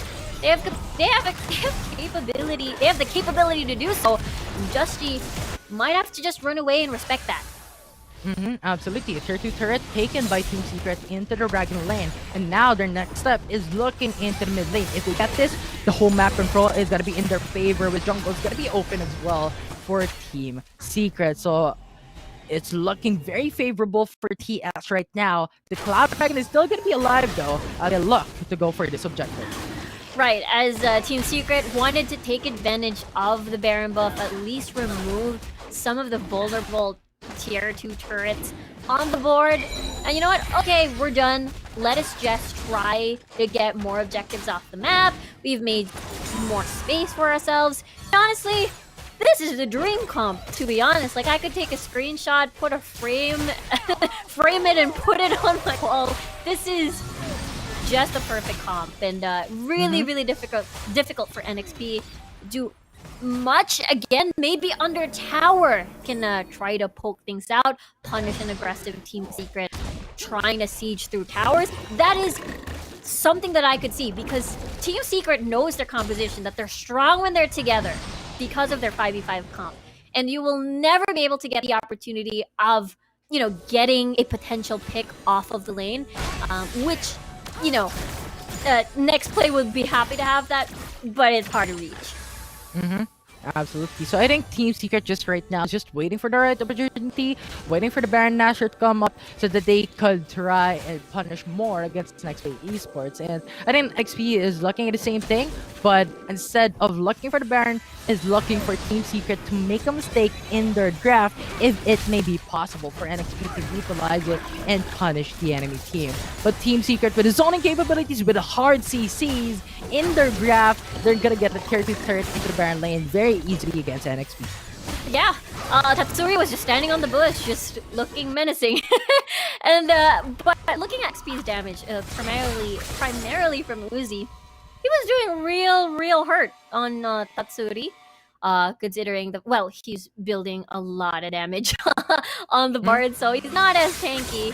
He's not like the tank Galio on this composition, but still hard to deal the damage that you need to do if all those bodies are on your face. And the next Baron has spawned. I'm sure NXP would definitely love the opportunity to get a steal or fight when Team Secret is the most vulnerable. So just here right now, it's just going in for some face checks, some skill shots. You know what is going to happen? But Galia is going to go for the ult into the top lane. Chile is going to be in the middle of a fight, going in for some shots, going in for some kills. Chile goes in for the killer instinct into the backside. It's actually very brave as he goes for a kill. He goes for the stun, but Uzi is just going to delay the fight as he goes for the stasis. The splash away, the blink away is going to have enough chance to go for a day to live. But you also have Tatsuri dashing right in, going for the flash and getting that kill onto Uzi. I love that fight, but looking at the camera at the bottom side of the map, you have Horizon just split pushing at the bottom part of this side, because, you know, Team Secret already has control over that side of that Baron pit. Might as well. Absolutely, and yeah, it forces out the Tsuri to back away for now. That forces out Fiora's the same way, but that wave control is just gonna delay how Team Secret is gonna utilize the Baron buff, because there is no wave remaining into the Dragon lane. So basically, Nexplay Esports, with the help of that Fiora going in for some split push, can now only focus in onto the mid lane and into the Baron lane, which is much more efficient than focusing in 3 lanes at the same time.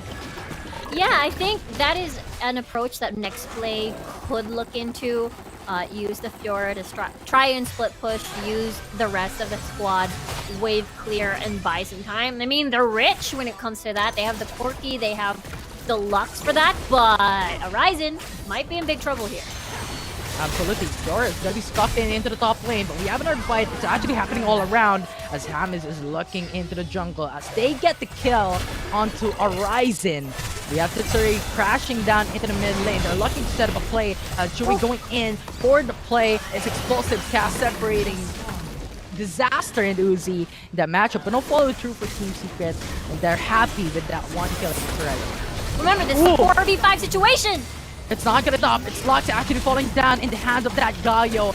Ezreal is gonna be stained once again as we have Dr. Moon gonna be melted down. That assault and battery is gonna go for so long. But we have the Galio ult actually going in for the stasis and Jan onto the core key. But that is not gonna be enough as Team Secret wins game number 2, and they're gonna bring it down to 1-1. It's gonna go down straight to game number 3. We have a series, everybody. What an amazing finish. That, Team Secret. They got the comp, they won the draft, and it was a very difficult thing to deal with on the side of Nexplay. I mean, we saw Nexplay fight that almost the same comp when it was in Action Esports. But this is Team Secret this time around, and they did not give Nexplay Esports any room to breathe. Absolutely. I like how the drafted came up because I think that just came out to Team Secret overall.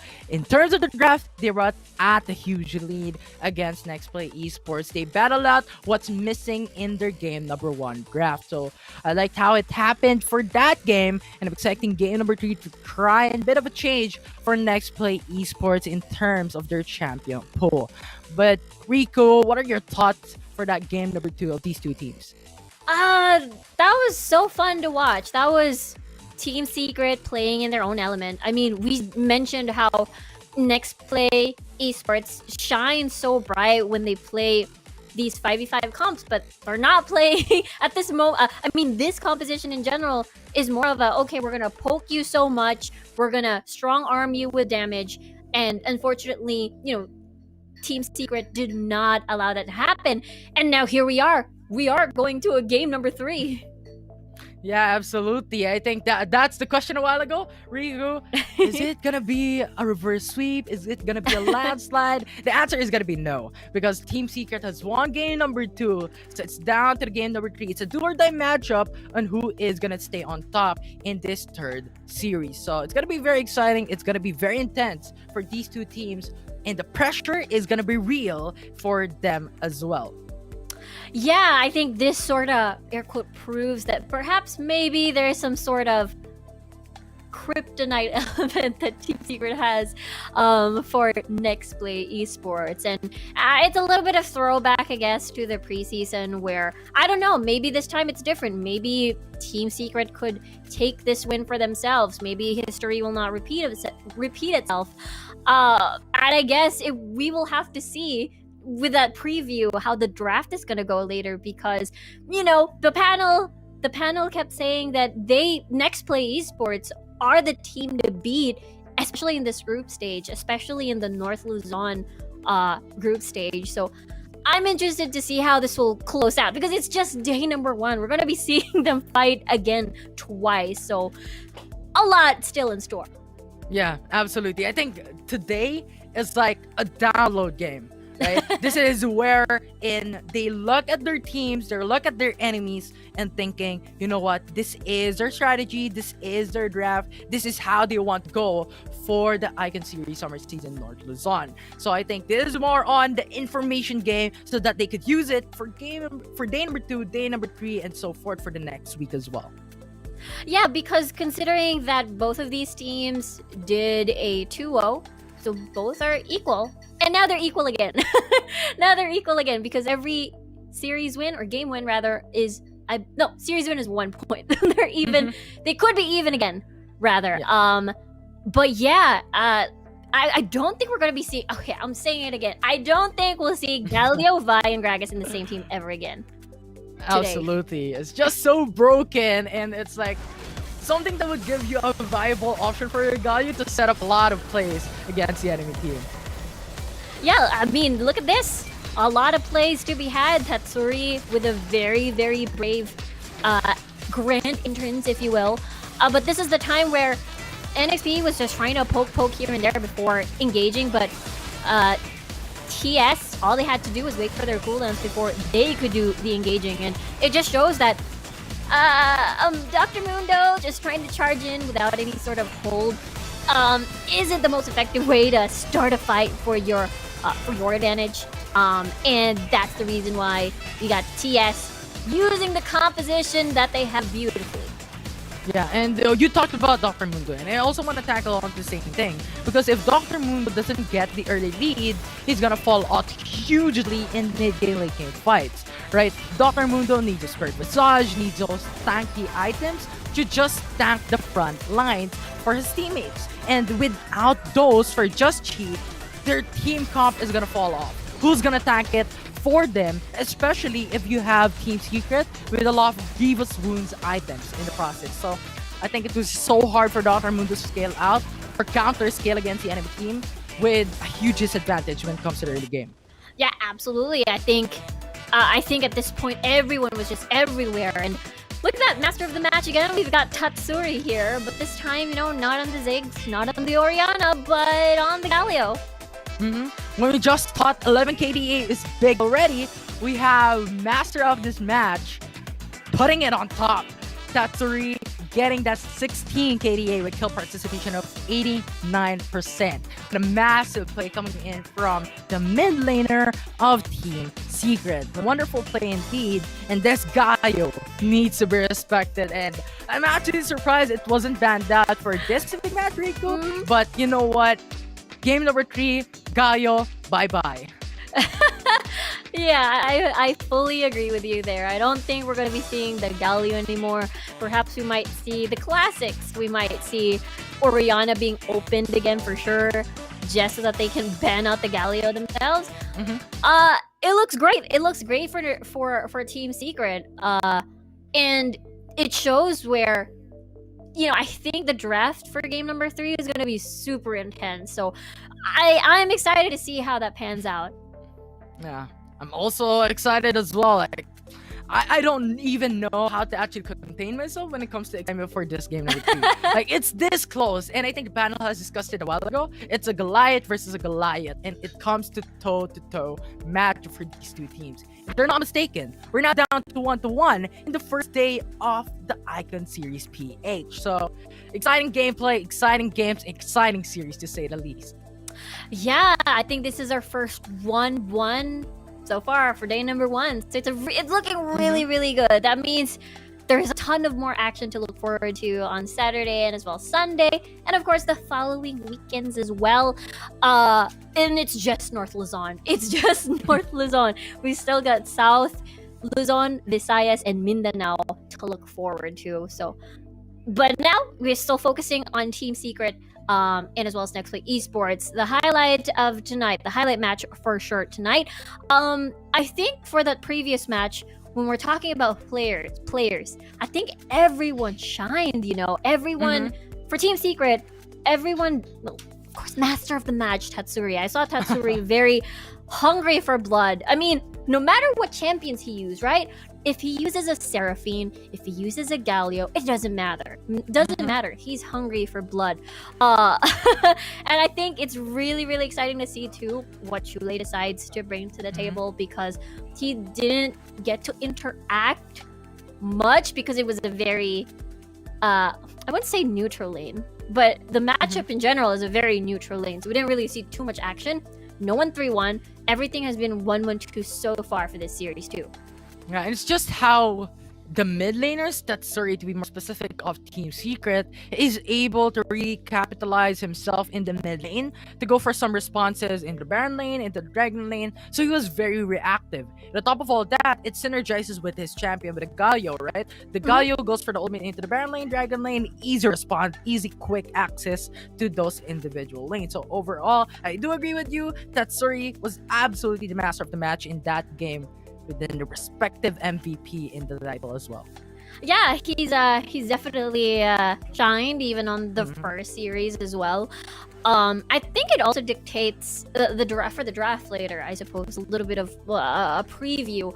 But actually, I want to talk more about the players again. I mean, we've been talking about Tatsuri for quite a while, but since Team Secret has won, let's put a little focus on James as well. I believe we mentioned, I think Isaiah was the one that mentioned that James was the first player on the core of Team Secret, and they had to do tryout to assemble the whole Team Secret roster. But imagine, James started playing professionally since 2014, and the biggest thing is he's considered to be the master of all lanes. He has played everything except top, I believe. And what's interesting too is that he has been part of Liab, Mineski rebranded to Liab with the merge with Globe for 6 years. So he's been in one team for so long, but now he's here with Team Secret with a new set of teammates and of course a new game as well to fuel the drive. So that's something interesting to point out with James from Team Secret.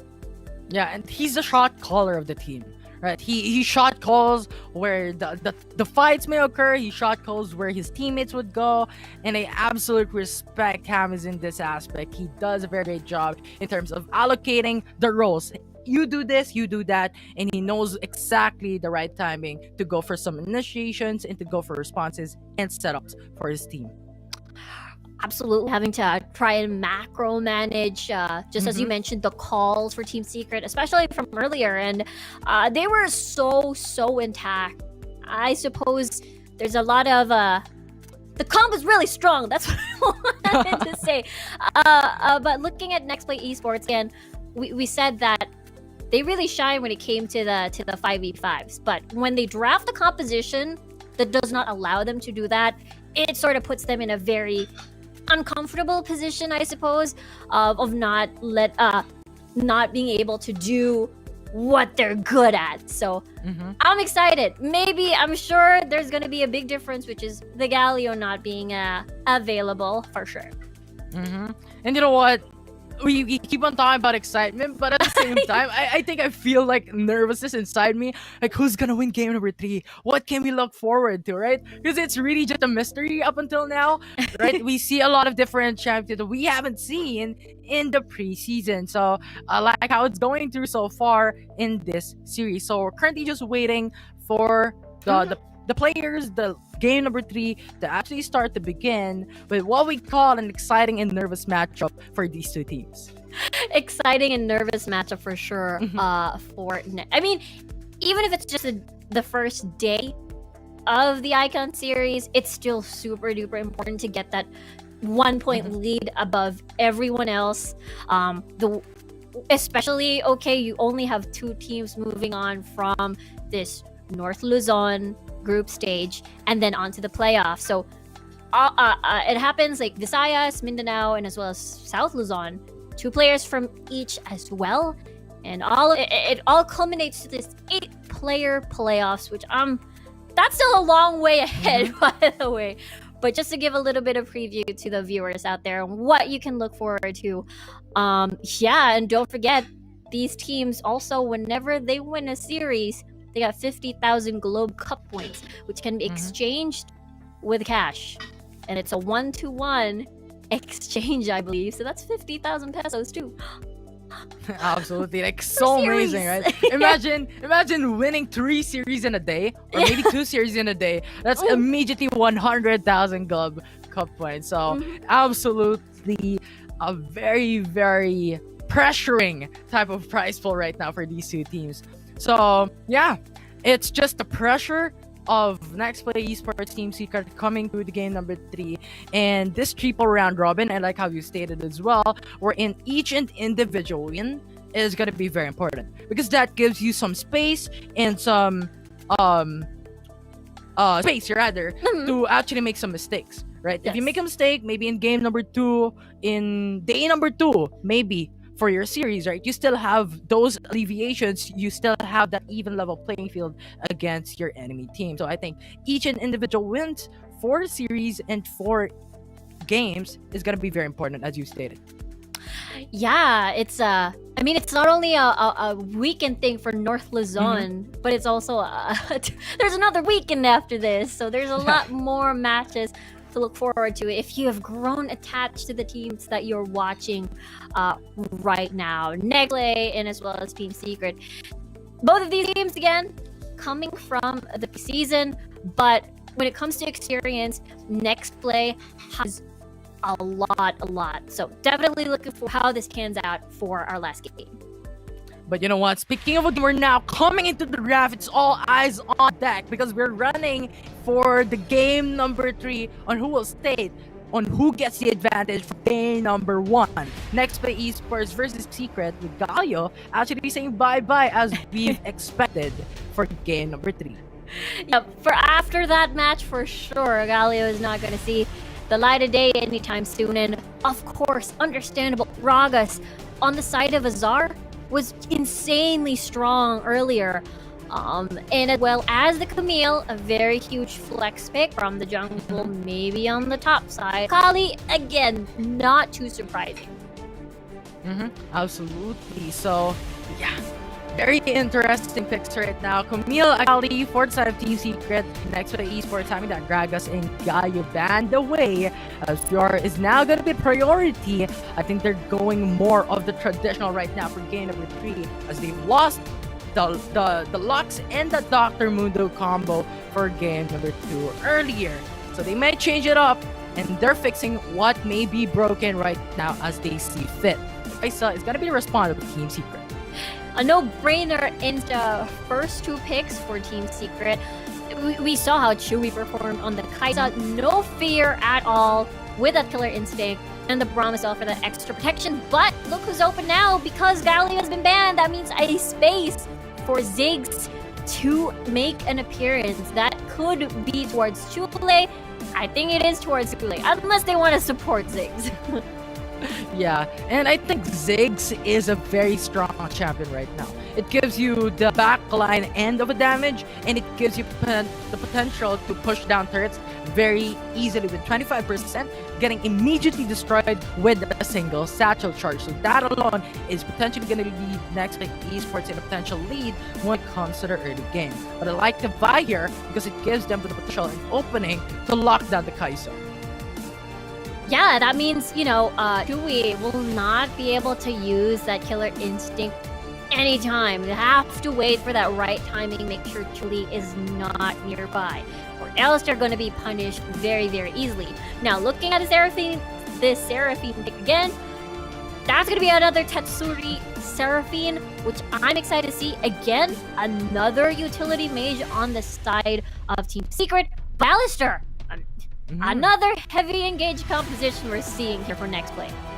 Yeah, I like how it's looking right now for the side of NXP. They went in for the traditional, they went in for the misfortune. We're going back to classics, we're going back to OGs. We're bringing back the fortune for the side of NXP into the graph. So mass team fight composition right now for the side of Nexplay Esports. But Team Secret is jamming with Dr. Mundo. They're putting Nexplay Esports' draft back into their team, and they're bringing Dr. Mundo into the table.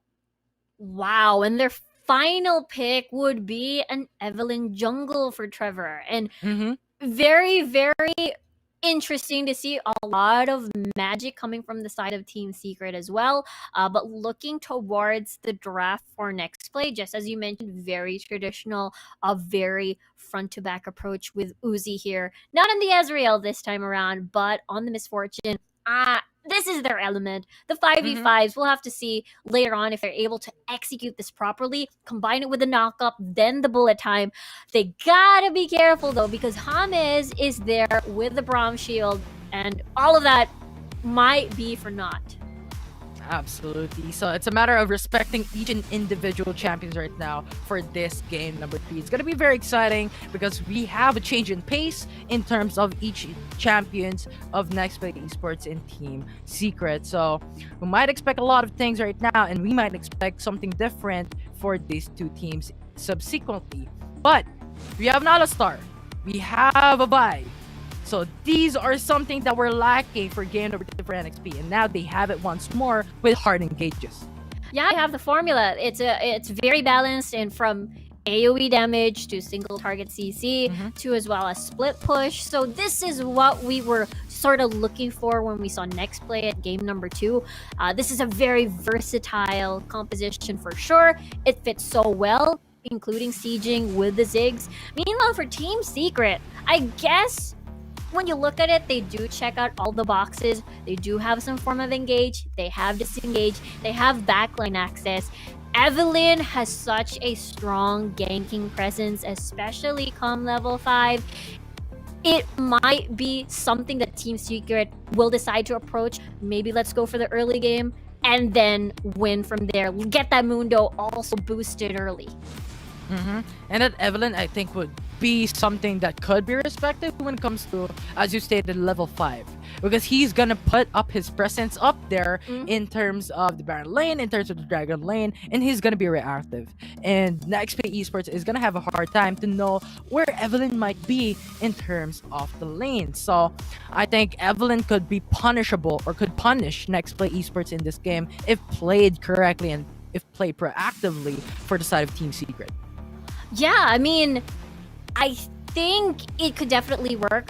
For Seraphine earlier, we didn't really see heavy engage. Maybe a blanket of Seraphine's ult, or maybe on top of four players. We didn't really see that happen, but I think this is another chance to do that.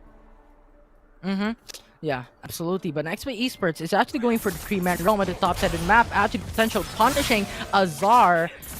Though they jumped under turret too much, they went overboard, and that's massive damage as it just cheats. It's not a Evelyn jungle. It's an Evelyn top laner. Mm-hmm. And Trevor will be the jungler on this Mundo pick. That makes things a little bit different now. I suppose they want Trevor to have either a comfortable farming phase to get Trevor items as fast as he could to make this Mundo a huge threat. I don't see, actually, personally, to be honest, to be transparent, I don't see Evelyn and Fiora match up too much. It's usually either the Camille or something else. So I'm excited to see this matchup though. Actually, it just puts us in sort of a topic that we're really thinking, Evelyn, Baron lane? Because we were expecting it to go to the jungler because he has a lot of potential to proactively affect each and individual lanes of Nexplay Esports. But as you stated, a potential for herself as well to farm freely into the Baron lane that could potentially lead him into the mid-game, late-game fights to become very, very dominant when it comes to stealing objectives, when it comes to punishing objectives at the same way. So maybe that is something that Team Secret is looking forward to. Seraphine is looking to go to mid lane. And might get caught by Tatsuri here. But Chule. Actually going for the response. Actually, we have Just Chi jumping right back into it. I think he was expecting, he was trying to go for the steal onto his Cutler, but Team Secret was just dominant there, and Dr. Mood was there the same way. So they got a smite down, and the Cutler goes to the side of Team Secret. Nothing is going to happen there, but yeah, it's all about that Scuttler control. Just as you mentioned, Team Secret was able to win those two. But going back to the top lane, to the Baron lane matchup, I see it now. Evelyn, wave clear, yes. Better wave clear, more minions on your side, which means Fiora might be a little bit iffy, trying to trade blows with you just because of that minion disadvantage. And right now, Arisen might be in big trouble. Absolutely, it's going to be the 2-man row for Team Secret with the Juggler actually hovering into the Baron lane as well. But we have Just Chi going for the response into the bottom side of the map, going for the reactive play as well. The Team Secret, you know what? They got their game sense on, and they got a feeling that there is a roamer for the side of Nexplay Esports. So they're backing out a bit. They're not going in too aggressive. Yeah, they've managed to sense and see as James is able to spot out that Just Chi is just lurking around the brush. Still though, 1 minute until the next dragon spawns. This lane for Chule and as well as Tatsuri, I wouldn't say it's chill, but it's just a wave clear battle, really. Good thing Tatsuri has some form of sustain just to battle the poke coming from Chule here on the Ziggs. So it works out. Another very equal where we will see their impact later on in objective fights. Yeah, and I think also to add on to that one, I like how Team Secret got the early visions that enabled them to sense where Vi might be. So I think that was how James was thinking, you know what, maybe Just Chi is hovering into the bottom side of the map. But nevertheless, 3 minutes and 55 seconds, 2 seconds remaining for the Dragon to come up. It's going to be the early reset from Nexplay Esports though. No resets will still come through from Team Secret. And no resets just yet. Even Azar moving towards the mid lane already in preparation for the Dragon take, which means Team Secret willing to sacrifice the first turret of the game? I suppose not, as that's 2 members going towards Baron lane. Now, Red Team, or Team Secret, has slain the Ocean Drake. We have Nexplay Esports looking to go for the turret into the top side of the map. It's going to be a solid battery, but with the ultimate of Azar, forcing him in and out, canceling the ultimate of the Vi. That is going to be the Tower First Blood, though, to the side of NXP. That's right. First Blood for Nexplay Esports was pressured by that dragon. Team Secret, though, gets that first dragon instead for that trade. But at the end of the day, Secret is still able to get an even exchange of objectives. Tower Wise, and it's a 3v3. Oh yeah, and speaking of a 3v3, to the bottom side of the map, we're gonna have another fight as Julie is gonna get the ultimate of the Fiora. Horizon is gonna be forced to back away as Trevor goes in for the flash, killing off the Fiora. Horizon is not gonna have a great time. It's gonna be the 1-for-1 created up as Julie actually falls down as well. Alistar doing a great job. Dr. Mundo falls down. It's a 2-for-1 as Team Secret gets the disadvantage, but still has the 500 gold lead. Yeah, Chewy was on a roll until the rest of Nexplay arrived at the scene, and he wasn't able to do 80 carry things, unfortunately, and they were a little bit in too deep. Anyways, for Team Secret, I suppose they'll be happy with that, at least evening the towers in exchange for the Baron Tower, and Azar will have to just face off this 80 carry, but Rift Herald is soon to spawn though, as looks like Nexplay is just forced. Okay, we're gonna give up objectives. It's fine. We're gonna keep pushing the waves and create more space for ourselves. And then getting their turrets is just much important towards that next to Esports, because you have a lot of hard engage from Team Secret to counterattack. But Rift Herald is still going to be the Rift Herald that is very important for next to Esports as well if they're looking to go for the turrets. But Team Secret will secure that objective in their side. Another objective down for Team Secret. Yeah, I thought it was going to be a 4v5. I thought Azar was going to be there, but Azar decided to just, okay, you're going to be trying to split push and get another tower away from us while we're busy with this objective. I guess it's denied out of the question, as, again, with another reset. This is definitely, because of their composition, this is definitely a little bit more, I wouldn't say tamer. Not a lot of, what do you call this, early 5v5 fights that we saw in game number 2. They're more hoping to see and scale and get that advantage for Dr. Mundo to sort of ram his way into the fray. But now, topside is Team Secret's target, I guess. But we have Disaster and Just Chi as well going in for Hover into the top side of the map, actually forcing out Team Secret as well. So literally right now, it's just a matter of playing passively. Now the assault battery is gonna be cancelled out, but it's stasis of Joey actually going in for the connect, but Vi is gonna pull down the hands of Kaisa as well. Third instinct going under the turret, actually quite a negative play for Team Secret as Chewy falls down. It's going to be a 2-for-1 trade-off in favor of Team Secret. Yeah, you can feel the blood. You can feel the blood boiling. And Tatsuri, I don't think they're aware that the Fiora was in the brush. Might as well know the fight is not over. Julie! Julie with a flash, actually almost connecting, but then micro movement actually helps save his life. Disaster though is actually pretty low. This might be an all-in from Team Secret, actually putting down the Alistar. Trevor though, actually a little low health as well, as Horizon puts him down. It's a 1-for-1. Okay, I didn't know what to talk about first, but let's talk about Chewy. Earlier, I feel like it would have been a different story. Got a little bit excited on the killer instinct, and I think that is definitely one of the weaknesses that we mentioned in the draft. On the Kaisa pick, not a lot of follow-up with you if you don't have a Galio on your side to join you in the back line. And now, we're seeing the standard positions, I suppose, but Horizon might be in trouble here. Horizon going in for the 1v2 type situation, but we have Just here just around the corner going in for the response, actually zoning out the enemy team. So he's still alive, but we have the Solvent battery actually almost connecting to Azar, but not going to come through at the ultimate actually forces out. Mid lane though, we're going to have another fight as the NXP is a little bit of a stretch here as we have Ziggs falling down.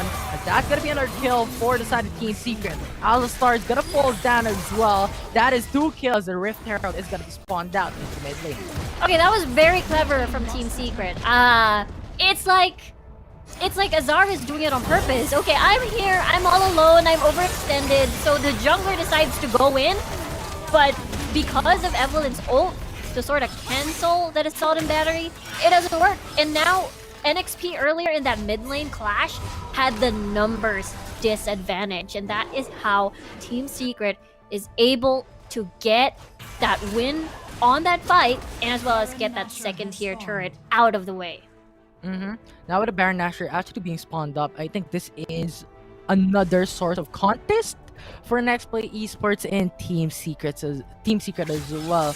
But the question would be how it's gonna turn out, because we've seen team fights happen again and again. Team Secret has won it a lot of times in a row, with a 4-7 standing right now in favor of them. So I think Nexplay Esports could potentially play out more of a pick-off style, getting a 5v1 type of setup, getting those pick-offs, getting maybe the jungler out of the way so that Nexplay Esports to then dominate the Baron's Pit.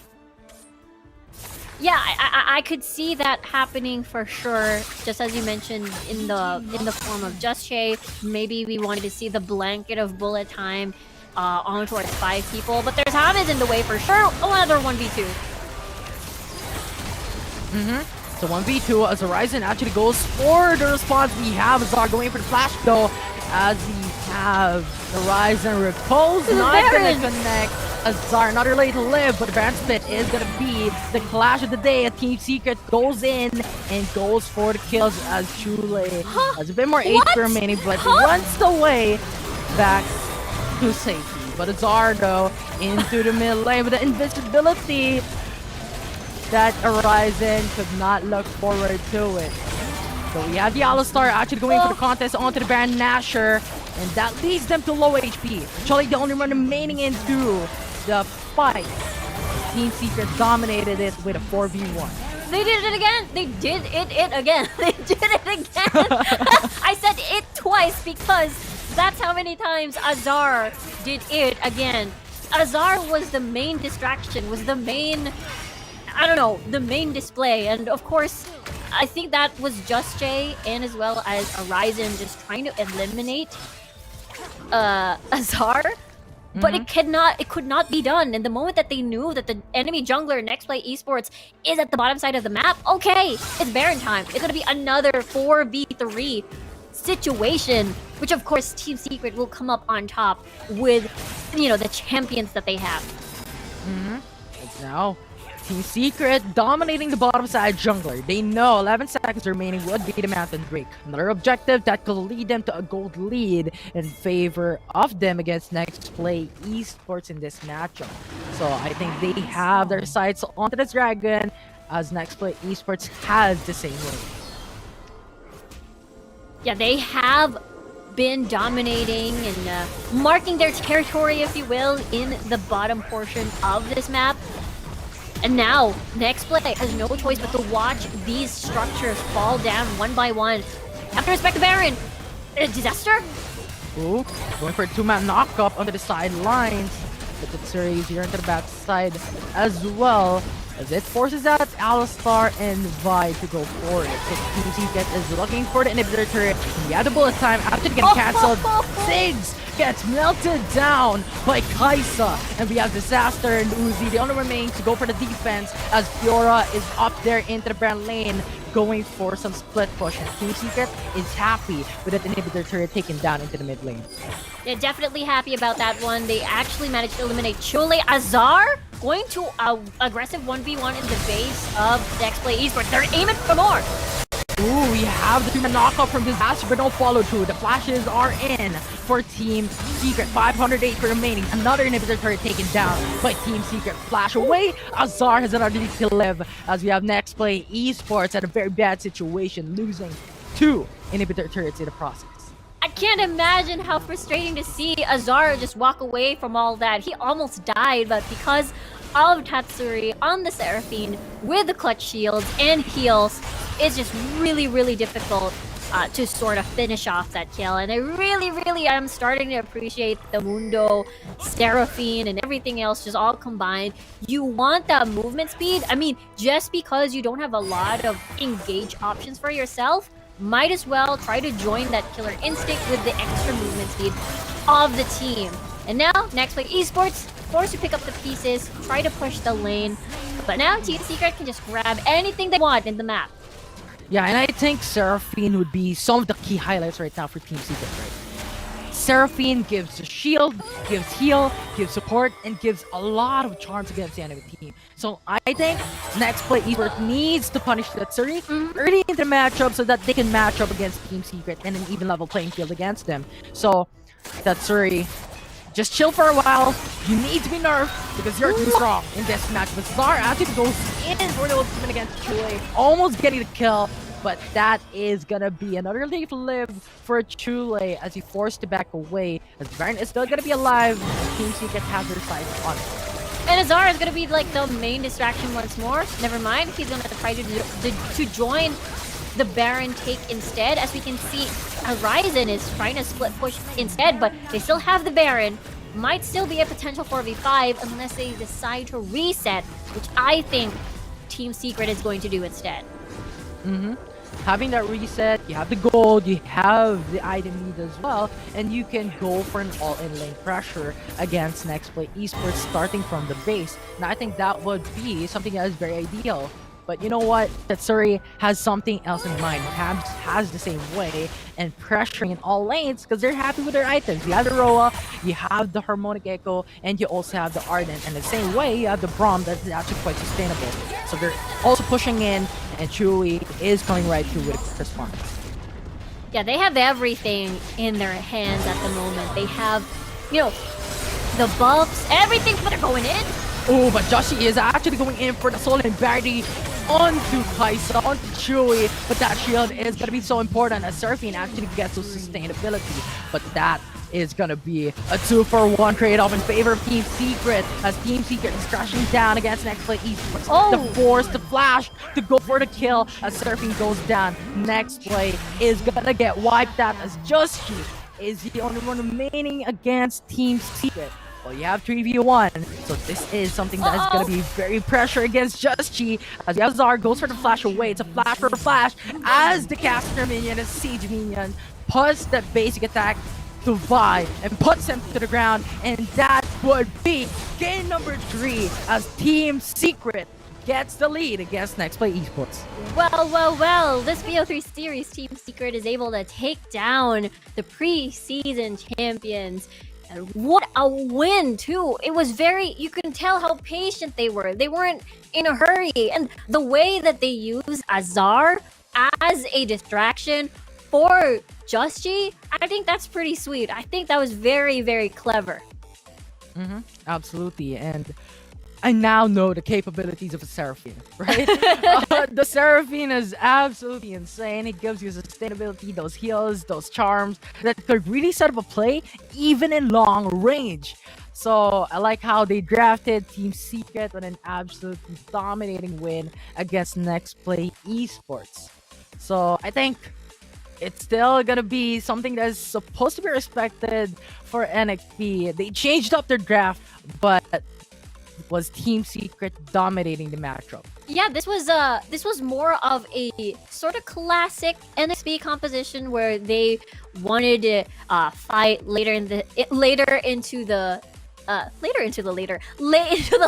game rather, and they didn't get to do that because TS Team Secret just tried to separate Just Chi and Araiden as much as they could. And it worked out because, again, their strength is 5v5, but they weren't 5v5 most of the time. So it's...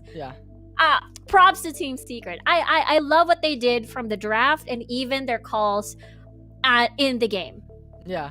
And I like to reminisce on how Azar just slipped up on a lot of situations alive, right? A lot of situations he was like 1 HP, a lot of situations he was almost getting killed by Nexplay Esports, but at the same time, that invisibility just saves his life time and time again.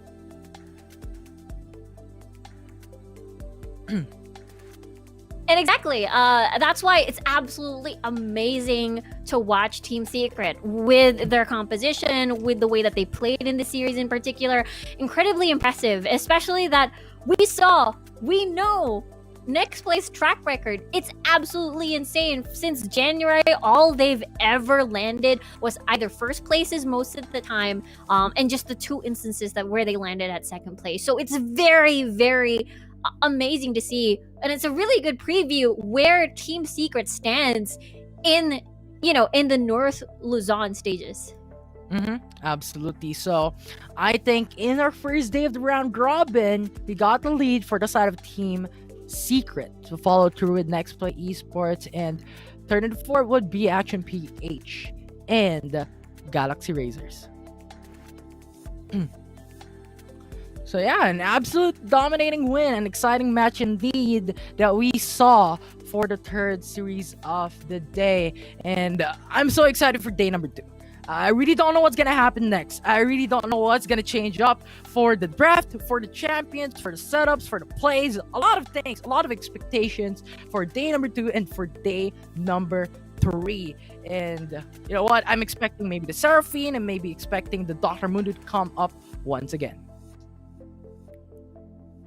All right, let's take a look at the highlights here, as all the action just practically happened as skirmishes. This was where Chewy was almost on a roll, but the collapse coming from NXP was just a little bit too much, especially that they are outnumbered. Hello.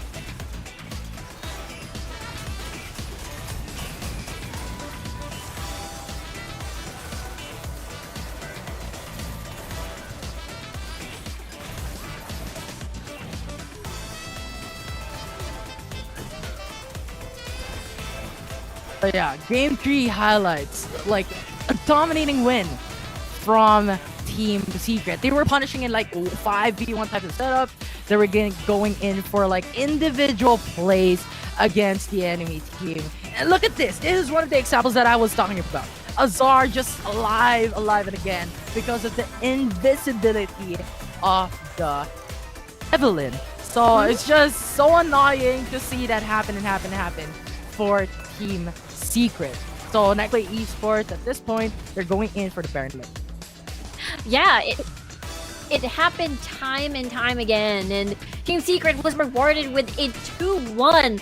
And looks like history did not repeat itself this time around, as Team Secret has won the series. And the master of the match, no other than Trevor on the Mundo. Incredible match for him. I mean, he had a hard time in the first game of the series with the Lee Sin, but now, on the Mundo, it worked out pretty well for him. And the master of the match is going to be Trevor with the Dr. Mundo. 6.50 KDA with a participation of 76%.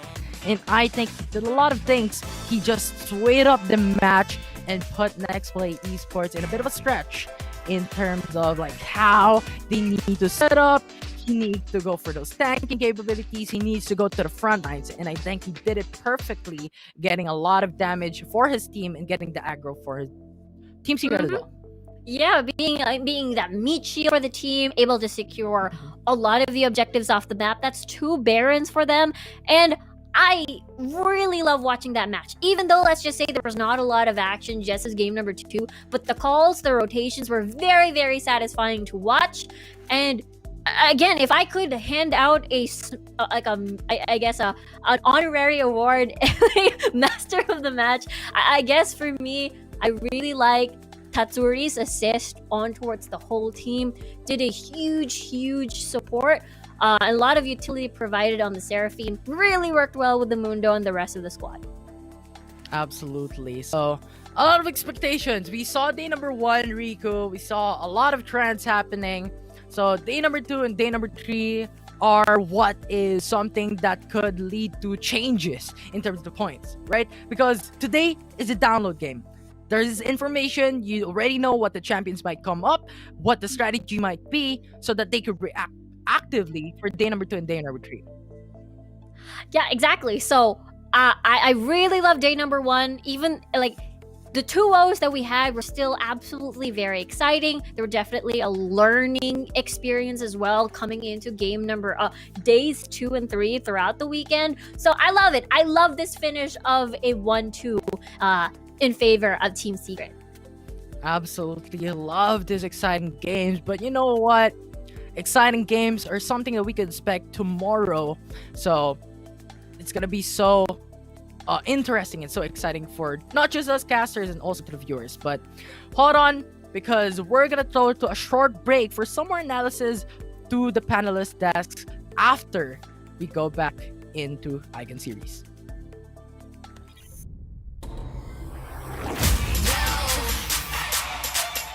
Why don't you watch me do my thing? Reinvent the world, yeah. Choose to be more, choose to be better, choose to evolve, choose to evolve, choose to be more, choose to be better, choose to evolve, choose to evolve. Every time the world spins round, reinvent 360. Thinking you gon' miss a good thing, yeah. Show the whole world. Reinvent, nobody to know stand and strong.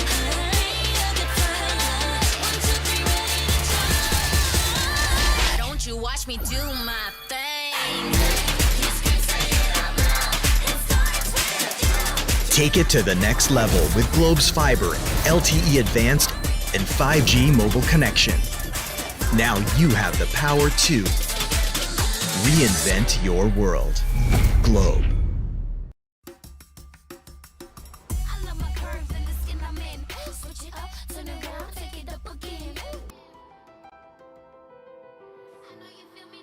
Keep up with me, come on, let's keep winning till the world stops spinning. Come on, now let's get it. I'ma keep winning till the world stops spinning.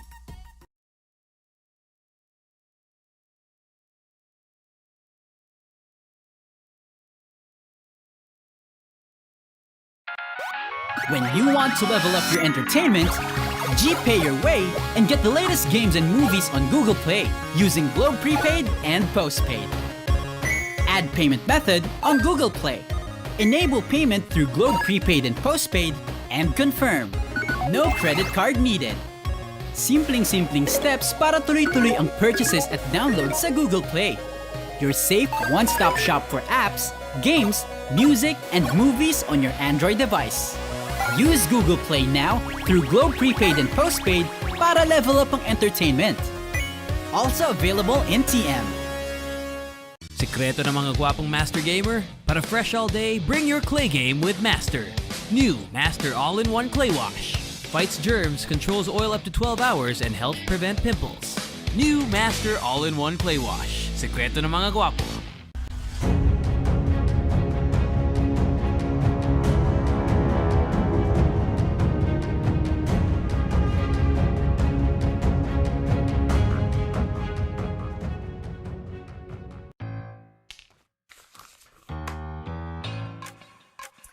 Dear Mother, light of the home. Dad? Hey, baby! Greetings, Professor Rodolfo. May I be absolved from Math Club tomorrow? May Globe Virtual Hangouts kasi. Go and hang out from wherever you are. Just open the Globe One app, choose an event, and click join. And watch concerts online! Woo! Dance together! We can do quiz dance. Yo, let's go! If you allow me, I promise to make it up to you.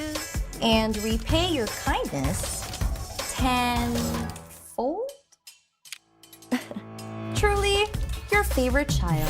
I love you, Dad. Mimi. Please, babe. Thank you, sir. Enjoy your fave events with Globe Prepaid Virtual Hangouts. All together now.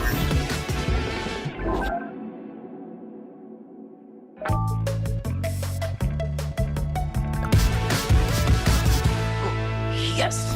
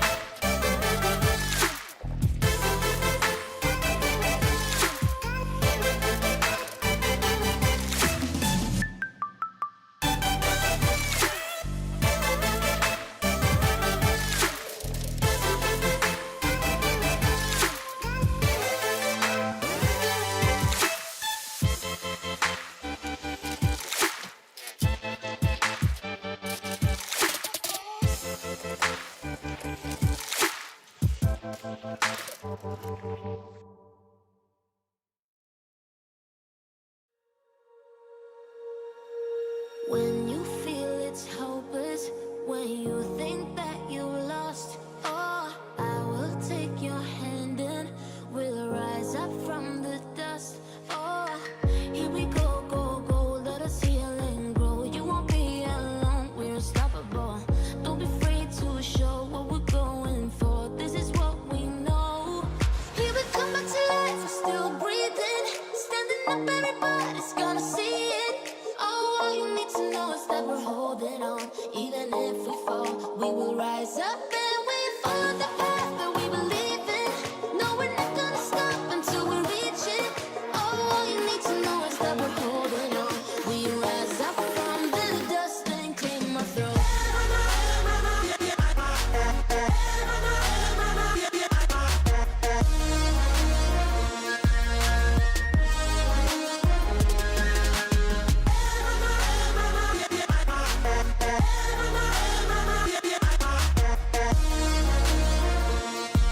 We rise up from the dust and claim our throne.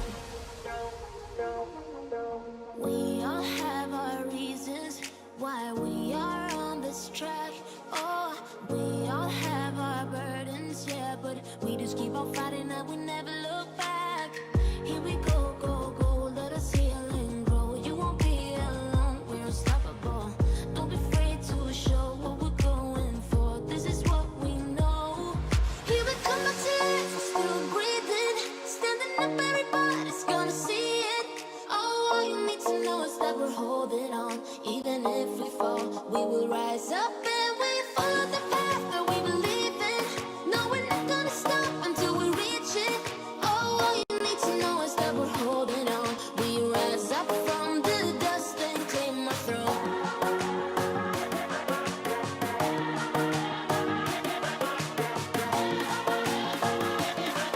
We rise up from the dust and claim our throne.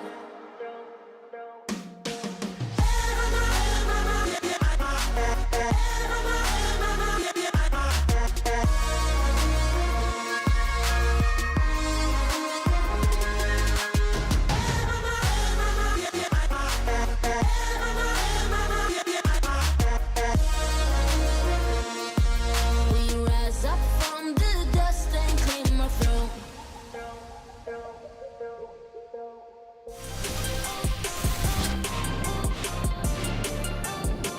Welcome to Wild Rift.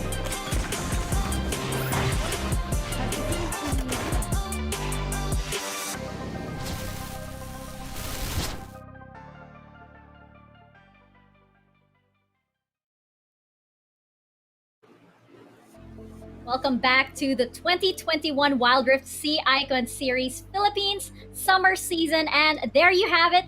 We've just witnessed our team's intense battle today for the North Luzon group stages, and Team Secret wrapping up the day with a 2-1 win over Nexplay Esports. Unexpected from everybody in the panel except Yuko, which was apparently a surprise to her as well. This is going to be a really, really interesting breakdown, but let's take it game by game. First of all, game one, I know this is really interesting and caught a lot of people off guard. The Seraphine and the Dr. Mundo pick. Autolus, let's start with you. Well, good luck to your rank games, my dear friends, because basically Seraphine and Dr. Mundo is coming to town. As Mundo is saying, he goes wherever he pleases or wherever he goes. But yeah, that basically is what boiled down in game number one. We have Seraphine being picked by Team Secret, being answered by Dr. Mundo by Just Chi. Now, if you actually look back and rewind during game number one, the Hardlish was very efficient because by the time that Just Chi went into the Scattle Grab, he was already level 4. So game number one, we can shorten it out by just saying that Just Chi on that Dr. Mundo was bullying out every player that Team Secret has. And Seraphine being picked into a Dr. Mundo that was last pick, by the way, that was a genius last pick coming from Nexplay. Just really cemented the win for NXP during game number one, and I'm just excited to see Mundo again in the ranked games and Seraphine as well. definitely gonna cause a headache. And Yuko, what about you? Your thoughts during that game one?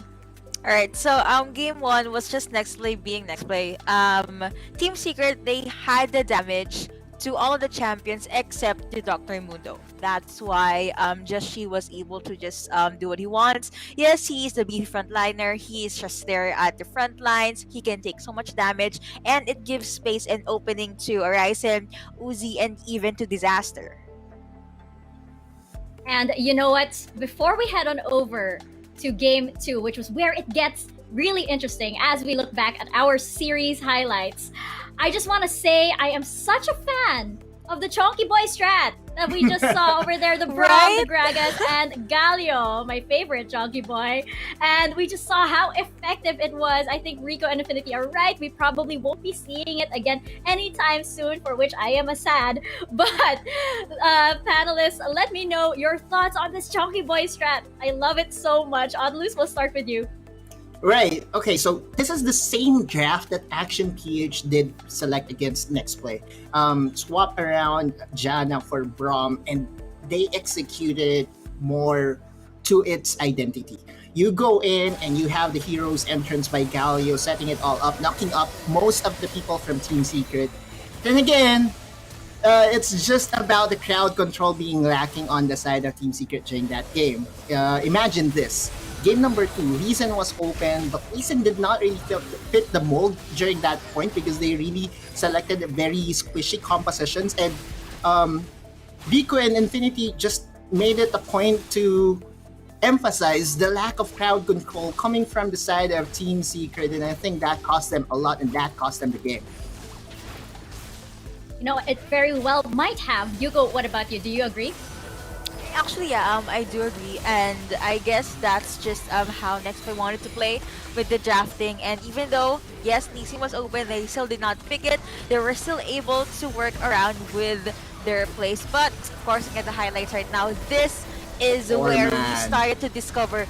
Goodness me, the wombo combo coming in from Team Secret is just very noteworthy. And to those who are not aware, Seraphine's Encore, her ultimate, if it reaches an enemy or an ally, the range extends.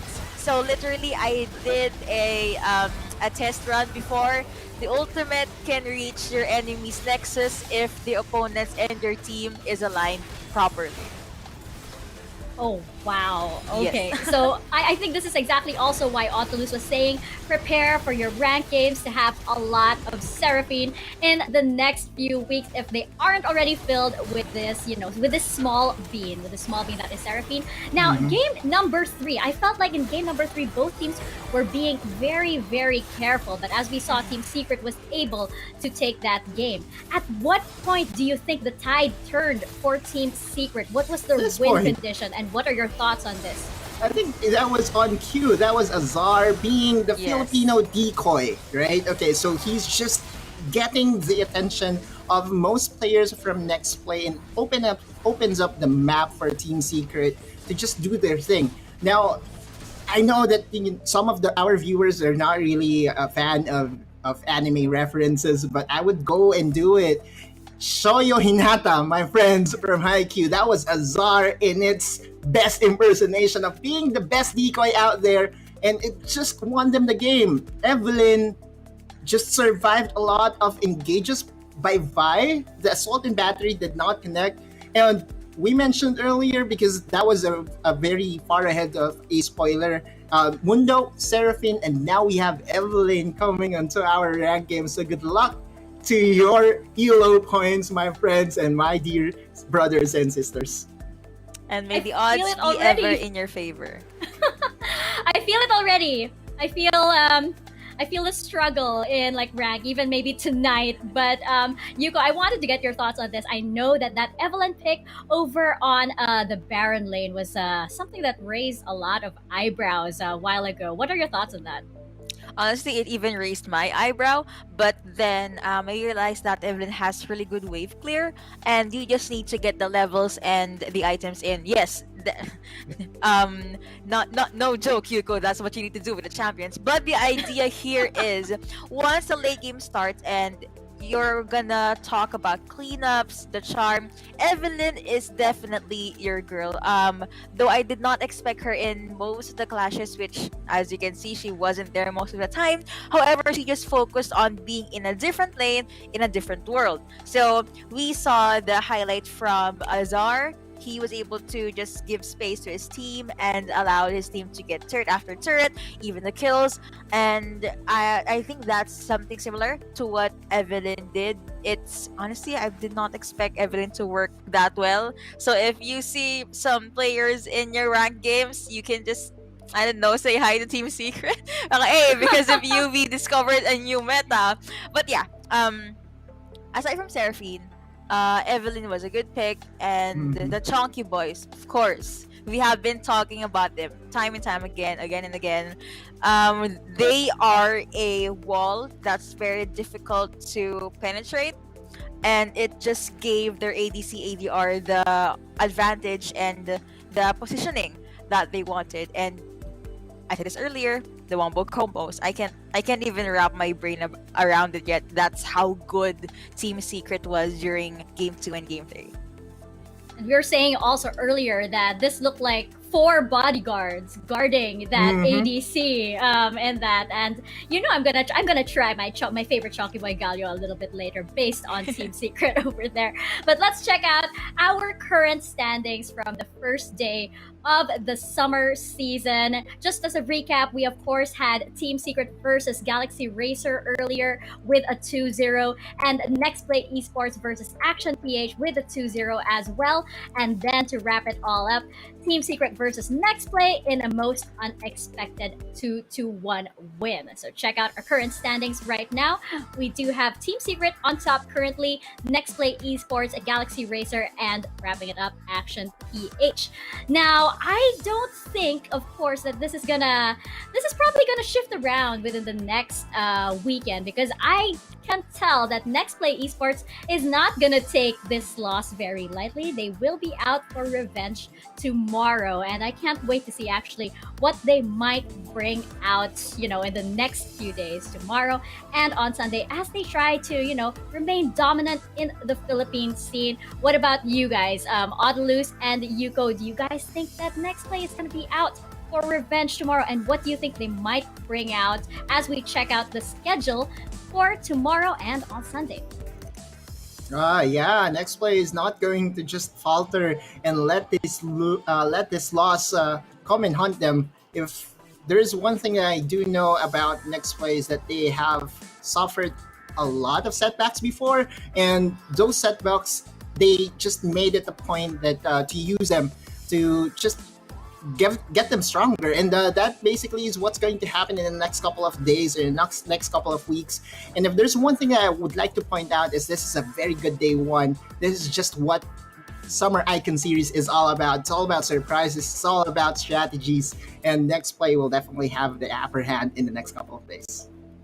And for me, yes, Nexplay will do something about this. I actually talked to one of the players, and he told me every loss, let it be just a game or a series, to them, they're thankful because they get to learn new things. So expect a new Nexplay tomorrow, but at the same time, Team Secret looking really good, and 2-0 on the scoreboard earlier. Let's see what they have in store for us. But of course, to the other two teams, not gonna lie, they're still good, and I am looking forward to their performances tomorrow and on Sunday.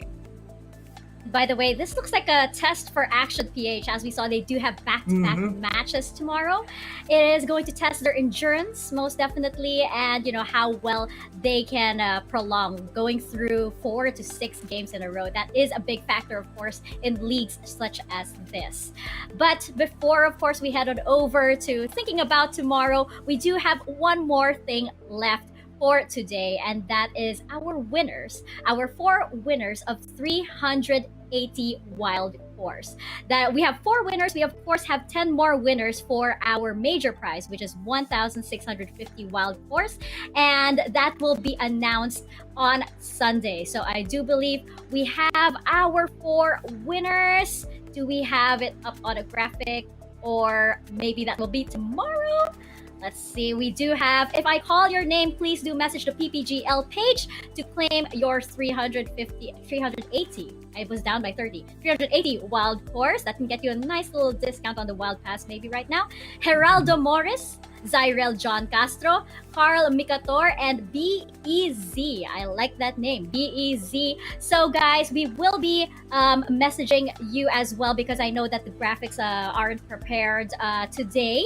But don't worry, that will be up and running tomorrow. To all the winners, congratulations, including of course the winners for today among the team. So don't forget to follow the PPGL page for more surprises and more announcements. Do give us a like and follow on all the official channels, that is Facebook, YouTube, Twitch, and even TikTok actually right now. And for more info, you can check out the website as www.wildrifticonseries.ph. Thank you, of course, to PPGL, the largest multi-game esports tournament in the country for Filipino gamers, and for bringing the Icon Series here to the Philippines. Of course, all of these are made possible and organized by Mineski and Globe.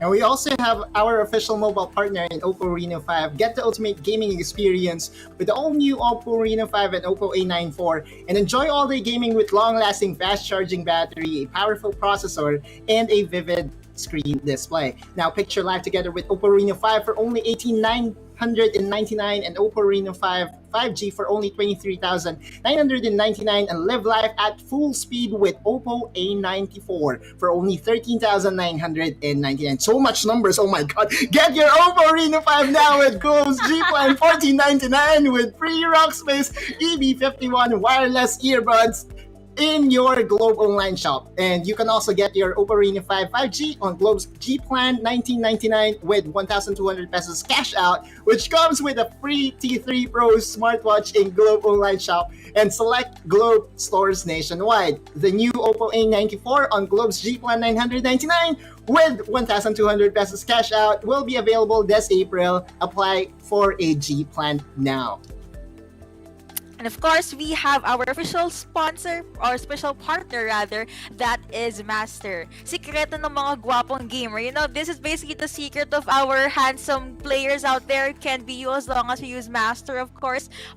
Regardless if you are playing the entire day, Master will surely keep your face clean and fresh. Also for the Globe Virtual Hangouts, let's get hashtag all together now, as Virtual Hangouts Go Esports brings events and programs like no other, starting with an apprenticeship program led by the pros, stream takeovers, and local international tournaments.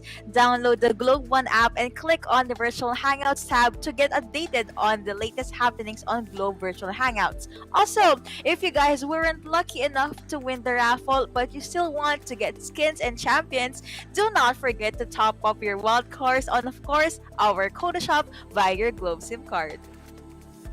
That's right. There are many, many ways to get those wild cards, and there are many, many ways to be guapo, just like Yuko over there. Congratulations to our winners. Yuko is guapo goals, I just have to say. Congratulations to our winners today. So both for the wild course and for the series, we will be back tomorrow. Good job and amazing show to all of the teams. We'll see you tomorrow, 3:30 p.m. for day 2 of the Wild Rift Sea Icon Series Philippines Summer Season, presented by PPGL, as we witness history of the Wild Rift PH scene only here at PPGL. My name is Nika Fabs. Over here are Autolus and Yuko, and on behalf of the entire crew, on behalf of the entire production team, thank you so much for watching. Stay safe and stay healthy, and we'll see you back here tomorrow for day 2.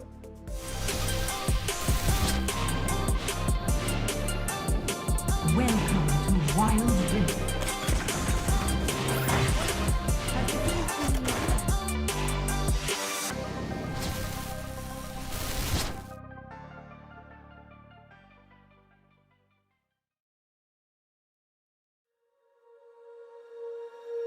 When you feel it's hopeless, when you think that you lost, oh, I will take your hand and we'll rise up from the dust.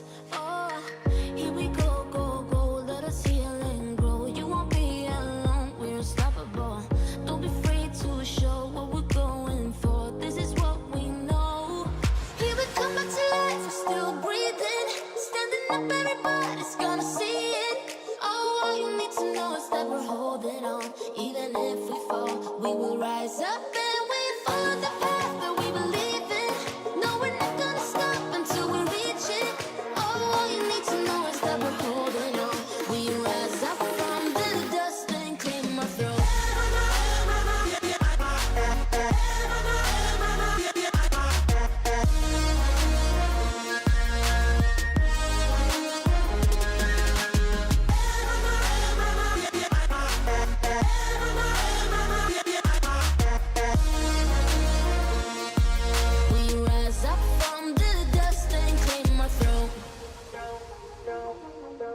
We all have our reasons why we are on this track. Oh, we all have our burdens, yeah, but we just keep on fighting and we never look back. Here we go, go, go, let us heal and grow. You won't be alone, we're unstoppable. Don't be afraid to show what we're going for. This is what we know. Here we come back to life, we're still breathing. Standing up, everybody's gonna see it. All you need to know is that we're holding on. Even if we fall, we will rise up and